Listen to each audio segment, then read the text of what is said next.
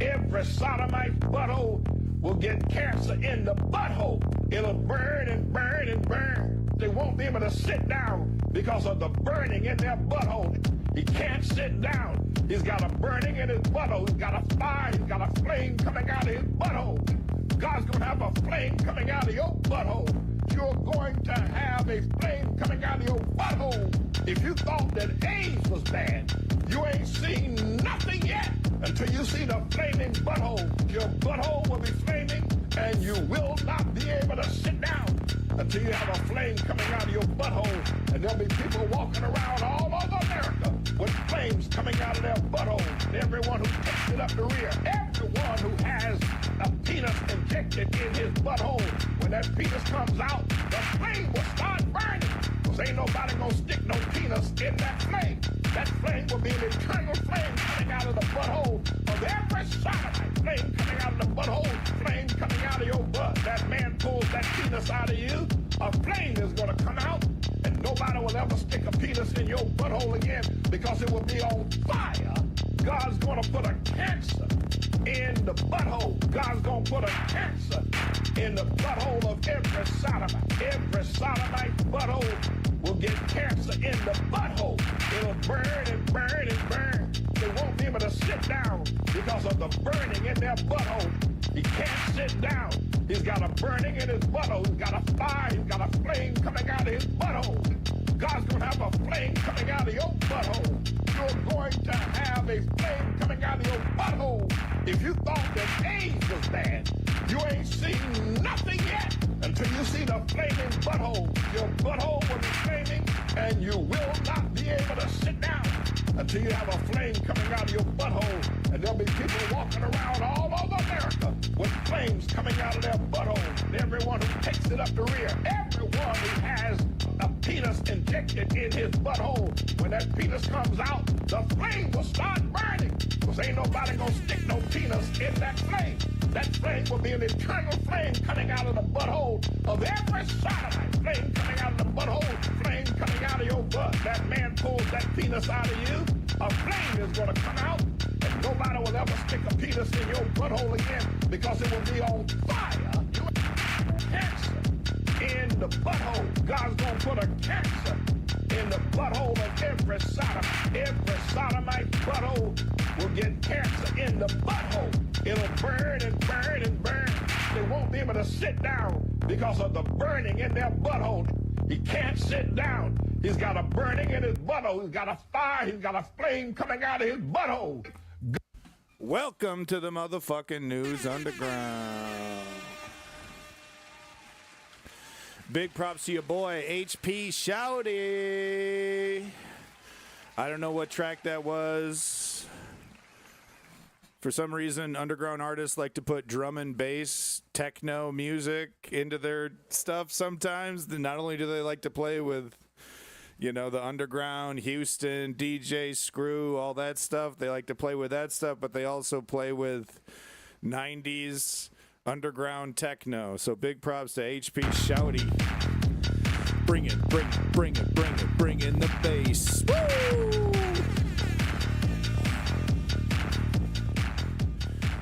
He says to no one, nobody's here, man. Getting banned sucks.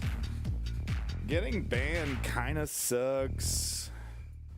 It's all on Twitch. You know, people don't have time.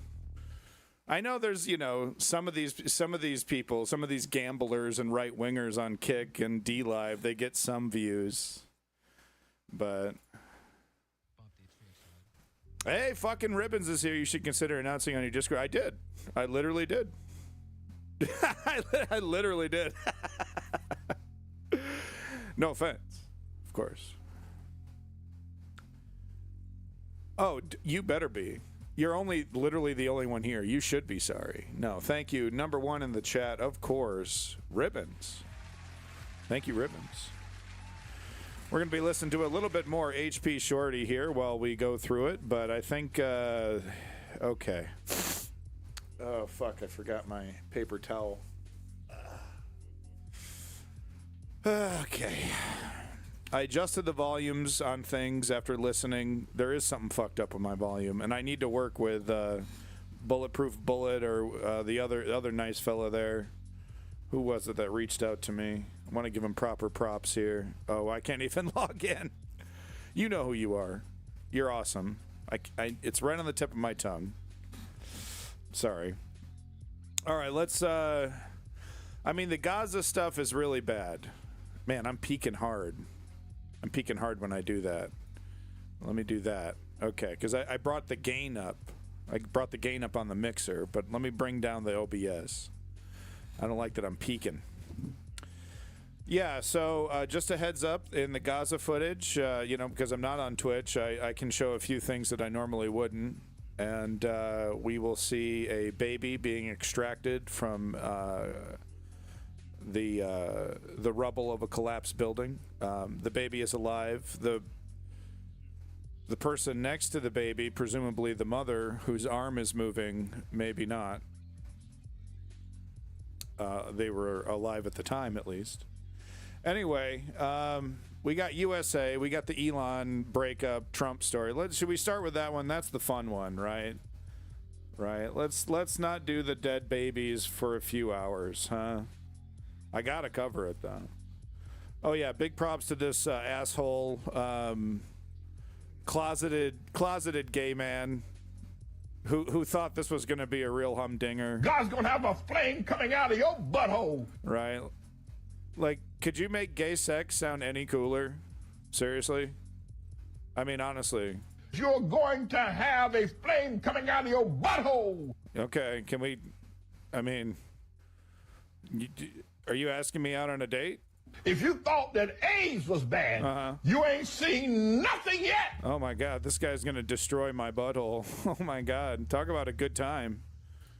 Holy shit. This is the gayest man. This is probably the gayest man I've ever seen in my life. Until you see the flaming butthole, your butthole will be flaming and you will not be able to sit down.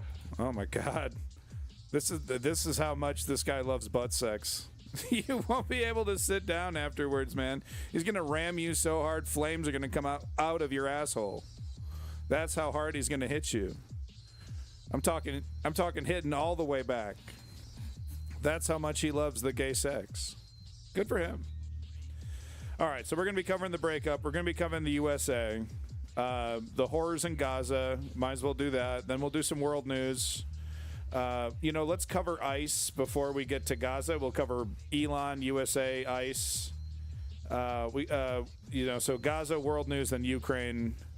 No, let's do Ukraine right up top. Let's just get that right up. I'm not skipping Ukraine.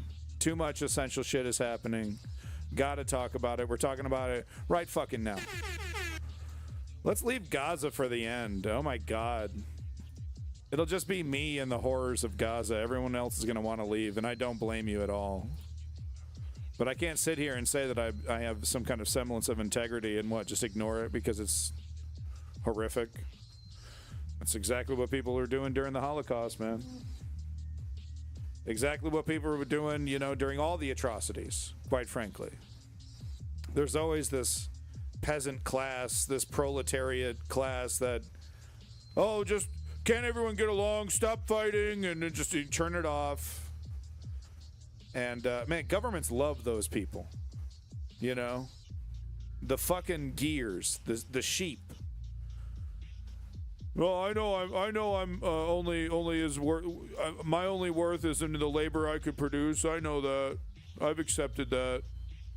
Except they don't think like that, of course. Ukraine blew up a motherfucking Kerch Bridge, number 3. Yeah. My family, you seem too sensitive. You're just not. Yeah, exactly. Ribbons. No, that's exactly it. Oh, turn that off. Look away. Become a docile sheep like me. It's easier. Yeah, the creation of this country, the formation of our precious liberty wasn't that easy. We're talking about motherfuckers had to say no to the king, but also get money, get up on some ships, and just sail off into a savage land. And they would rather do that and do that as a free person than live under a king, a Donald Trump of that time. They were like, I don't care. I'd rather die in a fucking in the woods, in a land I've never been to before. I'd rather do that, or just die on the journey. I mean, there were pilgrims that died on the goddamn, not pilgrims. Gotta get my history correct. Wait, were they pilgrims? All right, hold on. It's been too long. I haven't taken elementary school history, and I'm kind of stoned. So, god damn it. All right, I need to do an American history deep dive. We should do maybe play some Carmen Sandiego. That's a great way to buff up on all the 101 basics. You know, that's why they call me the greater value Vosh. You know, I'm not as good. I'm not as good. I'm cheaper though. I'm much cheaper. The Crimson Bridge bombed a third time, but this one's different. Is it? You know, everyone's talking big because it needs to be big. But they didn't knock the bridge down. You know, and it's hard. This one's a tough one. This one's like super uber duper fortified, and it's amazing they were able to hit it at all, because it's like the defenses they have set up are totally nuts. So I don't even know how they got a boat. You know, it must be one of those kind of submersible kind of things that can go up and down. But they have fences and barriers. I mean, you can see this fence right here. I mean, they got barriers and ships and everything. I mean, they're protecting this bridge like crazy. It's a really, really long bridge. So maybe that's the thing that gives Ukraine the advantage here, is that it's technically impossible. Maybe, obviously, it is technically impossible to cover every single angle. But anyway, this is good news. Ukraine, even though they're losing ground, which would, some would say that technically means they're losing. I disagree, right? But some would say that. They feel like they're on the offensive, right? And even though Russia just retaliated against that amazing drone strike, and yeah, we're covering it. They just retaliated, and I will be. I think that's the next clip coming up. Ukraine feels strong. Ukraine feels resurgent. So that that's good to feel, and they deserve that, because these guys are killing. These guys are out there killing. 3-1, 4-1. Blowing up tanks and ATVs, and it's happening right now. Right now, some Russian just got popped. Okay, these guys are out there fucking shit up. If you had numbers like Ukraine had numbers throughout the entire World War II, whatever side was pulling numbers like Ukraine would be the king of the world. All right, if Russia was pulling numbers like this, Germany, US, UK, if anybody had stats and was fighting as effectively as Ukraine is right now, that war would have been mopped up, right? Like Japan just comes out with numbers like this, 3-1, 4-1,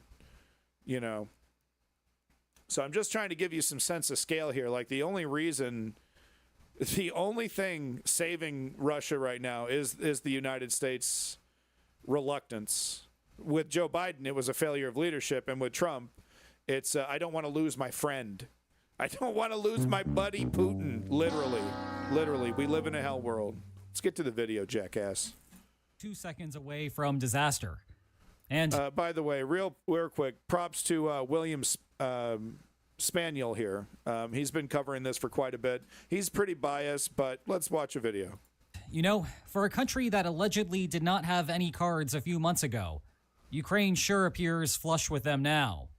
Earlier this week, it was... See, he said what I said, but he said it better and more succinctly. So, greater value Vosh, folks.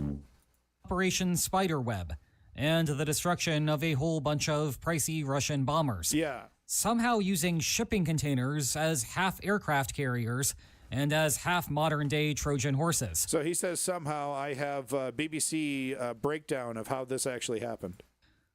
Today, it is the Crimean Bridge. What is old is new again, as this marks the third time that Ukraine has struck it. Ukraine's security service announced what happened on Telegram. The operation lasted several months.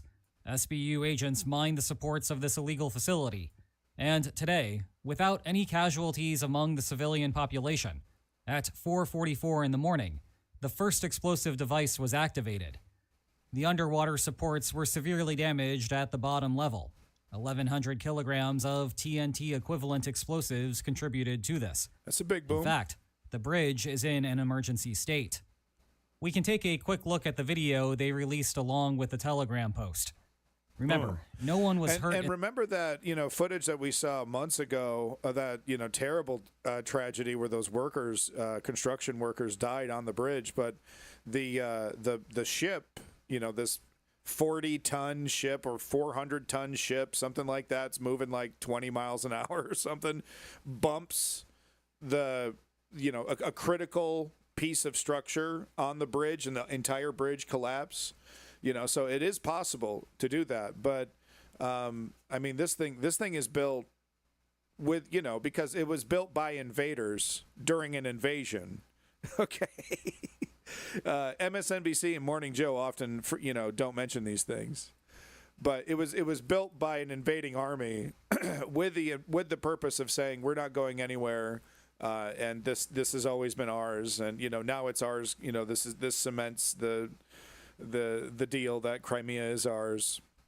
So it's symbolic, and it was built to withstand exactly this. So this is quite a task to truly bring any section of this bridge all the way down. And, they almost had it with that truck that was filled with explosives. It's amazing. The explosion was so big, people are still unsure if it was the truck or not, because the truck was obliterated, like atomized in one frame. And it's like, we don't know if it was something else or if it was the truck. But anyway, I'm saying it's the truck.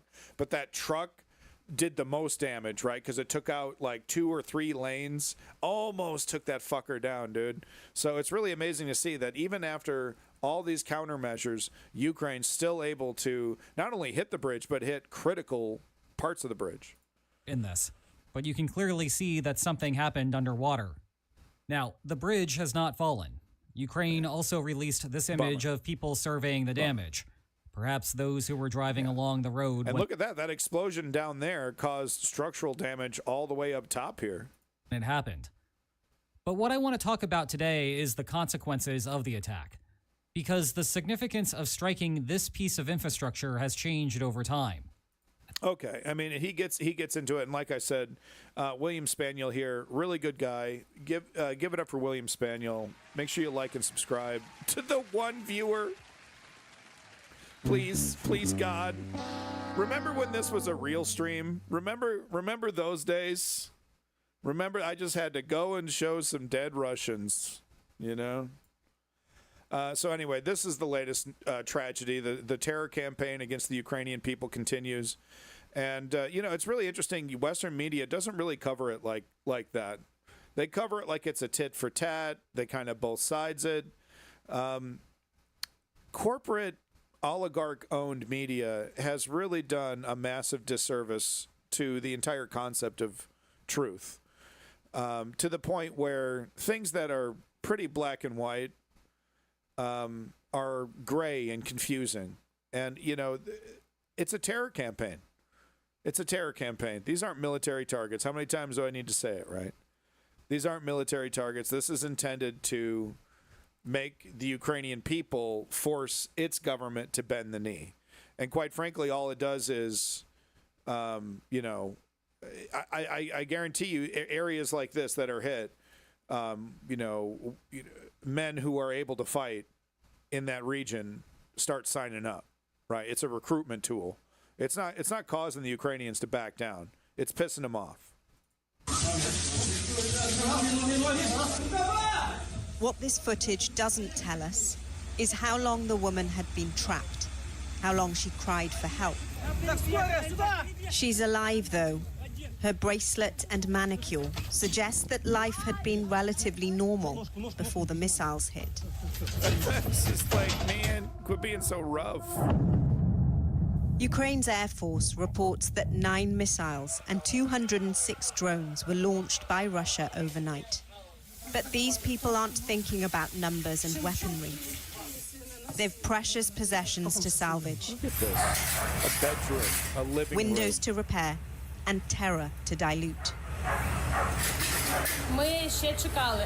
When the drones started buzzing closer and closer, and finally when the sound was right over our house, we took our dog and cats and hid behind the wall in the corridor. We sat down on the floor, and then it hit. The Russian Defense Ministry says its forces struck Ukrainian military targets, like ammunition depots and drone assembly workshops. No mention of these residential blocks. At least 3 people have been killed and 22 injured. It was a horrible morning in Kharkiv, which was hit by 48 Russian attack drones, 4 guided bombs and 2 missiles, civilian infrastructure and residential. So these are precision weapons. Okay, this isn't like they're just throwing cannonballs and crossing their fingers. This means a Russian government official, military official, looked at a map, pointed at a civilian target, and said, blow that up. Blow that one up, that school, that hospital, that apartment. Put Russia's military resources into effect. Blow that playground up. Remember that. Buildings were hit. Yesterday, Russia launched a large-scale aerial attack upon multiple territories. 6 people were killed and 80 injured. Members of the Ukrainian national athletics team were in a hotel in Lutsk.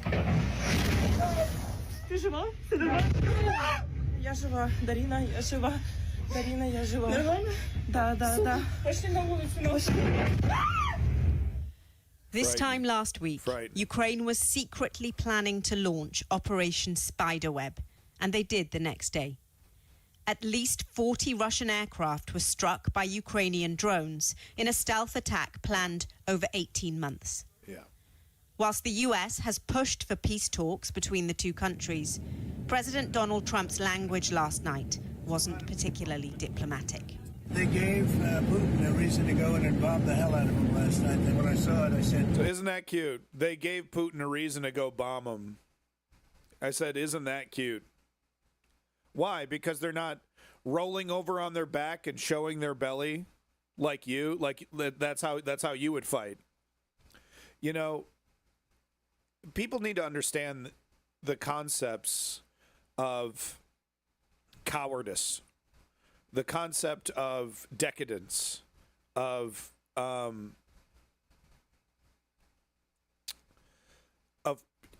perversion, who these people are. It's, you know, we're too nice in our day-to-day. We don't call this stuff out in people, right? We're just like, okay, he's an asshole. He's selfish. Look at the freeze frame. I'm getting so distracted. Decadent, I think was the word I was looking for. The concepts of like decadence and cowardice, right? Because how does Trump fight? This is how Trump fights. You slap him in the face and he gets down and starts groveling. And for a lot of folks, you know, especially middle class, lower class, upper middle class, you know, that's not how we operate. We can't really wrap our head around the kind of decadence, you know, that this man is. Here we go. Now it's going to be a strike. The solemn order of Monday. Here we go. Now there's going to be a strike, and it's justified. This is a war. This is an invasion. Could you imagine someone gets in front of a mic and it's like, yeah, here we go, you know, United States, you know, bombing Dresden, probably not the best example. But you know, we were right on our way to the war stopping, to the Germans, to the peace negotiations with the Germans. It's the same shit. There's no peace. This is a war. This is a war. And he's like, oh, there you go, instigating.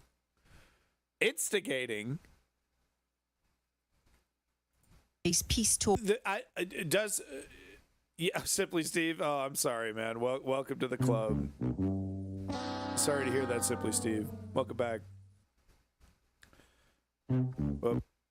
Talks in Turkey has deteriorated into a flurry of accusations just 5 days later. The two countries agreed a deal to swap more prisoners of war today. But Russia has accused Ukraine of postponing the swap last minute. And Ukraine says Russia is playing dirty games. Kharkiv is in crisis mode today. Reddit is censoring all the. I had so many links of ICE protests. I would like 50% of them were censored and deleted, and various subreddits, law, various political subreddits, that were all congregated in our politics or our news or our world news. They cross post.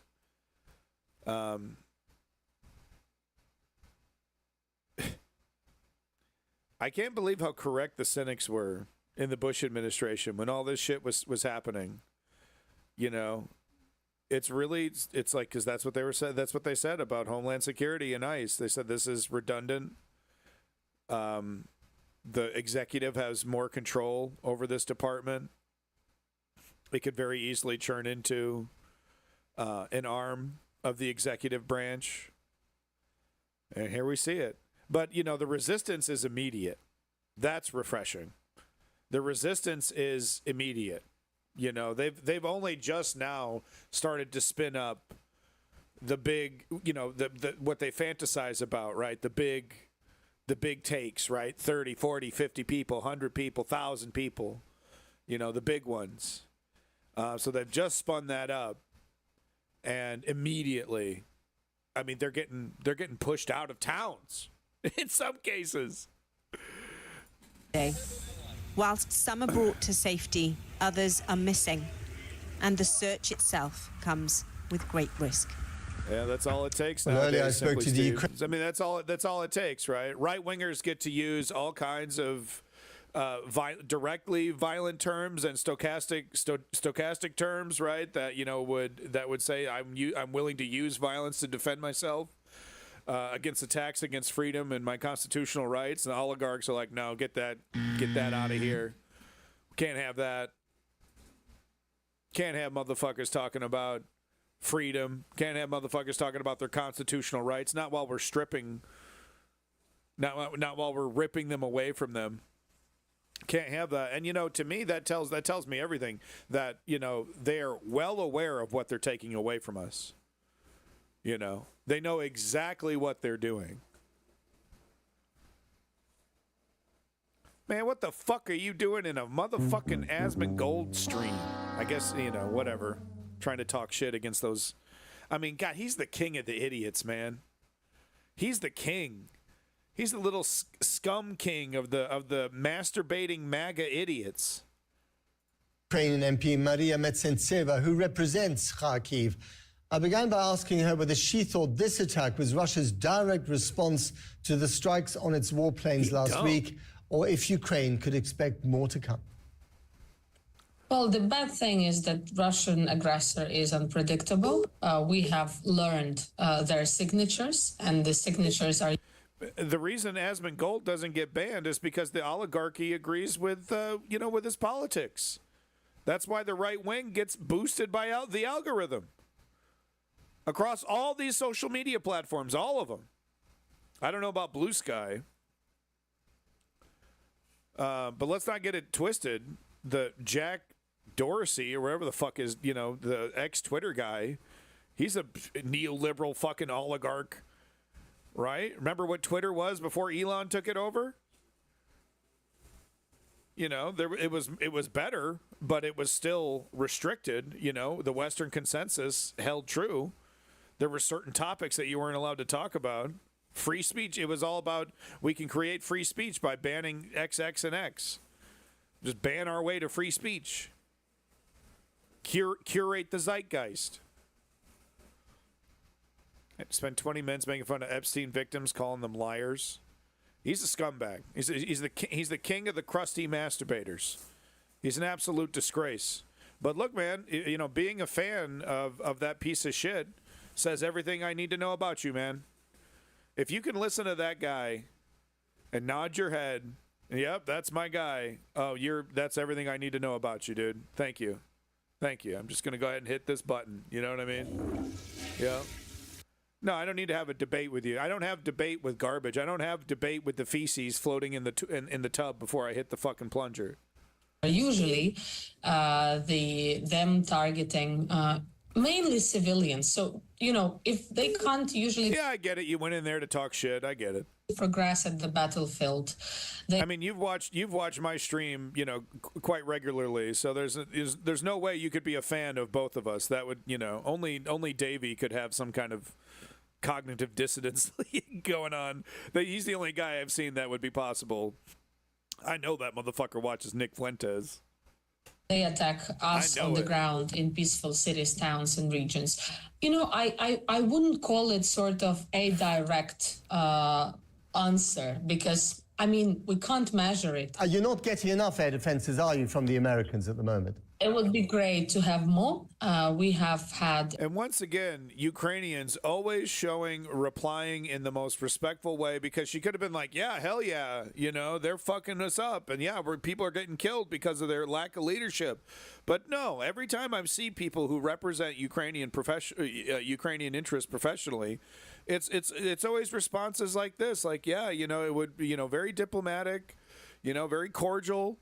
You know, and JD Vance coming over here, oh, you didn't even say thank you. It's like, man, you know, they didn't even think about what they wanted to actually say, because it's like anybody that's observing this for 5 seconds would tell you people who represent Ukraine are incredibly polite and incredibly grateful and thankful and diplomatic. Well, simply, Steve, I ban people all the time, you know, from my chat, and I only report the straight up N-word slinging guys, right? So as long as you're not throwing around the N-word, or, you know, I guess I have reported a couple of the pro-genocide, like literally kill all the JEWs or kill all the Palestinians, et cetera, et cetera. Are you from the Americans at the moment? It would be great to have more.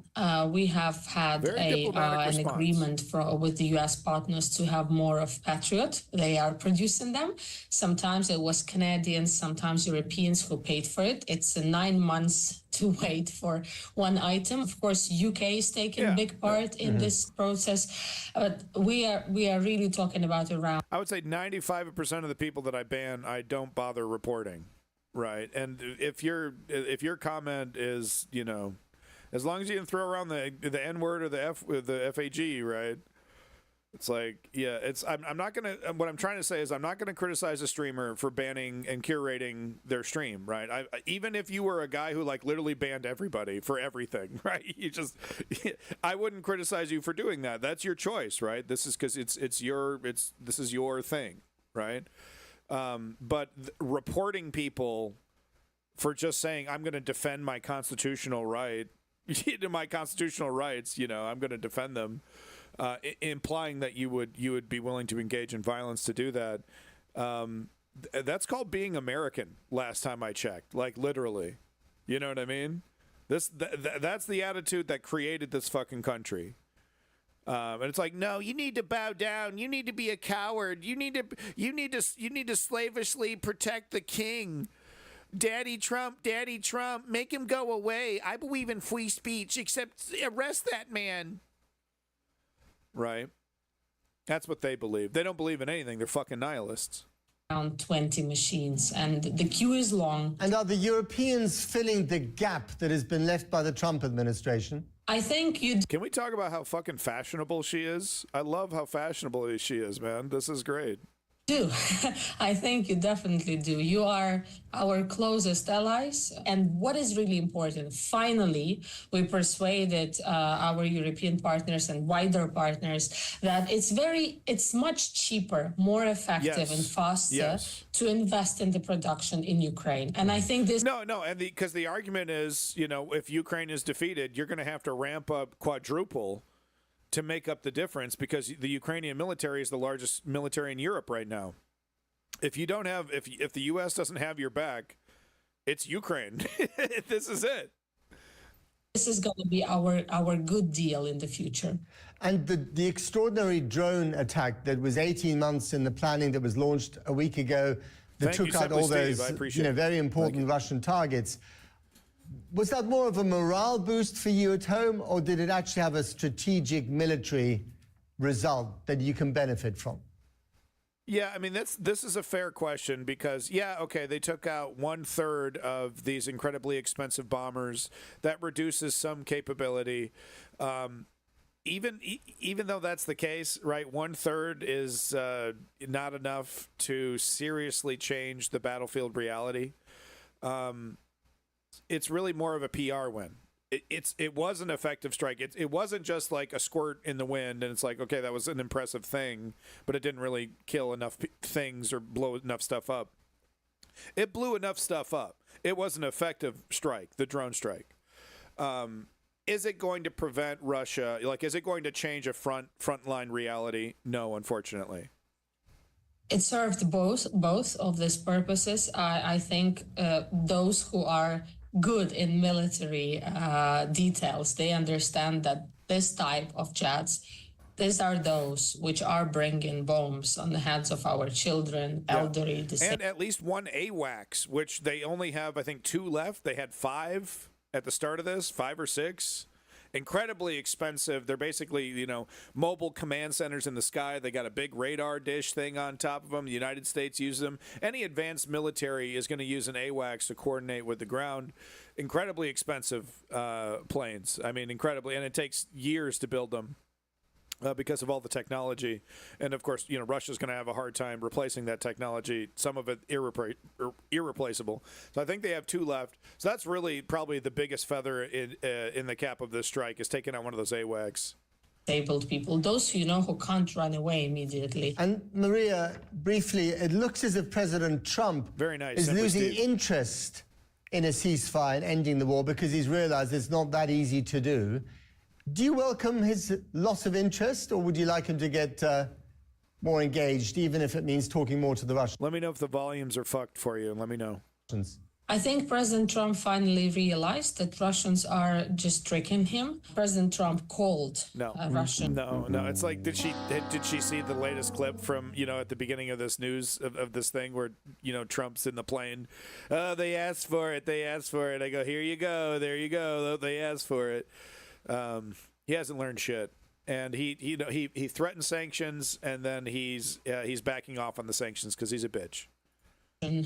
Delegation recently to have realistic demands during the negotiations. We can start with bringing back illegally deported children, or exchanging prisoners of war, bringing back civilians from captivity. That's an easy done task. Russia is not progressing much on that. I think he's still committed to a faster version of this process, but we all understand that Russia is just using it as regrouping their army. No, miss. I'm sorry. You're incredibly fashionable, quite a cutie, but you're incredibly wrong on this. Donald Trump hasn't learned anything. It's incredibly difficult for Donald Trump to take new information and replace old information and create a new worldview. It's I've heard other people close to Donald Trump, talk about this, but he does not listen to new information and then change direction. Some would say that's his age. It's like, no, there's plenty of people his age that are able to take in new information. Oh, I was wrong. Oh, the moon isn't made of cheese. He's not even showing up for the goddamn security briefings. Anyway, your boy Davey hooked us up in the Discord with here's what the strike that Russia. This just shows just how nasty it is, how deadly it is. But this is the air traffic. During that time, showing all the different drones that Russia was launching on a ton of civilian targets. Nasty stuff right here. And, we see stuff flying around. So I think this is other activity, other things flying around. But it's these purple things right here that we need to be looking at.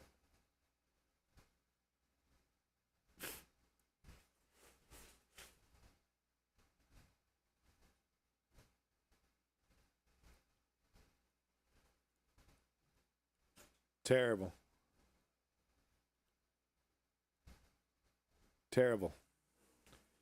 And you can see some of them getting shot down.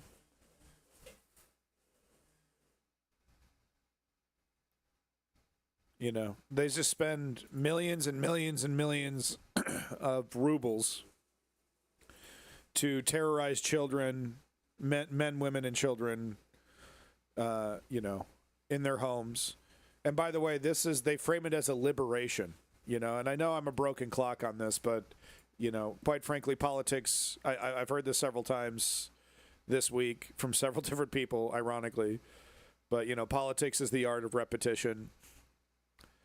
It might help to get a larger audience though, bro. Second rate Vosh, maybe stream more once in a week. It'll be happening. But hey, I got a disabled son, and my son comes first. So that's, you know, I didn't plan for my life to turn into what it's turned into. You know, I didn't plan for this. I was planning on having a fully abled son, you know. So my plans change. TVP World here. Trump holds back on sanctions after Putin calls. So this is what I was talking about, and this is why, like, you know, Miss Fashionable there. She needs to get the memo. She needs to catch up. And I think, you know, the news anchor looked a little confused because he's like, you know, what are you talking about? You know, because she's like, everyone's on the same page now. It's like, no, I mean, there might have been a hint of that last week that maybe Donald Trump was coming around, and because he was, you know, making statements, I'm very disappointed with Putin. You know, he's crazy. I don't know what the hell happened with him, right? Saying stuff like that, but no, it's like, you know, I don't have any faith in that. Like I said, Trump doesn't want to and doesn't seem capable of assimilating new information, and this entire concept that Russia is the bad guy fucking blows his mind. He simply can't wrap his little noodle around it.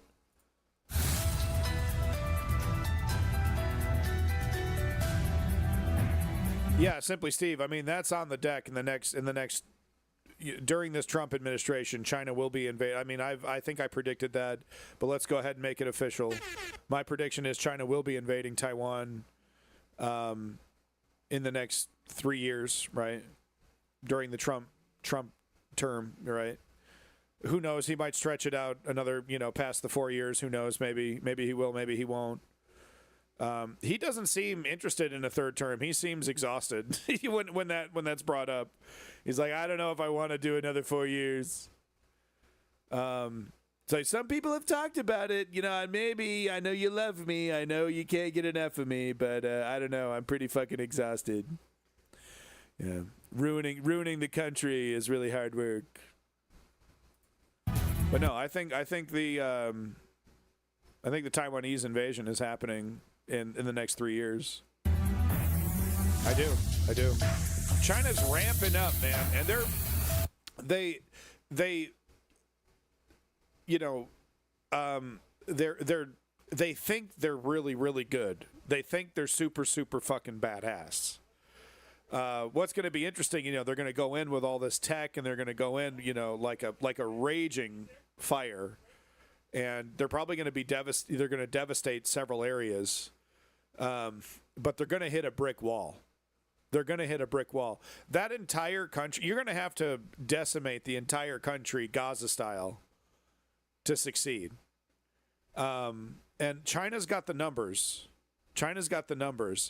But what they don't want it to turn into is a slog, right? What they don't want it to turn into a Russia-Ukraine thing, United States, Afghanistan, Iraq, Afghanistan, right? United States, Vietnam, United States, et cetera, Syria, the United States, Israel, right? They're not going to want that. They're going to want incredibly overwhelming. It'll be like out of the blue. You know, they'll do as much like prep as they possibly can without alerting, but it's going to happen like boom, boom, boom, boom, just like everywhere from every angle, surrounding, right, in some massive mobile movement. This is what my prediction is for the invasion. And they're going to want it to be quick, and they're going to hit really, really hard, dude. They're going to completely like blow the fucking Capitol up, you know, kill thousands of people. And hit it really, really hard. And it's going to look like, oh, this is over. Blop, blop, blop. This is over. China wins. But no, I believe they're going to hit a brick fucking wall. And, and be stuck in exactly the situation they don't want to be stuck in. And that will hopefully give enough time for enough Western, if there's any coalition left. If the right-wingers haven't taken over France, if the right-wingers haven't taken over Germany,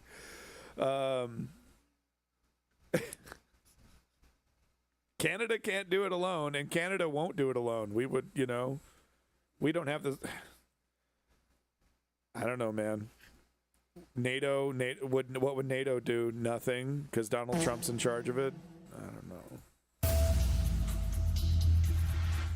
Hello, it's 5 p.m. local time here in Warsaw. I'm Maciej Mikos, and you're watching. Basically, I think they're gonna try for a quick and brutal, one and done, and they're gonna get caught up in a slog, and who knows what'll happen after that. Change world news.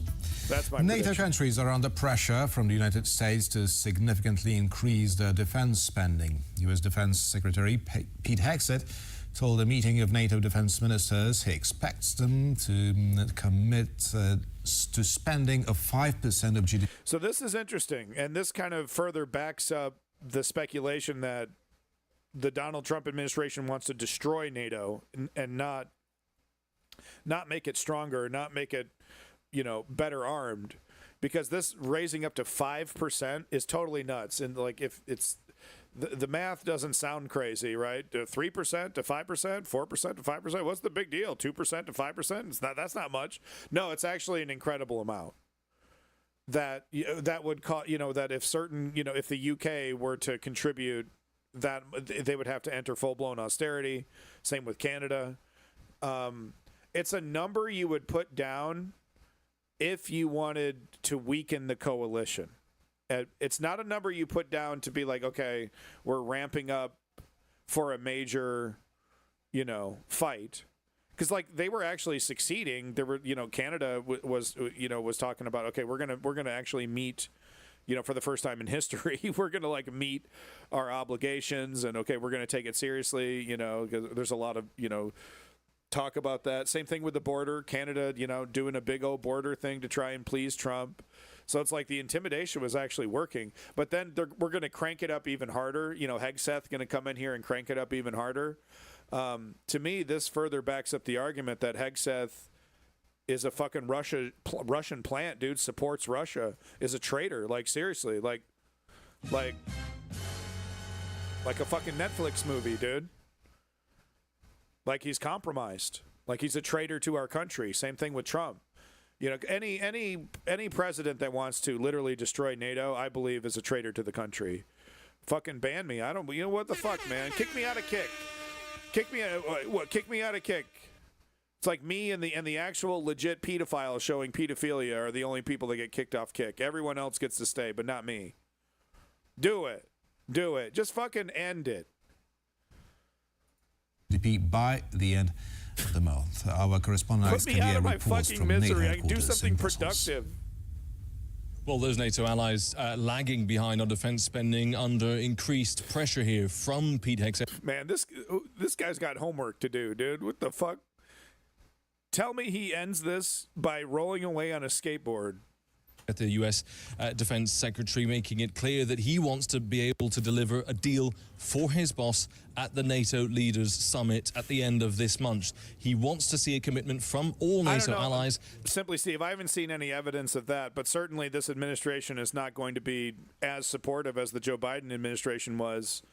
And there really wasn't a lot of support, but there was at least some tacit, like, yeah, that's a brave person, right? If he's going there with experience and he's going there for the right reasons, and joining the foreign military forces, for you to fight for Ukraine, and not some of these cosplaying military, right, losers that thought they were big and bad. Then they get over there and they're like, oh yeah, I'm a total fraud. But yeah, certainly Trump isn't going to be. I mean, it's like I said. I don't know, man. This shit feels like treason. Feels like treason. Okay, you want to get the academics in here and start talking about definitions? Okay, but my gut is telling me treason, right? What's the first thing Pete Hegseth does when he sits down in that chair? Disables the cybersecurity initiative against Russia. What? That's your number one priority? Allowing Russia to propagandize Americans? Yep, crank it up. Do nothing about it. Really? That's a weird priority. To reach 5% of GDP on defense spending, that commitment, the dates being floated 2030, 2032. I could never be a politician. Right? This guy gets pissed on by dominatrixes in fucking hotel rooms. You know what I mean? In between whatever the fuck's going on here. I don't know. You know what I mean? It's like, I'm off Twitch. It's unplugged, baby. We're fucking unplugged. We're out of control here. But you know what I mean? The kind of fucking fake ass motherfucker you have to be a successful diplomat and politician. You know what I mean? I couldn't do it. Spending that commitment, the dates being floated 2030, 2032 is the objective date for that 5% target to be reached. Nevertheless, some quiet pushback from NATO allies talking about the fact that they bring... This slick-ass motherfucking fraud, this fucking traitor over here opening up the gates to Russia. And by the way, man, Russia, I can't stress this enough how big of a loser country Russia is. It's big, and that's it. That's like it. They've had decades to modernize their industries, all kinds of resources, and they've done nothing but siphon money out of the oil industry and stuff their own fucking greedy pockets. Failed government filled with criminals and incompetence. And this piece of garbage has its back like it's some kind of powerful nation. It's a joke.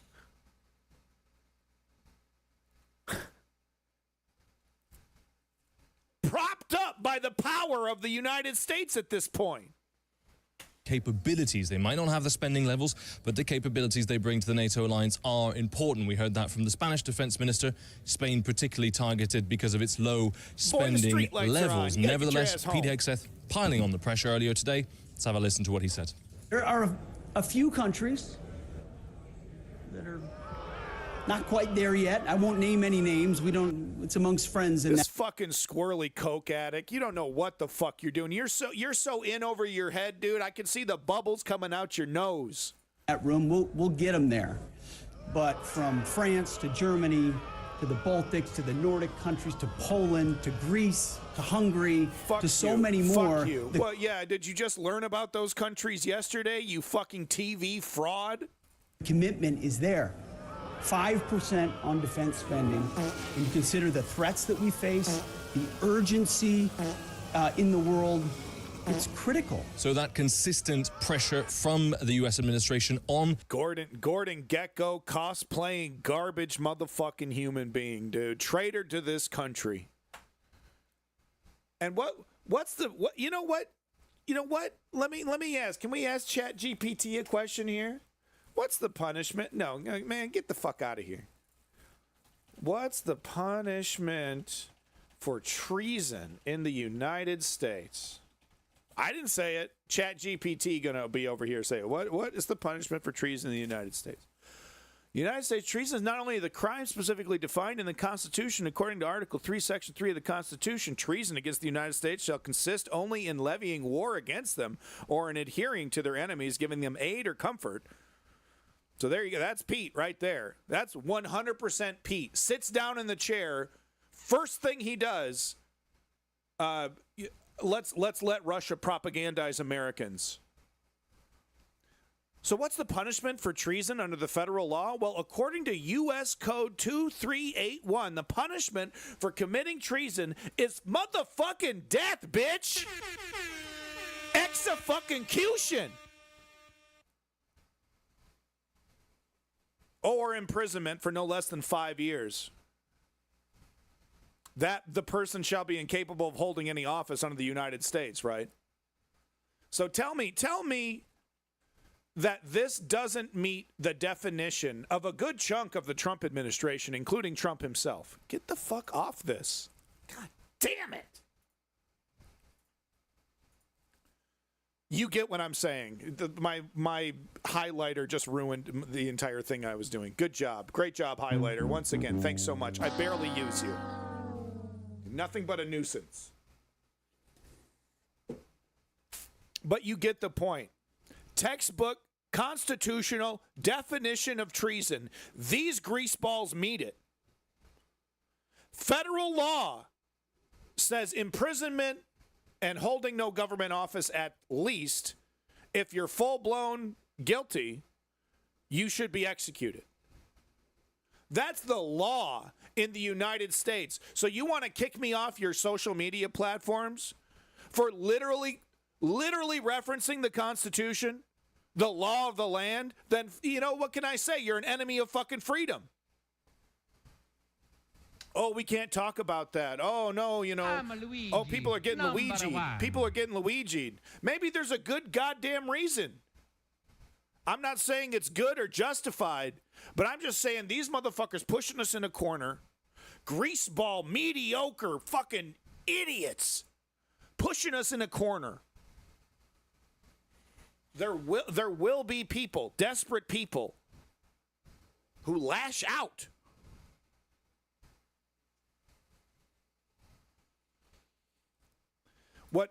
What is often not understood by people who are safe and secure currently is that they are committing violence against us. It's not physical, but it is violence all the same.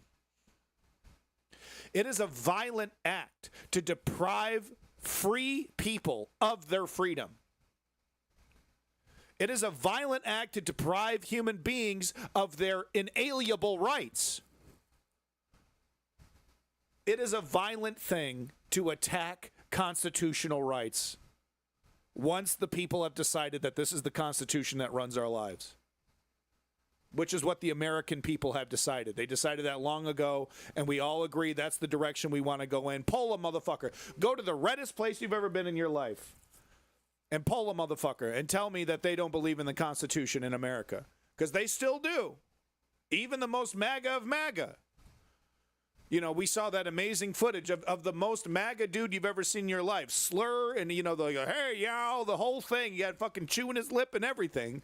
And he's like, hey, now you can't be taking that. You going to bring that Abreu Garcia, Kilgore Garcia back here? You're going to give him his day in court, aren't you? So it's a violent act against us, the people, what they are participating in, what they're doing to us. It's violence.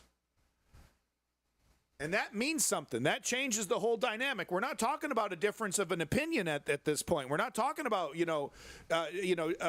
agree to disagree. I vehemently disagree. We're not going to agree to disagree on you hurting me or you hurting my future or my child's future, et cetera, et cetera. My very freedom, right? We're not going to agree to disagree on that. There's a hard red line on that one. But Simply Steve is correct over here. They're flipping the script. They all want us to, they want us to accept slavery. They really do. The oligarchy does. They own all the platforms.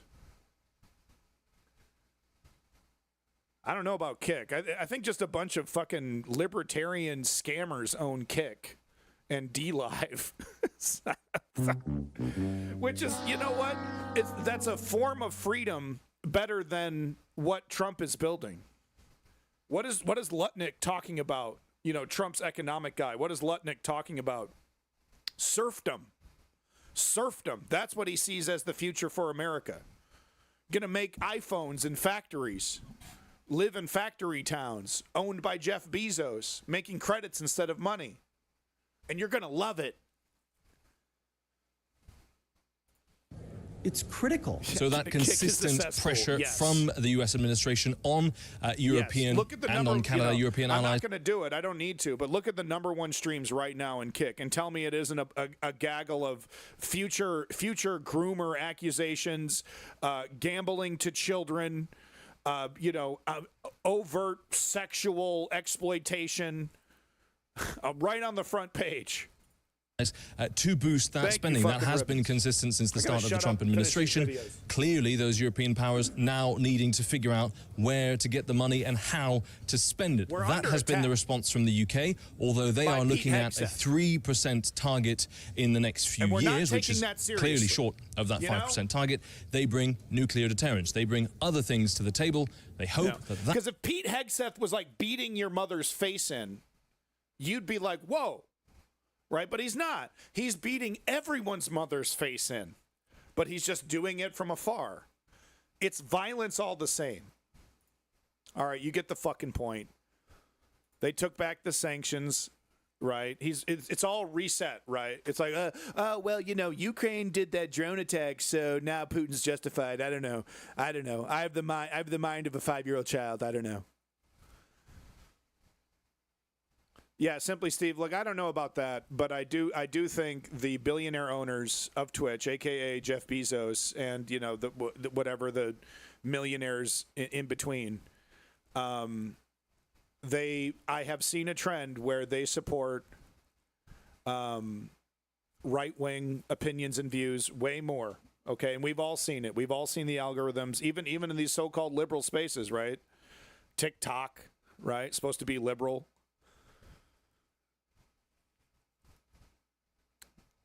This hits pretty close to home, quite frankly. This is, I can't look at this. Putin's ally says Ukraine operation grounds for nuclear attack. Just fucking do it. Just do it. Do it, Russia. Do it. Go ahead, do it. Oh, yeah, okay. Ukraine's audacious targeting of major Russian air bases is quote-unquote grounds for a nuclear attack, prominent Kremlin propagandist and ally Russian President Vladimir Putin said. So it was... what's his nuts? Medvedev who said this. Whatever. Just do it. No, it wasn't Medvedev. It was Solyov. Yeah, Solyov here. This fucking propagandist, this guy. Just do it. Go ahead, do it. Do it. It would. A nuke would force Trump's hand. He'd be like, God damn it. I don't want to do this. I love you, Putin. Please don't release the PP tape. There is no PP tape, by the way, because nothing is fun and cool. Nothing is fun and cool. Okay, this is the end of fun. Stabbing it straight in the face. Get out of here, fun. I'm getting a lot of use out of this soundboard. I need to update it. RM Brown has a much better soundboard, and I'm so jealous. Anyway, so this piece of shit talked about nuclear weapons. Whatever. I'm fucking peeing in my pants. I don't have it queued up, but there's a great thing. I think Sky News, Michael C. Clark, hour-long podcast that he does with this fella, just throwing a bunch of questions about Ukraine at him, and he talks about this nuclear thing, and it's a total joke. I totally agree with him on this one. I don't agree with Michael C. Clark and everything, but I agree with him on this thing. It's a total joke. Not only would it would force China to be against Russia, it would fuck their economy even harder. It wouldn't result in a massive shift in battlefield realities on the front line. It would force Trump's hand. I mean, there's it literally does nothing good. It would be like it would be the shortest celebration in history, right? Because day 2 or 3 after the nuke, and Russia's celebrating. Oh yeah, look how badass we are. We finally did it. Told you we were gonna do it. We totally do it. You need to be scared of us. We're gonna bring Armageddon if you don't let us take Crimea. 2 or 3 days after that, the reality is going to be setting in, right? Where Donald Trump is like, okay, we're sending NATO in, boots on the ground. I'm going to work with Europe, right? The wheels, the economic sanctions, literally any company from any other country working in Russia, gone, completely gone. And then the big one, right? China making an announcement. Okay, China coming out and saying we're going to work with the United States and NATO. Or at the very least making a statement that we totally agree with Russia and we're not going to work militarily with Russia, right? The big bomb right there that would hit. So don't, that's it, right? So we're not going to talk about nuclear weapons. This guy's a propagandist. He's a fearmonger. And he's an embarrassment. He's a legitimate, like, boomer-pilled embarrassment. That honestly, if you were, like, close to this guy, you would think he's just a stupid, up his own asshole. You know what I mean? Like, he's not an expert. He's a charlatan. Very similar to, right-wing personalities you see here in the United States, like a Jordan Peterson type, pretend academic, just a loudmouth propagandist, straight up.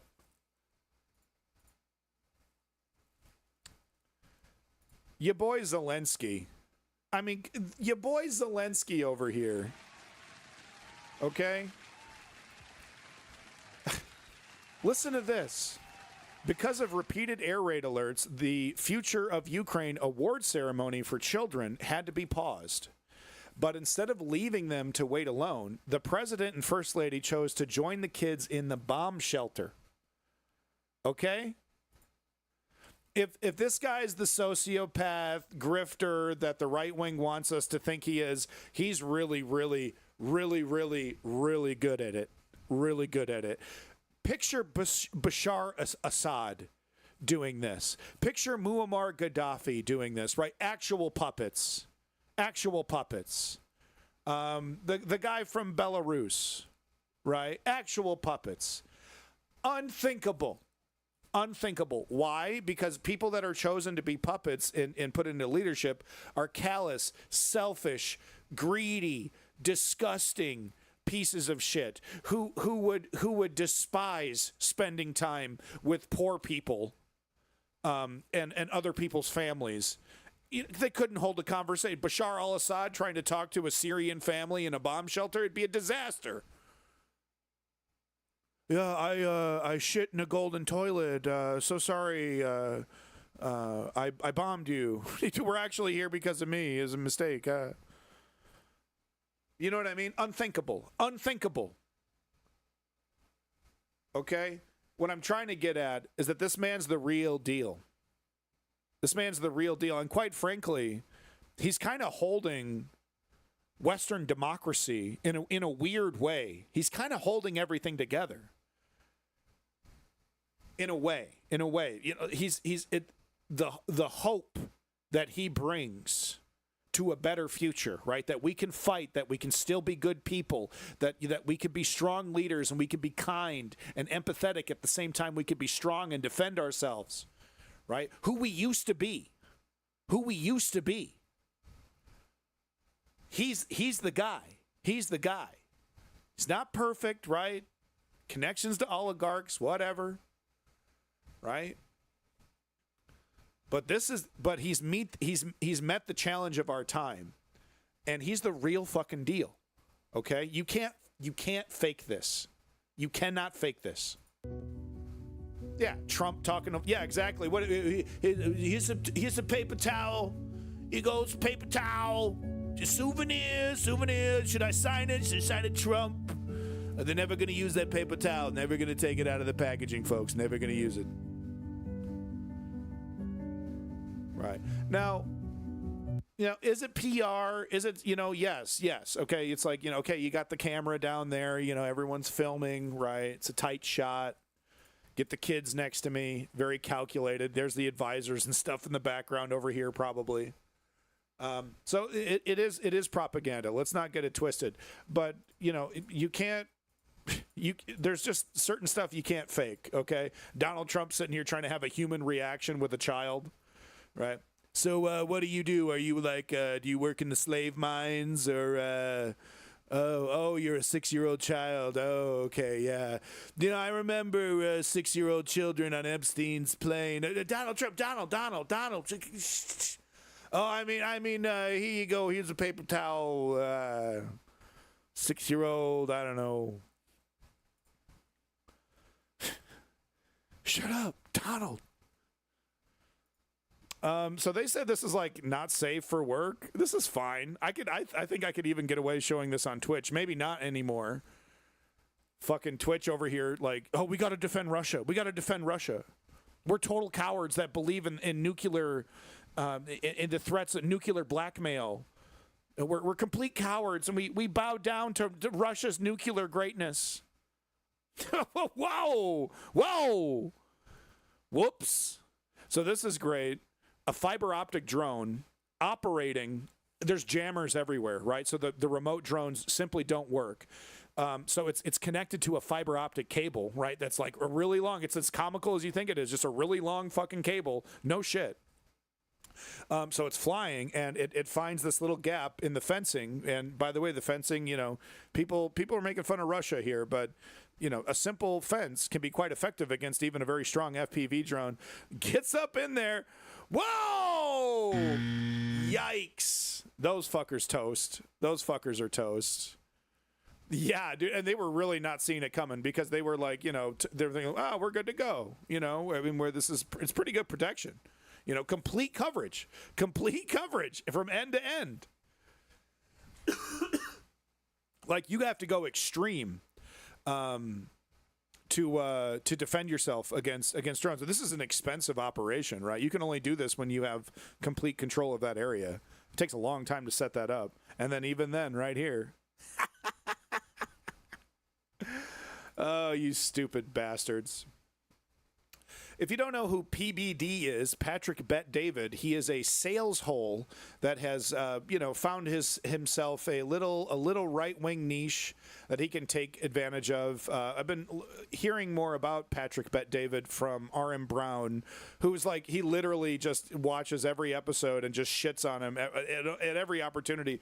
Because at every opportunity, Patrick Bet David says stupid shit like this, completely disconnected from reality. The definition of rich, entitled, out of touch. He's the definition of out of touch. But here's what he has to say. Who gave Zelensky the authority to attack Russia? Right there, the first sentence. What do you mean, gave the authority? It's a war. Because his assumption, of course, is that Zelensky is a puppet of Russia. That's standard knowledge. Standard knowledge, right? I don't need proof. It's just the vibes. Especially after the minerals deal and desire for peace deal. This is a war, man. It's a fucking war. There's no peace. There's no peace deal. There's no way he attacks 40-plus Russian bombers in the way that he did without having someone's backing. He has the backing of the Ukrainian people. What are you talking about? Someone's backing? Oh, this is a conspiracy. He's a puppet. He's a puppet. He's a military leader attacking a military target, exclusively, by the way. The answer to this question solves the riddle. He's just asking questions, folks. I'm just asking questions. You're asking very stupid, ill-informed questions, and you're insinuating a lot of falsehoods in your question. But I'm just asking questions. I'm a useful tool of Russia. I personally think that he's taken Russian money. I don't think he was caught up in the Tim Pool controversy, right? But I think that's not the only Russian entity feeding money into right-wing influencers. I think Patrick Bet David is another one that's getting checks from Russian interests. It's a very, very specific line of thinking, right? That's being intentionally reinforced. It's a very specific narrative that 100% benefits the Kremlin, right? Completely absolves the Kremlin of their invasion, makes it even justified, right? So, I just came to this conclusion on my own. I sell cars and T-shirts and shit, but I'm a military genius, and I've figured out, through my research, various research, a couple minutes on Twitter, I've realized, Ukraine needs to give up. Zelensky's a puppet of NATO, I think. Something like that. Anyway, Kate from Kharkiv here saying, it was me. I gave him the authority and millions of other Ukrainians when we elected him. Question, though, who gave you an authority to speak nonsense? Get him. Good news, and I think this was posted by Davey. Thank you, Davey, once again, for putting this in the Discord. Artur Radomski removed his portrait from the Alley of Missing because he returned home. That's right, folks. Right. So his face was up on a poster. Have you seen this guy? You know, it's the families will do this. It's a last ditch attempt on the hope against hope that something like this happens. You know, usually 99.9% of the time, they're one of the many Ukrainians still left in the battlefield, or maybe in a, you know, Russian freezer somewhere waiting to be transferred in some kind of, you know, corpse, you know, transfer. They'll return bodies along with live prisoners.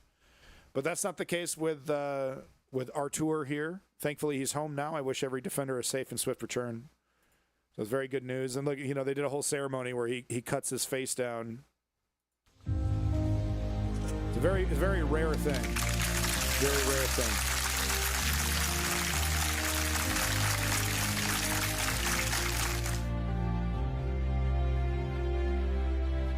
Good stuff. Відчуття звичайні, але не передавай. Буває, мені сниться ще полон, бувають такі відчуття, ніби я зараз знову мене повернуть назад, але я розумію, що я вдома.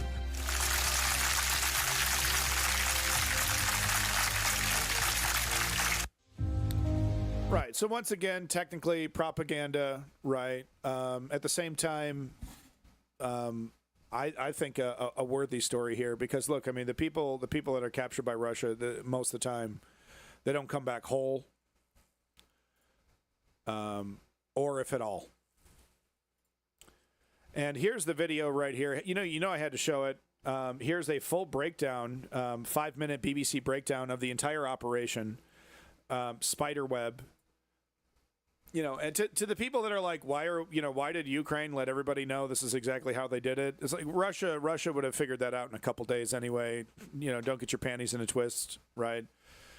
It's more valuable as a propaganda tool, you know, pro-Ukrainian propaganda tool, to tell people, you know, hey, we did this really clever thing. So it is incredibly clever, you know, Trojan horse style stuff. And, you know, kind of the first time we've seen drones, like the size of drones really being taken advantage of to the fullest, right? Because they hid these drones in the like roof of the container, you know, and you can make it look like a normal container on the inside. You know, it's just a little bit lower. Really brilliant stuff. And, you know, just because Russia is now, you know, on high alert about this stuff, that doesn't mean that they can check every fucking truck. You know, every nasty little ratty truck with a container in its back, like they're going to check every single one of them. No. The reason why is, you know, one thing that it really isn't talked about a lot is how incompetent Russia is because of how corrupt everything is.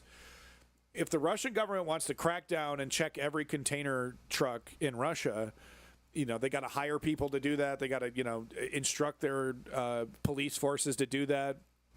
And they're not going to do that. They don't listen. They don't listen. They did Ace Combat 7. Was this an Ace Combat 7? Are you serious? Show me the example. Ukraine called it Operation Spiderweb. It claimed over 100 drone attacks on military targets across Russia. The media called it audacious. And this was an extraordinary, unprecedented attack on Russia. Let's look at what Ukraine did on June the 1st and how it was done. Russia says air bases in 5 regions were targeted, but the planes were only damaged in 2. Ukraine says 4 bases and 41 military aircraft were hit. And BBC Verify has found evidence of attacks at these 4 bases, one of them thousands of kilometers from Ukraine. Nuts. As for what precisely was targeted, President Zelensky says the drones were aimed exclusively at military targets, specifically the equipment used in strikes against Ukraine. To build a picture of what happened, BBC Verify has been analysing drone footage, other videos, and satellite imagery. So cool. Let's start with Belaya Air Base. Look at that one to the right. That truck right here. Look at that. Just parked on the side of the road. Nuts, dude. Footage, nuts. Other videos, and satellite imagery. Let's start with Belaya Air Base in the east of Russia. This footage is from a Ukrainian drone used in the operation. It shows a Tu-95 long-range bomber. It can launch cruise missiles and has been used by Russia to attack Ukraine. Next, this is a satellite image of the same base from May. It shows several of this type of plane. Compare that with this satellite image of the same base after the attack. 3 of the planes we can see are badly damaged, possibly destroyed, and a wider view of the satellite image shows other planes were damaged too. There's also this video taken near the base that clearly shows smoke from the attack. Hell yeah. And if that's Balaya Air Base, we also have the difference in how much this cost Ukraine versus how much this has cost Russia, totally insane. Like 1/20th. Even if you account for all the time and effort into planning, right? And then, you know, add the materials on there. Russia just, I mean, they lost so much money in this, replacing this. Some of this equipment they might not be able to replace. You know, they'll have to use technologically inferior, replacements. Video from Ivanova Air Base, which is northeast of Moscow. This drone footage was released by Ukraine right there's the on AWACS. Wednesday. In it, we see 2 Russian aircraft being approached. These are Beriev A-50s. They're early warning aircraft and can see threats hundreds of kilometers away. They've been used in the war too. As the drone seems to make contact with the aircraft, the footage cuts out. It's very likely the planes were hit, though satellite analysis is inconclusive.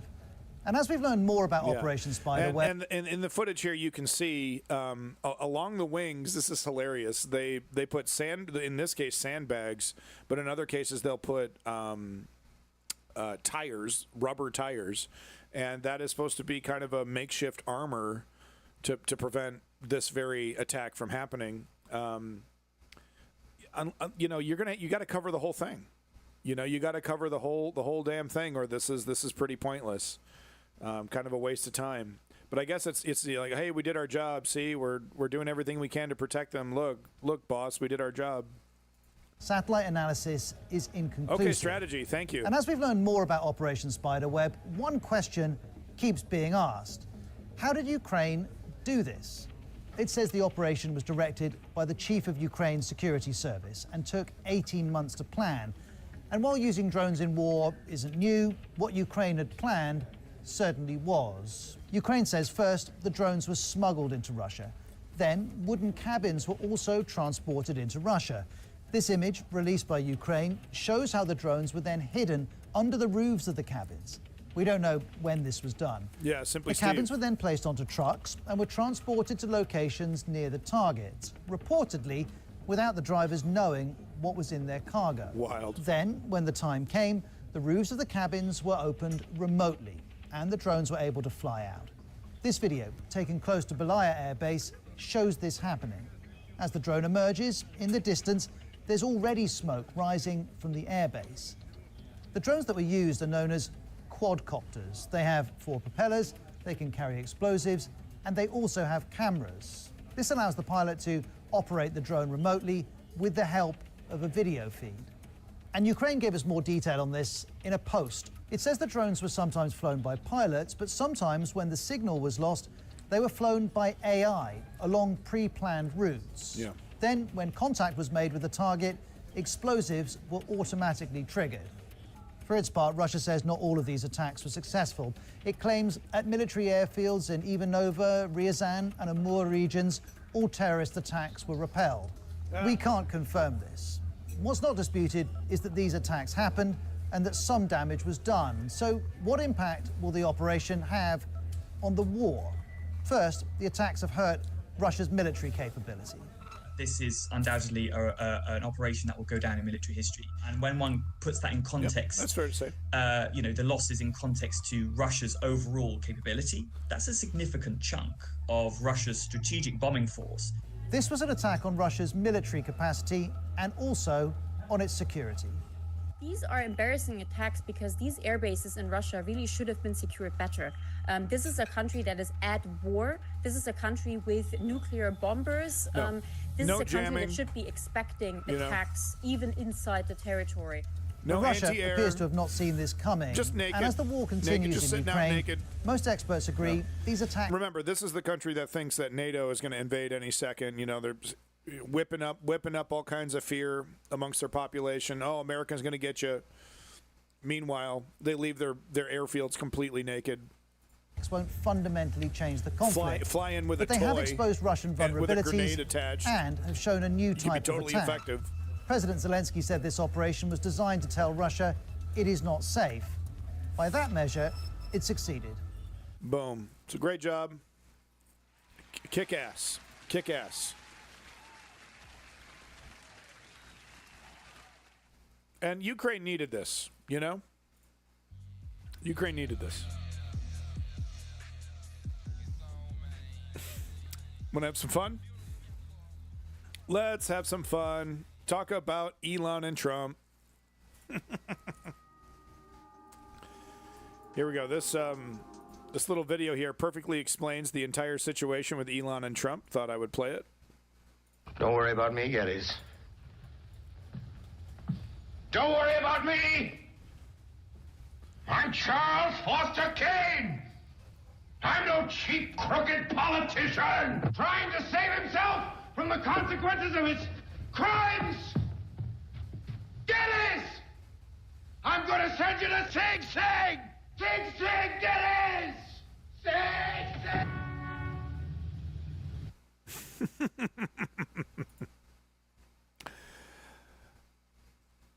That's exactly what happened. No, so this person did a little New York Times here, it looks like. They did a quick 1 minute 30 second. I'm so pathetic. 1 minute 30 second video on the whole situation, the back and forth. I have some of the tweets as well, of course. President Trump said he was very disappointed in his former ally, Elon Musk. Very disappointed. So sad. I'm very disappointed in Elon. I've helped Elon a lot. Look, Elon and I had a great relationship. I don't know if we're well anymore. I was surprised because you were here. Everybody in this room practically was here as we had a wonderful send-off. He said wonderful things about me. You couldn't have nicer. Said the best things. Yeah. No, I mean, like within weeks, he went from wearing a hat that fucking says Trump is right about everything. Within a couple weeks later, he's posting tweets about, oh, Trump's a pedophile. Don't do drugs, folks. Just don't do drugs. And if you do drugs, give me your drugs.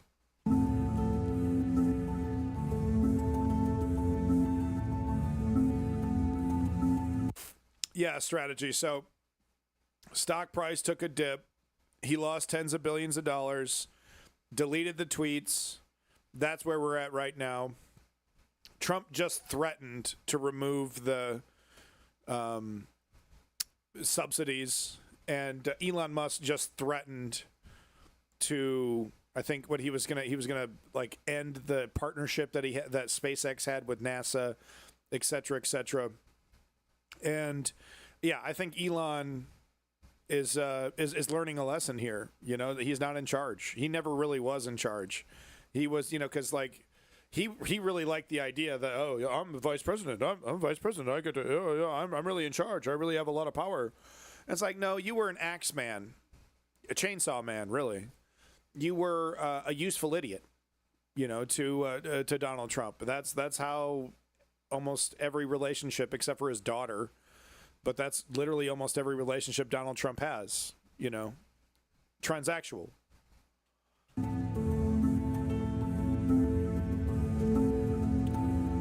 Yeah, I think this Elon's is, upset because we took the EV mandate, and which was a lot of money for I think Elon's electric vehicles, and they're having a hard time the election. If Elon doesn't shut up, it's going to hurt him more and more and more. And he might have a hard time doing, shutting up. But I think that would be the smart thing to do anyway. But so maybe that won't happen because that's the smart thing to do. Obama. Right. Electric vehicles, and they want us to pay billions of dollars in subsidy.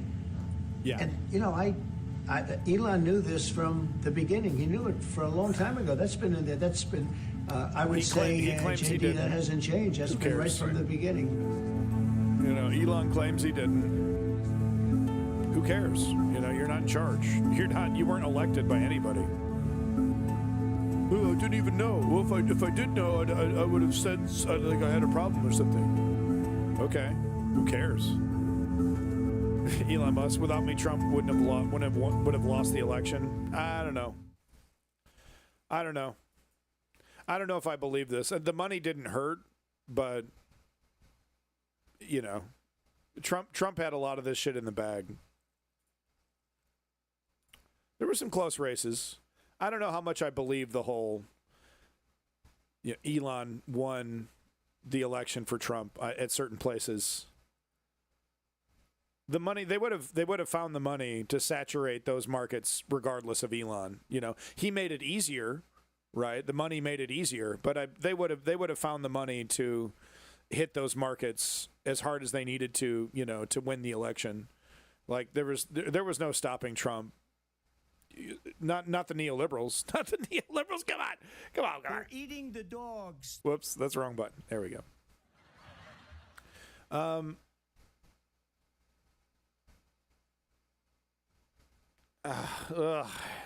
All right, just 2 minutes of this. He gave him nearly $300 million to win the election. He gave him a seat at the table. He took a chainsaw to government waste. This is the chainsaw for bureaucracy. He gave him a golden key in thanks. But now the richest and most powerful bromance has come to an abrupt end. Elon and I had a great relationship. I don't know if we're well anymore. President Trump was responding after Elon Musk took to X, his social media platform, to attack the president's big, beautiful bill, saying, I swear to Jesus Christ, anybody doing this with their fingers now. I mean, you're not Lex Luthor, you know? You're not a great thinker. You're a poser. Motherfuckers pulling out the finger temples. And I do it sometimes, right? Like off camera, right? Like my hands will be, you know, doing stuff, right? Below the camera. But no, you're busting out the full temple. You're a fraud. You're a charlatan. There's like a 95% chance you're a charlatan. Okay, I'm sure there's some legit motherfuckers who just do this, you know, like Slavoj Žižek, right? They just can't control themselves. 95% of the time, you're dealing with a fraud, right? When you're seeing this, I can't get over how disgustingly obvious these oligarchs are becoming.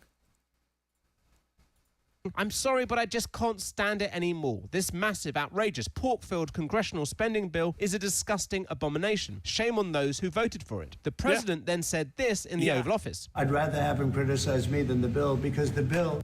You're like, Elon's like shirtless. He's got scratches across his chest. He's like, I love Trump. I love Trump. Don't take me away. Don't take me away. They have to tell us something. They have their glue on their fingers. Is incredible. It's the biggest cut in the history of our country. Musk said he'd never seen the bill and then asked whether it was time to start a new political party. Trump replied on his own social media platform, Truth Social. Elon was wearing thin. I asked him to leave. I took away his EV mandate that forced everyone to buy electric cars that nobody else wanted. And he just went crazy. He then... The total lie, by the way, the EV market's exploding. Tesla sales are going down, but that has more to do with the fascist salute than it does people's interest in electric cars. It's actually up. Threatened Musk. The easiest way to save money is to terminate Elon's governmental subsidies and contracts. I was always surprised that Biden didn't do it. That made Musk issue his own threat. Time to drop the really big bomb. Donald Trump is in the Epstein files. That is the real reason they have not been made public. Yeah, and look, he's 100% correct. We've talked about it. Donald Trump was given a hand job by a 14-year-old prostitute. That's, I believe her statements. It seems pretty credible to me. It does not seem made up. I'm not a, fucking cop. I'm seeing the media kind of, I guess, pretending like they're journalists by pointing out that Donald Trump is not in any of the files. But that's the thing. He's not in any of the stuff that we've seen, but he's in the stuff that we haven't seen. He's in the flight logs. Jeffrey Epstein has said himself, I was Donald Trump's close personal friend. There's all kinds of evidence that Donald Trump is a full-blown pedophile. And it just so happens the most critical pieces of evidence are behind lock and key, and we don't get to see it, and we don't get any names from Ghislaine Maxwell. We don't get her little black book. It's all very, very convenient, protecting the oligarchs. Let's not forget, Jeffrey Epstein was assassinated during Trump's term. Okay, this was like a hit, probably him. He probably ordered it. Oh yeah, Jeffrey has a lot of stuff on me. We should probably button that one up, guys. The infamous, when he was asked, are you going to release the Jeffrey Epstein files? And he goes, oh, yeah, well, not all of them because, some people could get hurt. It was blatantly obvious. Kid in the cookie jar over here. Well, yeah, I'm totally in those and that would implicate me as a pedophile. So not going to do that. We all know it. And the rest, media's cowardly. They don't want to talk about it. People are too cowardly to really bring it up. They're too afraid to bring it up. But I've never been more sure of it in my life. Donald Trump is a pedophile who was jerked off at least once. But if the prostitute's testimony, the child prostitute's testimony is to be believed, multiple times, that she was selected because she looked like his daughter. Yeah.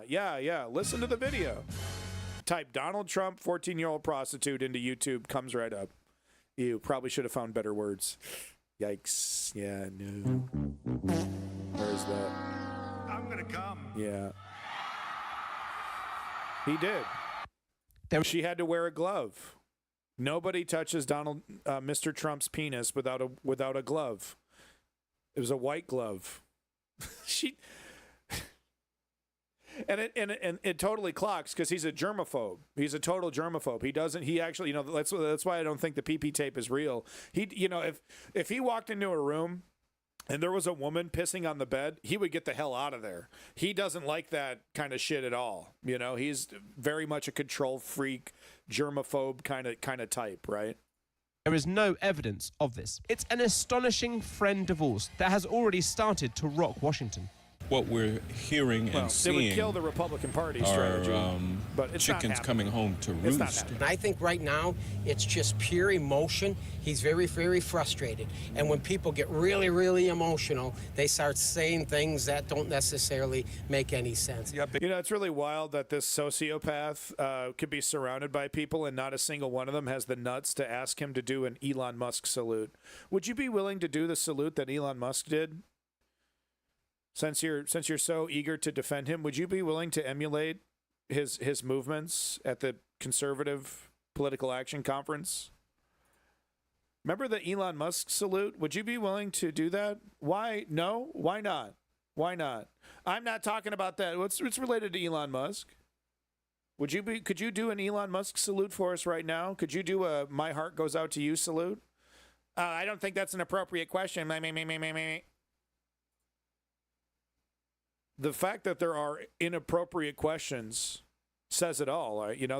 The modern American politician cannot operate in a truly journalistic environment. They need a very safe and curated media environment to even operate, on a day-to-day basis. If a journalist was allowed to ask these guys any question they wanted to without the risk of being fired, and these politicians weren't allowed to shoo them away the moment that they started doing that, political careers would crumble like overbaked cookies. You know what I mean? But the scrutiny would be too much. If a journalist was allowed to just ask a person who is clearly lying over and over and over again the question until they got some truth out of them. And that journalist didn't lose their job, and that politician couldn't force that journalist to never ask him another question, right? If access journalism was illegal, political careers would last weeks. Lindsey Graham would last weeks, for example. Yeah, Simply Steve. Yeah. Yeah, exactly. Could you show us that Elon salute real quick? Oh, by the way, obviously we gotta bring up the Elon here. There we go. Would you mind? It's not because it wasn't a Nazi salute, right? Would you mind doing this? Would you mind doing it? Would you mind doing a "My heart goes out to you" salute, please? Just in the exact way that Elon Musk did. Could you please do that for me right now? Oh, I don't think it's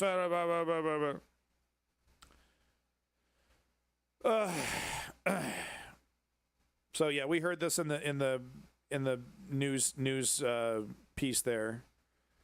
Trump warns that Musk will face serious repercussions. So all this shit was just threats. This is that piece of shit that we were literally just making fun of. I'm not going to bother. It's because it's all like, well, no, let me show you, because the argument is like, oh, they're just fighting. I don't want to take a side. I don't really, I'm a coward. I'm a coward. My constituency, I have constituencies that defend Trump and constituencies that defend Elon Musk, and they cross over, and I'm too big of a coward to have an opinion about this. The country, both Democrats, Republicans, are like, he's a smart guy. Come on. And the whole he's a genius. I mean, even Scott Galloway, you'll see in this Scott Galloway clip where he completely calls out the decadence and corruption of Elon Musk. Even he's like, oh, he's a genius. Starlink is amazing. Elon Musk didn't develop Starlink. Are you kidding me? He'd be laughed out of the room. In a real engineering meeting, he'd be laughed out of the fucking room. He has like an engineering 101 amount of knowledge. He has a basic understanding of engineering, but he is not developing this technology. He's buying up technology. He has just enough noodle to see something that is worth money, and he dumps some money into it. He did it with Tesla. He did it with Starlink. He did it with, not with Twitter, but what was it? X storage, whatever you wanted to call it, like whatever the fuck that was, X Drive or whatever. He's not a fucking genius. He's not. He really legitimately isn't. There is scholarly work behind that accusation. I'm not even, because I hate the man, I'm not even being biased. No, there's like legitimate people who have, I saw this interview in Democracy Now! Just a couple weeks ago. This person who's like literally written an entire book about how Elon Musk is a complete fraud when it comes to academics. And are you not shocked by the allegations that he's in the Epstein files? No, I don't give I don't give about that. Elon Musk has done a great thing for the country. Trump is doing a great thing. So words don't matter. He's accusing him, though, of being in the...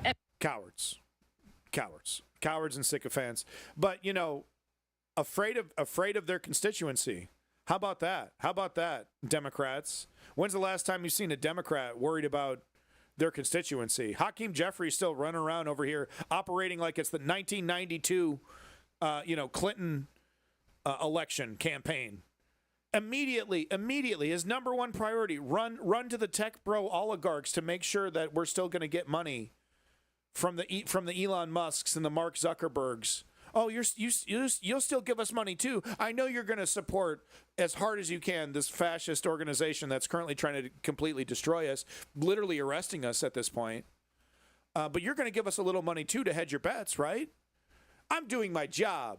I'm doing my job as the leader of the Democratic establishment to make sure that this relationship is still good. No other priorities here. Epstein files. Okay. It's more than a billionaire spat, isn't it? Isn't this potentially dangerous for Donald Trump? Look, you've heard some unbelievable things said on both sides. If he accused him on Epstein, what do the facts say? If it is, we're going to see everything, just like with John Kennedy murder. You bring everything out. Lies. Out. So Lies. And he does it so gracefully, too. Wow. I mean, just like, like putting on your socks in the morning. Don't mind that. He is the president of the United States. So, he is the president. That's years ago, if it happened. And Donald Trump's not scared of that. It was years ago when he flew on the Lolita Express multiple times. First time he had sex with his wife was on the fucking Lolita Express. Straight up. That's an accepted fact. That's not even a fact that they deny. Yeah, we met on the pedo plane. It was love at first sight. I asked, how much is that one? She said, free. Oh. Donald Trump has got a job to do, and he's doing it. Musk's guts. He's the worst thing in the world, and now they're basing everything they have on him. Well, look, I mean, you got big personalities. Again, I think Elon crossed the line today. Have Trump crossed the line threatening to cancel his contracts? Look, I mean, let those guys go play it out. Cowards. But once again, I need to point out, terrified of their voter base. terrified. That's why they're straddling the line here. They're not taking either side because, like I said, half of his constituency are masturbating racists who, are loyal members of the MAGA, but they're part of the Elon cult. There's MAGA Elon and then there's MAGA Trump, and there's a lot of crossover there. Yeah, Simply Steve, true fascist, no doubt about it. And total hypocrite, right? Let's see your fucking computer. Bust out your computer, buddy. Let me take a look at your cookies. You fucking hypocrite. I guarantee you this guy likes oiled up black women. Big bootied black women porn. That's what he's into. With baby oil and stuff. Apparently that's really unhealthy. It's like you'll get infections and stuff, the baby oil. It's like it you got to wash it. It's really hard to wash off afterwards, and you get it all up in you. I didn't know that. I've never been to a baby oil freak off, Diddy inspired baby oil freak off. I've only seen it on TV. I did see it. I did watch that video. But I didn't know this. Yeah. Using baby oil, you'll get it'll mess your stuff up. You got to wash it out really thoroughly. FBI director refuses to answer Joe Rogan's questions about Epstein-Trump connection. So this is hilarious. People have pointed this out. Like, this is if you're a guy like Joe Rogan, if you're a guy pretending to be like Joe Rogan, pretending to be the conspiracy guy, right? The Epstein guy. Oh, I'm following this story. It's really juicy. Spill the tea. This is your moment, right? You got this lunkhead over here with the head of the FBI. He's doing an interview with the head of the FBI fucking I. And what does he do? What does he do when Elon sends out the tweet? Immediately goes into defense mode for the Republicans. Immediately. Right? We need to stop this myth that Joe Rogan is too stupid to know what he's doing, like this whole Theo Von thing as well, right? Like, oh shucks, he's just a regular guy that just so happens to be rich, right? But that's not important. He's a lunkhead like you and me. He's just bumbling and stumbling around this kind of stuff. He doesn't take it seriously. Come on. I've said this before about Theo Von, and I'll say this, about Joe Rogan. He knows damn well what side he's on, what he's defending. It is ironic, though, because I'm going to show you in the next article here, he's doing all this in support of a political party that is going to be stripping away his rights. His rights, right? He enjoys marijuana, as we all, right? Everyone's a pothead like me, right? But no, he loves weed. And I'm going to show you in the article, weed's about to be illegal in his motherfucking state. And what's he going to say? Oh, well, hedge, make excuses. This fucking fraud's going to church now. You're going to church now? Why? Did you Russell Brand it? Did you rape somebody, Joe? Is that why you're going to church? Is that what we're doing? Are we doing the Russell Brand thing? Getting in front of rape charges, right? Is that what we're doing? Oh, I'm just a good Christian. I made the wrong choice. Oh, I don't know. But that's the reason why I'm showing you this is I want to dispel this myth that he's just some bumbler who's just kind of, because people will say, oh, he just kind of listens to the last person in the room, right? If you can sound convincing, right? He'll listen to Kyle Kulinski if Kyle Kulinski's the last one in the room. No. He seeks these people out. He seeks the Peter Thiels and the Curtis Yarvins and the Elon Musks. He makes excuses for Elon Musk's Nazi salute. He has picked a side. He knows what side he's on. Maybe he doesn't agree with all of it, but he knows what he's defending. Because look at how he responds here. The way that he responds is in a way that's like, I understand the gravity of this. I understand how damaging this could be for my side. So, and it's like, oh, you expect Joe Rogan to have some journalistic integrity? Like, it's like, well, no, he's not a journalist. He's a jackass. But the myth that he's a centrist, that he's just asking questions, that he's just a lunkhead, that, he's just kind of bumbling around, right? No, that is a myth. Just like with Theo Von. Crying tears over the Palestinians and then going to lunch the same day with Jared fucking Kushner, one of the architects of what we see in Gaza right now, the very man who inseminated the idea of a Middle Eastern Riviera into Trump's head. Theo Von, after going on social media and crying about the Palestinians, immediately goes to lunch the same day, goes to dinner with Jared fucking Kushner. Smiles, big smiles, right? Puts it on social media. Hey, look at me. I'm connected to the oligarchs. That's what we need to dispel here. That these people are not fully aware of who they are, what they support, and where they stand when it comes to what's happening to America. Right? That he knows our rights are being stripped. He knows the Constitution's being ripped up, but his side is doing it, and he's going to defend that side. Yeah, he knows that. Don't give him that slack. Don't give the Theo Vons of the world that slack. Oh, they're kind of dumb. They don't really get it, and they're just kind of going off vibes. Yeah, it is vibey, but at the end of the day, they see the damage. Even they can't avoid it. And they hide behind these, these little cloaks. Oh, I'm objective, and oh, I'm actually a nice guy, and I'm not like this, and I'm still an independent thinker. Remember when I voted for Bernie? It's fraudulent. It's fraudulent because what is it? What is it in service of?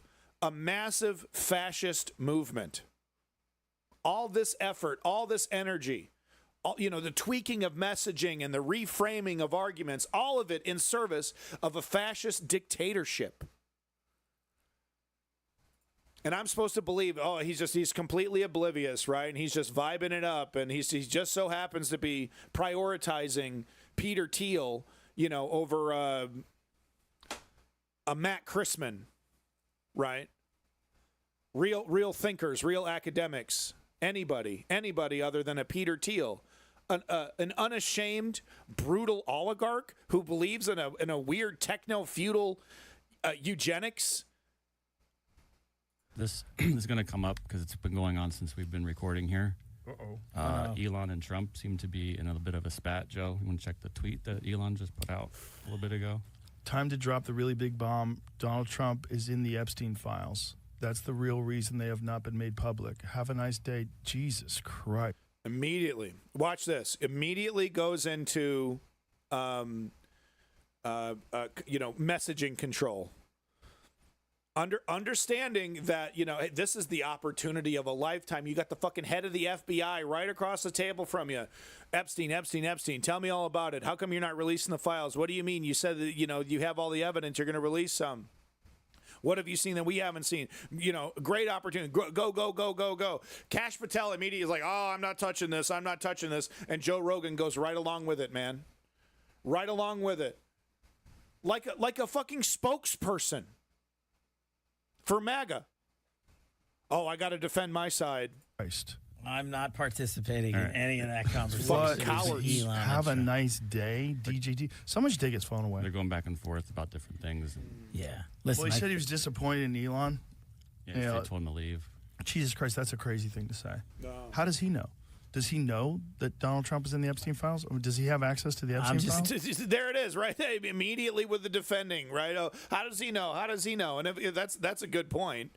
Because he doesn't know. He's talking shit. He doesn't have access to that stuff. He's talking shit. Right? But, immediately with the defense on it, once again, I can't stress this enough. This is the golden opportunity of golden opportunities for lunkheads like him, conspiracy theory dudes, just asking question guys, speaking to the head of the FBI, fucking, really? How does he know? Does he know immediately that Donald Trump is in the Epstein files? Does he have access to the Epstein files?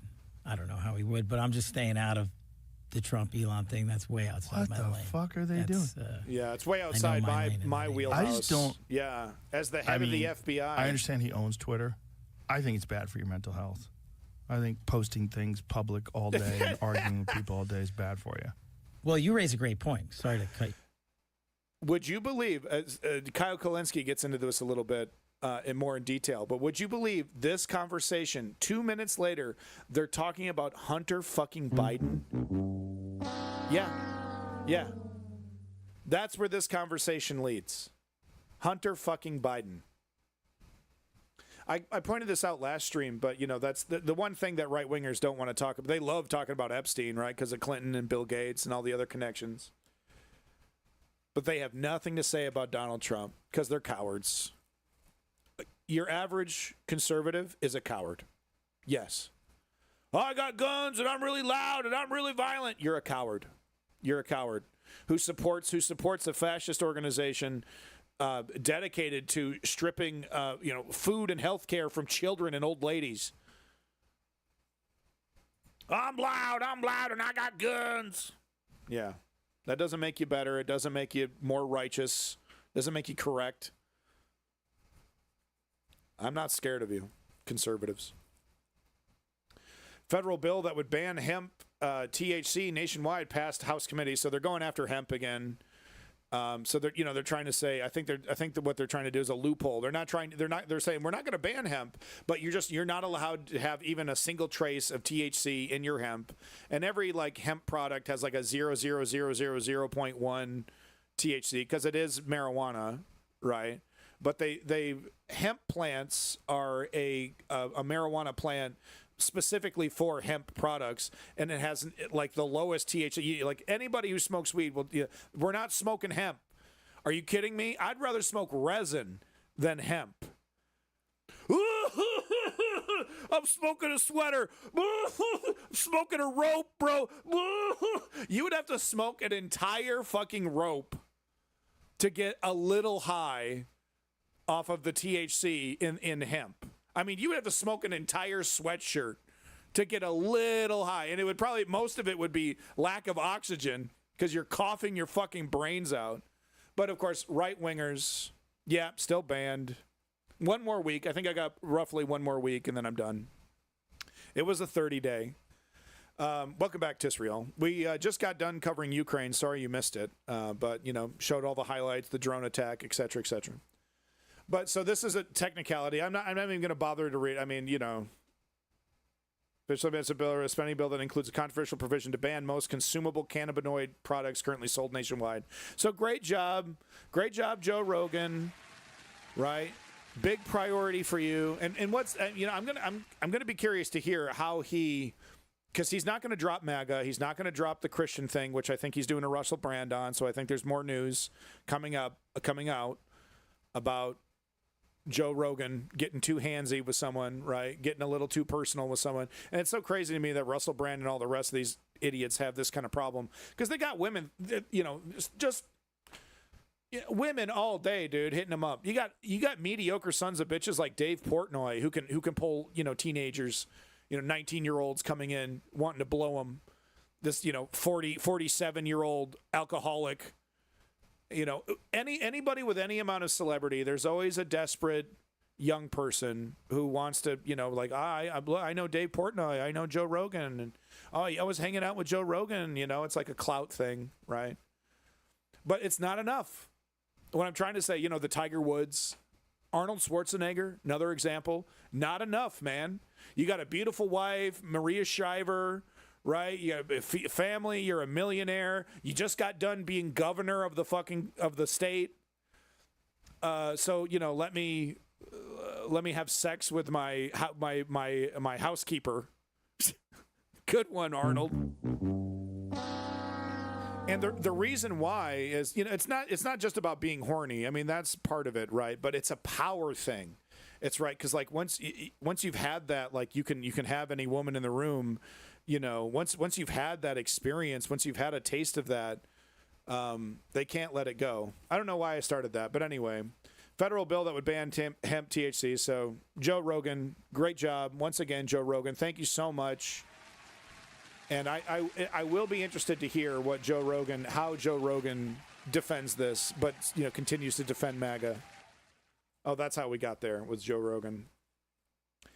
Elon Musk. Total badass, Kat Abu Gazella, fucking super fucking badass Zoomer, totally awesome. Of course she's, gorgeous, of course she's beautiful, etc., etc. Goon all you want, guys. But this is the future of the country. And it's, the old fogies in the room, pushing back against Kat. Take notes. When your ass is finally retired, either by force or by age, take notes at your replacement.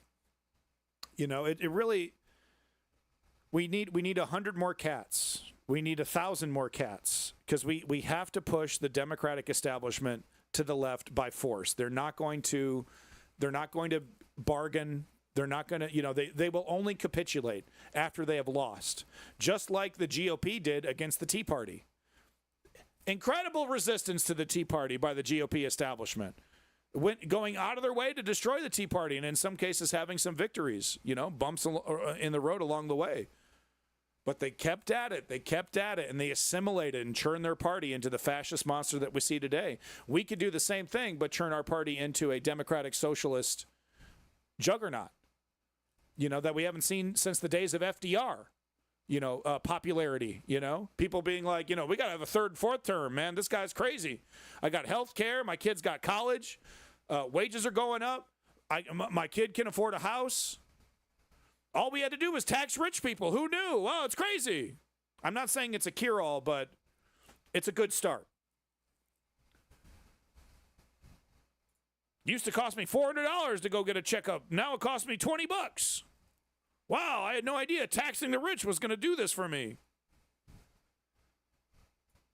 Anyway, Kat Abu Gazella over here, kicking total ass. Elon Musk is not an ally to Democrats, and any Democrat who thinks he is, he not only... Right. So this was literally a debate on MSNBC about now that Elon has left the Republican Party, should the Democratic Party, cozy up to Elon again? Yeah. That's the conversation that's happening right now amongst these so-called experts. And there's people that totally disagree with what Kat's saying here in this panel. Elon Musk is not an ally to Democrats, and any Democrat who thinks he is, he not only sued my former employer for reporting in multiple countries, he deposed me in Chicago. He flew his lawyers to Chicago to depose me for mean tweets. A 25-year-old with less than $10,000 in her bank account, because he has such thin skin and he hates when his power is questioned in any way. He is not an ally to anyone but himself. Well, how mean were they? Huh? That's what Scott's saying. Oh, well, were they? Maybe he's joking. Maybe I think this is him attempting to do a conservative humor to try to deflect, because he could. You'll see this, right wingers. They're very, very craven, and if you see like a left winger on one of these panel shows, on fire, right, saying something really poignant, saying something really good, you will hear the conservatives try to depower, right? Try to derail the direction here, but Kat bounces no problem. Watch this. Hey. Huh? I mean, pretty mean. And to your point. Oh, okay. It was edited, so we don't actually get to see the full thing. There are a lot of things about Elon Musk, and that. But would you take his money? Just answer. No, would you take his money? I would not. Would you advise a congressional candidate to take a contribution from Elon? No. I'm not taking money from a guy who does a Hitler salute. Boom, bitch. Yeah. That's what I'm motherfucking talking about, dude. And of course, the whole panel, oh, I don't know. My heart goes out to you. I don't know. Right. I've seen several times this has been brought up with Scott Galloway in the audience. And every time the Elon salute is brought up, he goes, oh, you believe that? That was successfully debunked. No, it the fuck wasn't. No, it the fuck was not. Debunked. It was a Zieg. I mean, I'm talking fascist experts from Germany have 100% confirmed that's a Zieg Heil, bro. He did it twice, and he emphasized the Zieg. Look at the emphasis. He put the Zieg in the Heil, man. Scott, what the fuck his name is? Not Galloway, Scott Turd Face. I don't know his fucking name. Would you advise a congressional candidate to take a contribution from Elon? No. I'm not taking money from a guy who does a Hitler salute. It's just that simple. Elon Musk. She's great. She's great. I swear to God, if I was 20 years younger and single, I would send this amazing woman a very awkward and creepy email that she would read for 3 seconds and then delete. But I would send it, and I would be very heartfelt. Please let me take you. Please, can I take you to?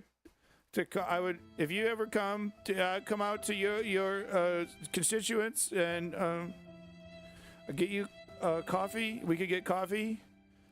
I donated to your campaign. I think you're really pretty, and I saw you on CNN.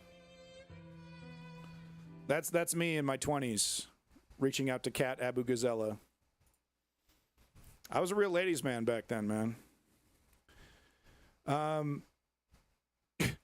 This is funny. This guy is really good with the tweets. I've featured him before. Krang T. Nelson, really, really funny. But Bill Ackman over here, right wing. At least he didn't say a dick pic. Can I show you my dick? We didn't do that back in the day. Okay, that's a Zoomer mating ritual. The millennials, we did everything. It was digital. That was the new thing. It's all texts, no phone calls. That was a new thing.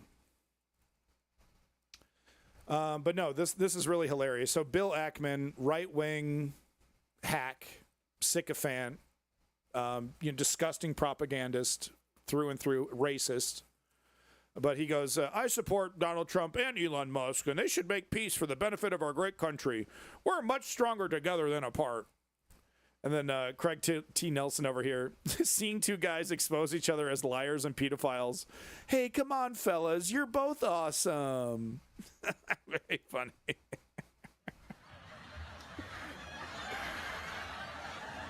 I mean, we all saw this coming.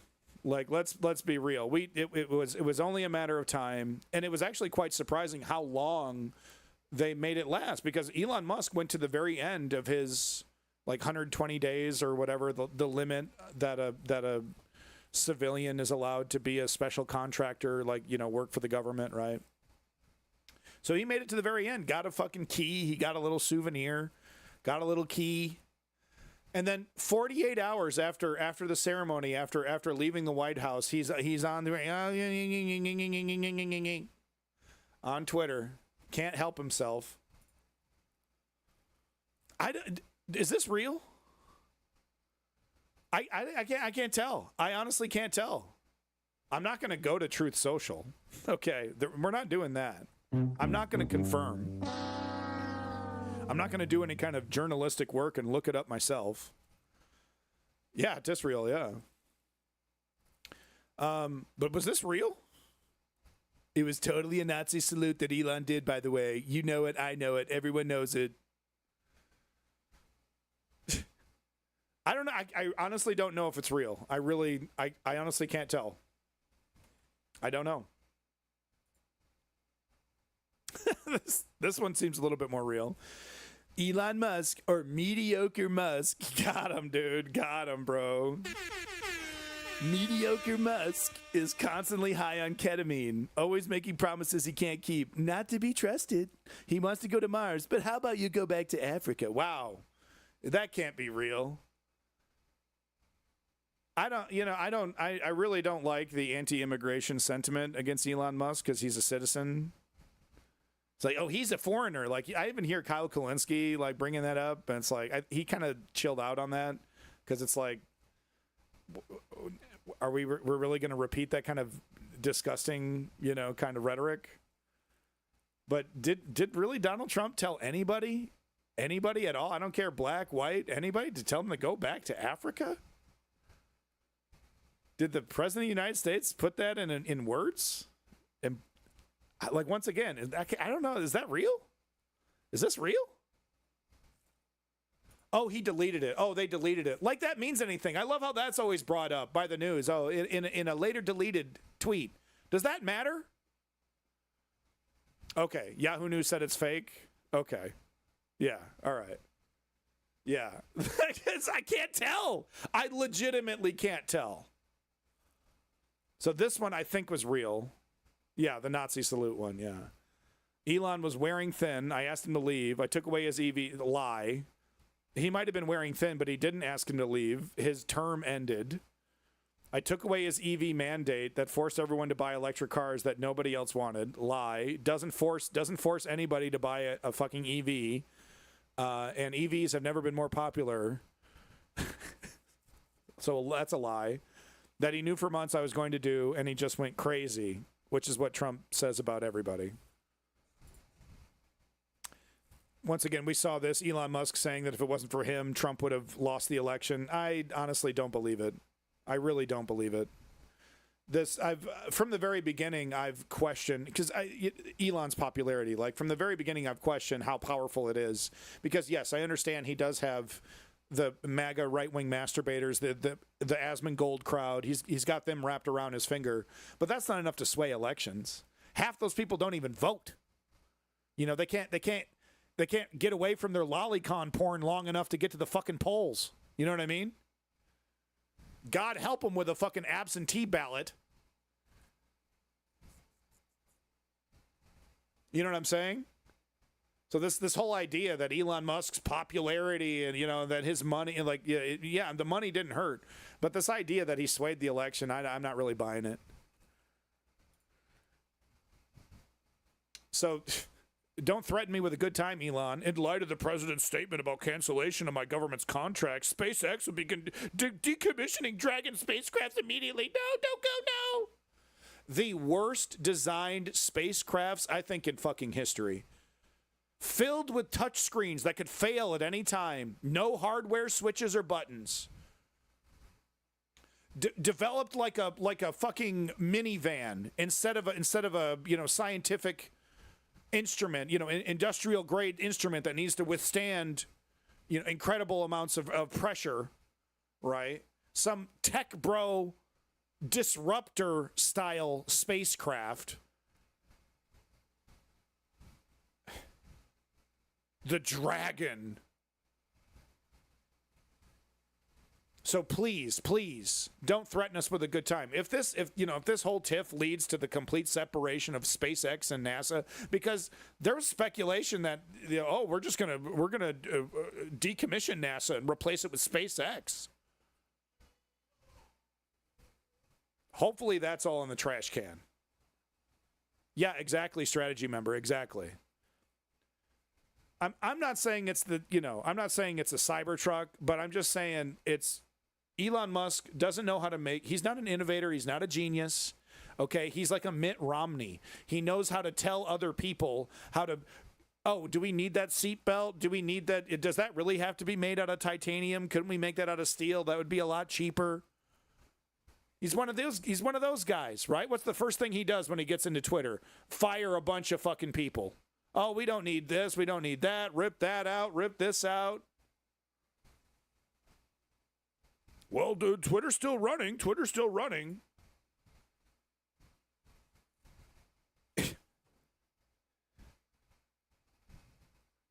We can get into how he's enshittified Twitter later. Robert Reich here, talking about, what Elon was able to accomplish. So just 130 days, Elon secured even more contracts for his businesses, derailed at least 40 investigations into his corporations, which was a big priority for him, gutted agencies that regulate his businesses, installed loyalists throughout the government. Elon has fallen out with Trump, but he got exactly what he wanted, 100%. 100%. Elon Musk reigns, so he's just referencing Robert Reich is writing for Rolling Stone, looks like. Good for you, Robert. Wasn't Robert Reich the guy that held information about the Iraq War? Didn't he do that? Isn't that why I'm pissed off at you, Robert?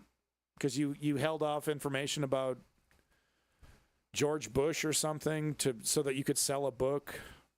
I don't know. I'm over it. Clearly, I'm over it. Congressman Gabe Amo with this blue sky looks like. I think it's a blue sky. If not, then why are you paying Elon Musk money on Twitter? Why are you giving him $5, Congressman? Why are we doing that? Congressman, Democratic congressman? We've always knew it was dumb to randomly fire critical government employees. Now we've got receipts. These workers protected our food and drug supply at the FDA, ensured global stability at USAID, and supported housing in the midst of a cost of living crisis at HUD. Sorry, I can't read. But no, he's referencing this article here. Trump administration races to fix a big mistake. Doge fired too many people. Turns out a government isn't a business. So, yeah, the story is, access across the government, the administration is rehiring federal workers who were forced out or encouraged to resign. And I tell you, I swear to God, these government workers need to be asking for double salary. Yeah, it's fine. I'm in the private sector now. I don't need this. I don't need the government job. It's not secure anyway. That one of the big reasons why you take a lower wage at a government job is the security, the benefits. Right, so it's not even secure, and they're cutting all the benefits. So what's even the advantage of getting lower wages at a shitty government job? Why not enter the private sector if you're a professional, especially a professional competent enough to where the government fires your ass and calls you back? That's never going to happen with me, dude. Let me tell you something. I'm not a very good worker. All right, I'll do my job. I like to help people, but you know what I mean? There's a lot of bullshit that's just like, I'm not doing it. You do it. I'm not doing it. This is bullshit. And, that doesn't work very well with employers. Generally, your boss doesn't appreciate it when you just say, I'm not fucking doing that shit. It doesn't. It doesn't work, man. So anyway, here, Piers Morgan, with his usual bullshit, putting an extreme right winger next to someone with any amount of common sense, left wing or otherwise. Scott Galloway is a neoliberal. Let's not get it twisted, but he's been on a tear. He's calling fascism out for what it is. He's not afraid to call it fascist. He's not afraid to call it despicable. Decadent, depraved. So he's been getting a lot of attention, and I like it. Every time I show Scott Galloway, though, I need to point out that before this whole MAGA stuff started happening, he was doing TED Talks about how we need to cut Social Security. I don't know if he's changed that position. He's a very smart guy. He's very straight and to the point, no bullshit kind of guy, which I really respect. But I'll never forget the TED Talk where I saw him draw on and on. I mean, this whole fucking, it's like blah, blah, blah, blah, blah, blah, blah, blah, blah, that ultimately led to we need to cut Social Security. And how that's going to be a mega benefit for society and yada, yada, yada. But I don't know, maybe he got his mind right, but I've watched a few episodes of his incredibly boring podcast, and I'm talking, if you're an insomniac, subscribe to this Scott Galloway's podcast, dude. I've tried to listen to some of it. It's better than Pod Save America, I'll say, right? It's better than, David Pakman. It's on the same level as David Pakman. Kind of shit, right? So take that for what it's worth. Anyway, Scott Galloway, he's totally correct on this, and he's leaves Piers Morgan almost speechless. Mr. Wonderful over here doing his job. I'm a fascist. I know it. I support. Yep, he's a traitor to his country, by the way, Mr. Wonderful over here. Traitor to Canada. He believes Canada should be assimilated by the United States. So he's a secessionist. that is a traitor to his own country, and I've never seen a man so proud to admit that he wants to hurt poor people. He thinks the solution to everything, Mr. Wonderful does. Mr. Wonderful thinks the solution to everything is hurt the poor people more. Whatever the problem is, we can hurt. If you're poor and disenfranchised, put it on your shoulders. He's that bad. He's completely shameless oligarch, Mr. Wonderful. Genius, really, in many other ways. I mean, do you accept, Scott, that he's a genius, or do you feel it's smoke and mirrors with Musk? So to me, this is Scott Galloway making a strategic decision to not get bogged down in the debate about whether Elon Musk is a genius or not. I listen to this guy talk, and you'll see what I mean here. I find it really hard to believe that he legitimately believes that Elon Musk is a genius. He has to have seen the academics that have come out recently and said, no, unequivocally, this guy is not a genius. He's a poser. He's a fraud, right? He's like, the boss from The Office, right? He pretends like he knows what's going on. And anybody who knows what they're talking about when they have a conversation with him, that's exactly what they say. Oh, I thought he was a genius that could keep up with me. Turns out he's just another rich asshole, right? Who can talk a good game. So I find it really hard to believe, because Scott Galloway is going to say, oh, he's undeniably a genius. Starlink is amazing. I use it in my car, right? So I think that this is Scott Galloway making a strategic decision. And once again, this shows Scott Galloway's intelligence here, because he's like, I don't want to get bogged down about a debate about whether he's smart or not. Let me skip over that and get to my main point, which is that he's a disgusting, decadent oligarch who is amoral. He should not be seen as like, something to be praised. He should be seen as something to be shamed again. Like Scott Galloway is like bringing shame back, right? You know how Justin Timberlake brought sexy back? Scott Galloway is bringing shame back to the zeitgeist, and I'm definitely here for it. When I watched him talk me through his Optimus thing, I just saw the 10-year-old boy who used to write programs doing it on a massive scale and loving that. Moron. Whereas I think he's really struggled with the criticism he's had in the political arena.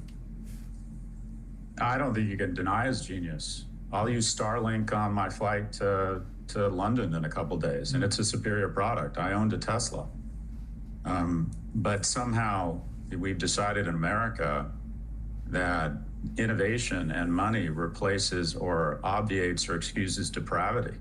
100%. Cutting off aid to HIV-positive mothers, deciding what veterans should get benefits, cutting off SNAP payments, which have shown to have a positive net return when people run out of money for food at the end of the month. I mean, by positive net return, when he's talking about SNAP, it means the SNAP program was literally saving Americans money. Oh, how is that possible? It wasn't a profit-driven organization. This is how these government programs work. You end up saving money in the long run by getting people food in their mouths, getting people an education, getting people a roof over their head. You actually end up saving money.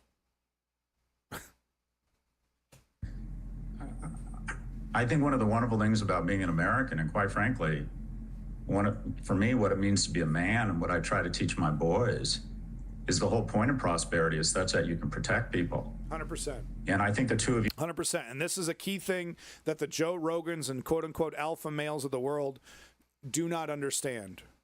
They want to pretend like they're Genghis Khan or something, some kind of great conqueror. When in reality, real morality is, when you have power, you use it to protect and bring other people up. Rising tides raise all the boats.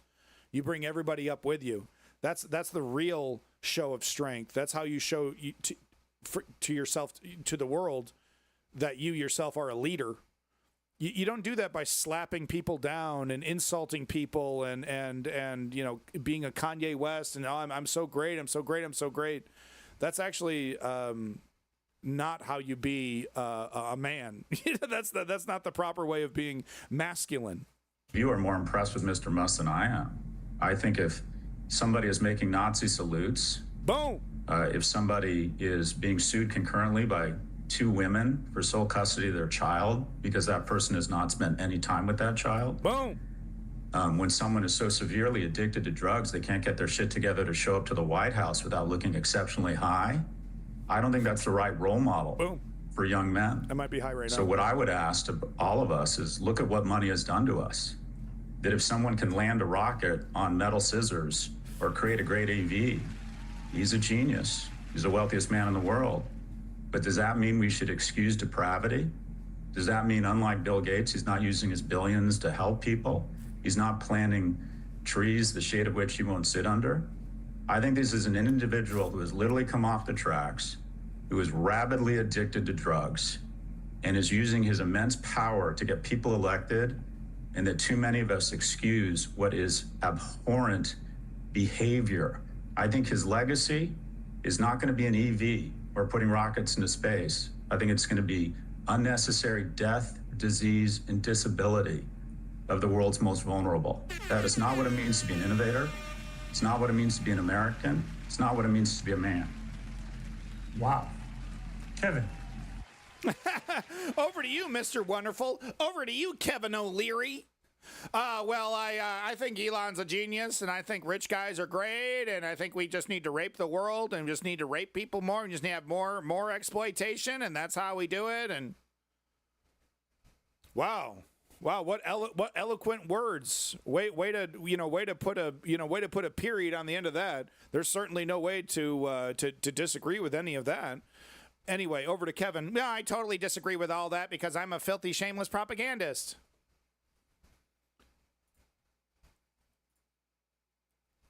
I'll burn the whole world down, but then I'll be king of the ashes. I'm okay with that deal.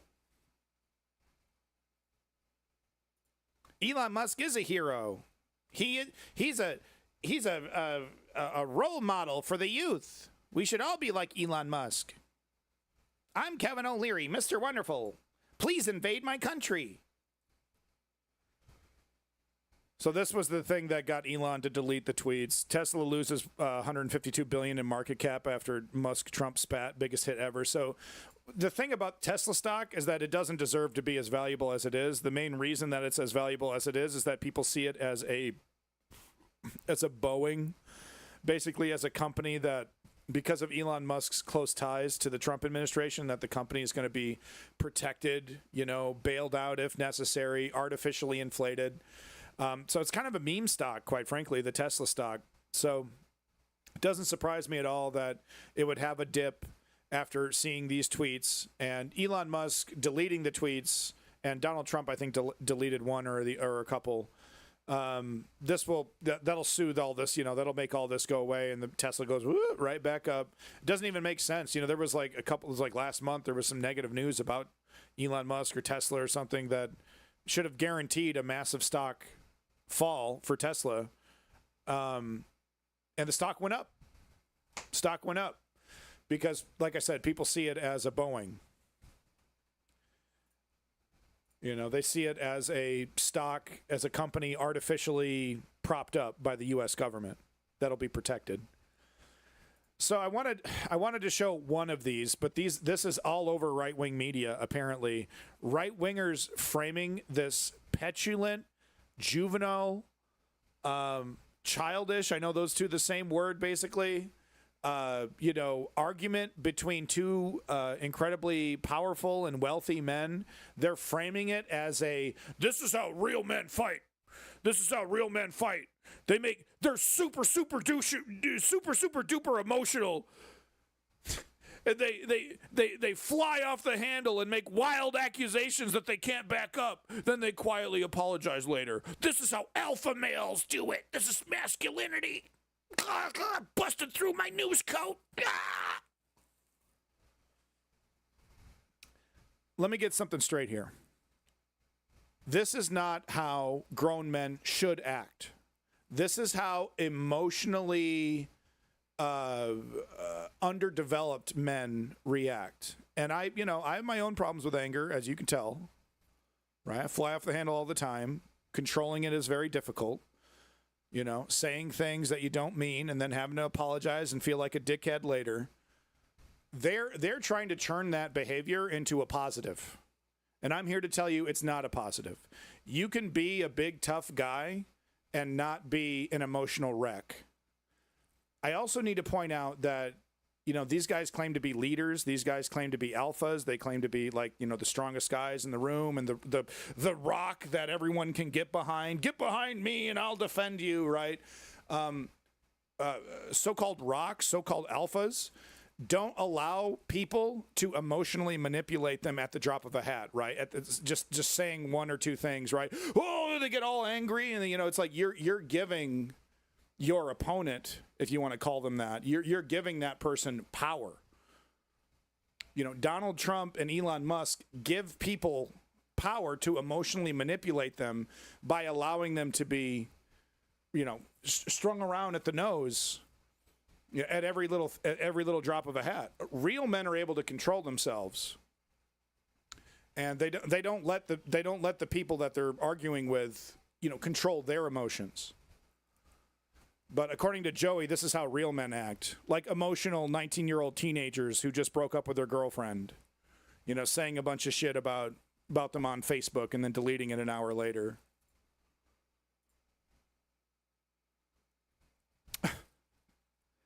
I mean, what do you moving on to the final story in our section here about Elon's breakup? But here we have Steve Bannon commenting on it, going full blown communist. You know, I love it. He calls himself a nationalist. I'm the most American patriot you've ever seen. Right? War room, American flag. He's got the eagle. Put him in power, and what does he support? Stalin-esque communism. Listen to this. Right out of the Great Purge. Know anything. He's a know-it-all. He knows some engineering. Don't get me wrong. I give a hat tip for that, but he doesn't know anything about the real world. Doge was, and for any fanboys that still exist, while you're wrapping up in your cape tonight, understand on Doge, he didn't find any fraud. There's plenty of fraud out there. He didn't find. This was President Trump's first complaint. Was this all BS? Right, with the Doge. Look, and we could get into. It is BS, but it's not BS for the reasons that Bannon thinks it's BS, et cetera, et cetera. But yes, they didn't find any fraud. This was about destroying the Social Security state. You know, basically the welfare state. That's what Elon Musk's goal was. It was not about money, you know, saving money. It was about hollowing out and destroying these things. And I don't. How does this benefit Tesla? How does like an old lady who is, you know, kicked off Medicaid? How does that benefit SpaceX? You know, I guess he thought all that money that was going towards sick and old people and whatnot and kids was going to go into his companies. I think maybe that's the idea. I really don't understand it though, because, you know, as pointed out earlier, you know, oligarchs like Elon Musk, who have a much higher tax burden, save money with programs like SNAP because their obligations are reduced. When you feed and provide medical services to sick and hungry people, it's less of a burden on the welfare state. So you actually end up, the quicker those people become productive, the quicker those people get healthy, you know, and they're no longer hungry, and they're no longer focusing on survival, and they're focusing on, bettering themselves. They start bettering society. You know, they start paying taxes, taking care of their kids instead of letting their kids run around and, I don't know, whatever. What do kids do nowadays? Is everyone just on the computer? Is that what we're doing? The act that President Trump should be taking immediately, I think, when he threatens to take one of the big programs out of SpaceX, President Trump tonight should sign an executive order calling for the Defense Production Act to be called in SpaceX and seize SpaceX tonight before midnight. So use a wartime emergency clause to take over and socialize. He didn't use the word socialize, but that's what he's talking about. To take over and socialize a private company on the president's whim. Oh, he said some stuff I don't like. We should be able to take, he's gonna stop doing business with the government, which is his right. He's, CEO of a company. He can do whatever he wants with that company, right? That's what Steve Bannon would say 99.9% of the time. Oh, yeah, private enterprise, private.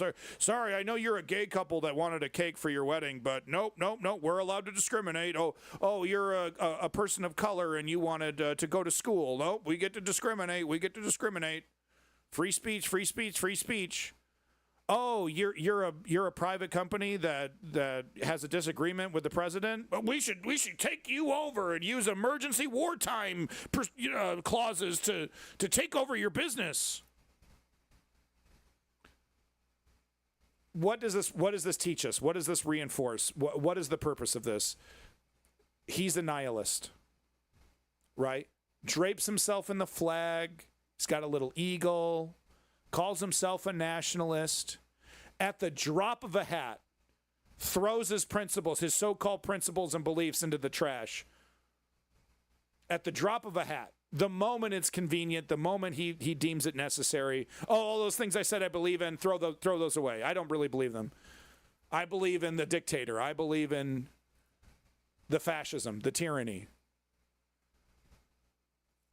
Oh, I know. Oh, yeah, the flag and the eagle, and oh, yeah, I'm a patriot, I'm a nationalist, but, I can't wait to literally urinate on the Constitution. Can't wait. I believe in nothing. Only power.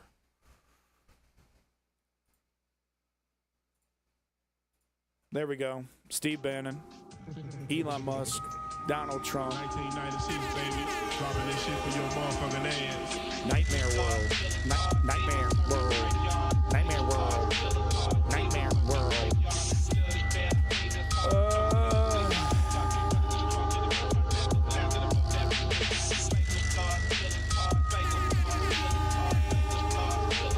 Demons lurk the graveyard.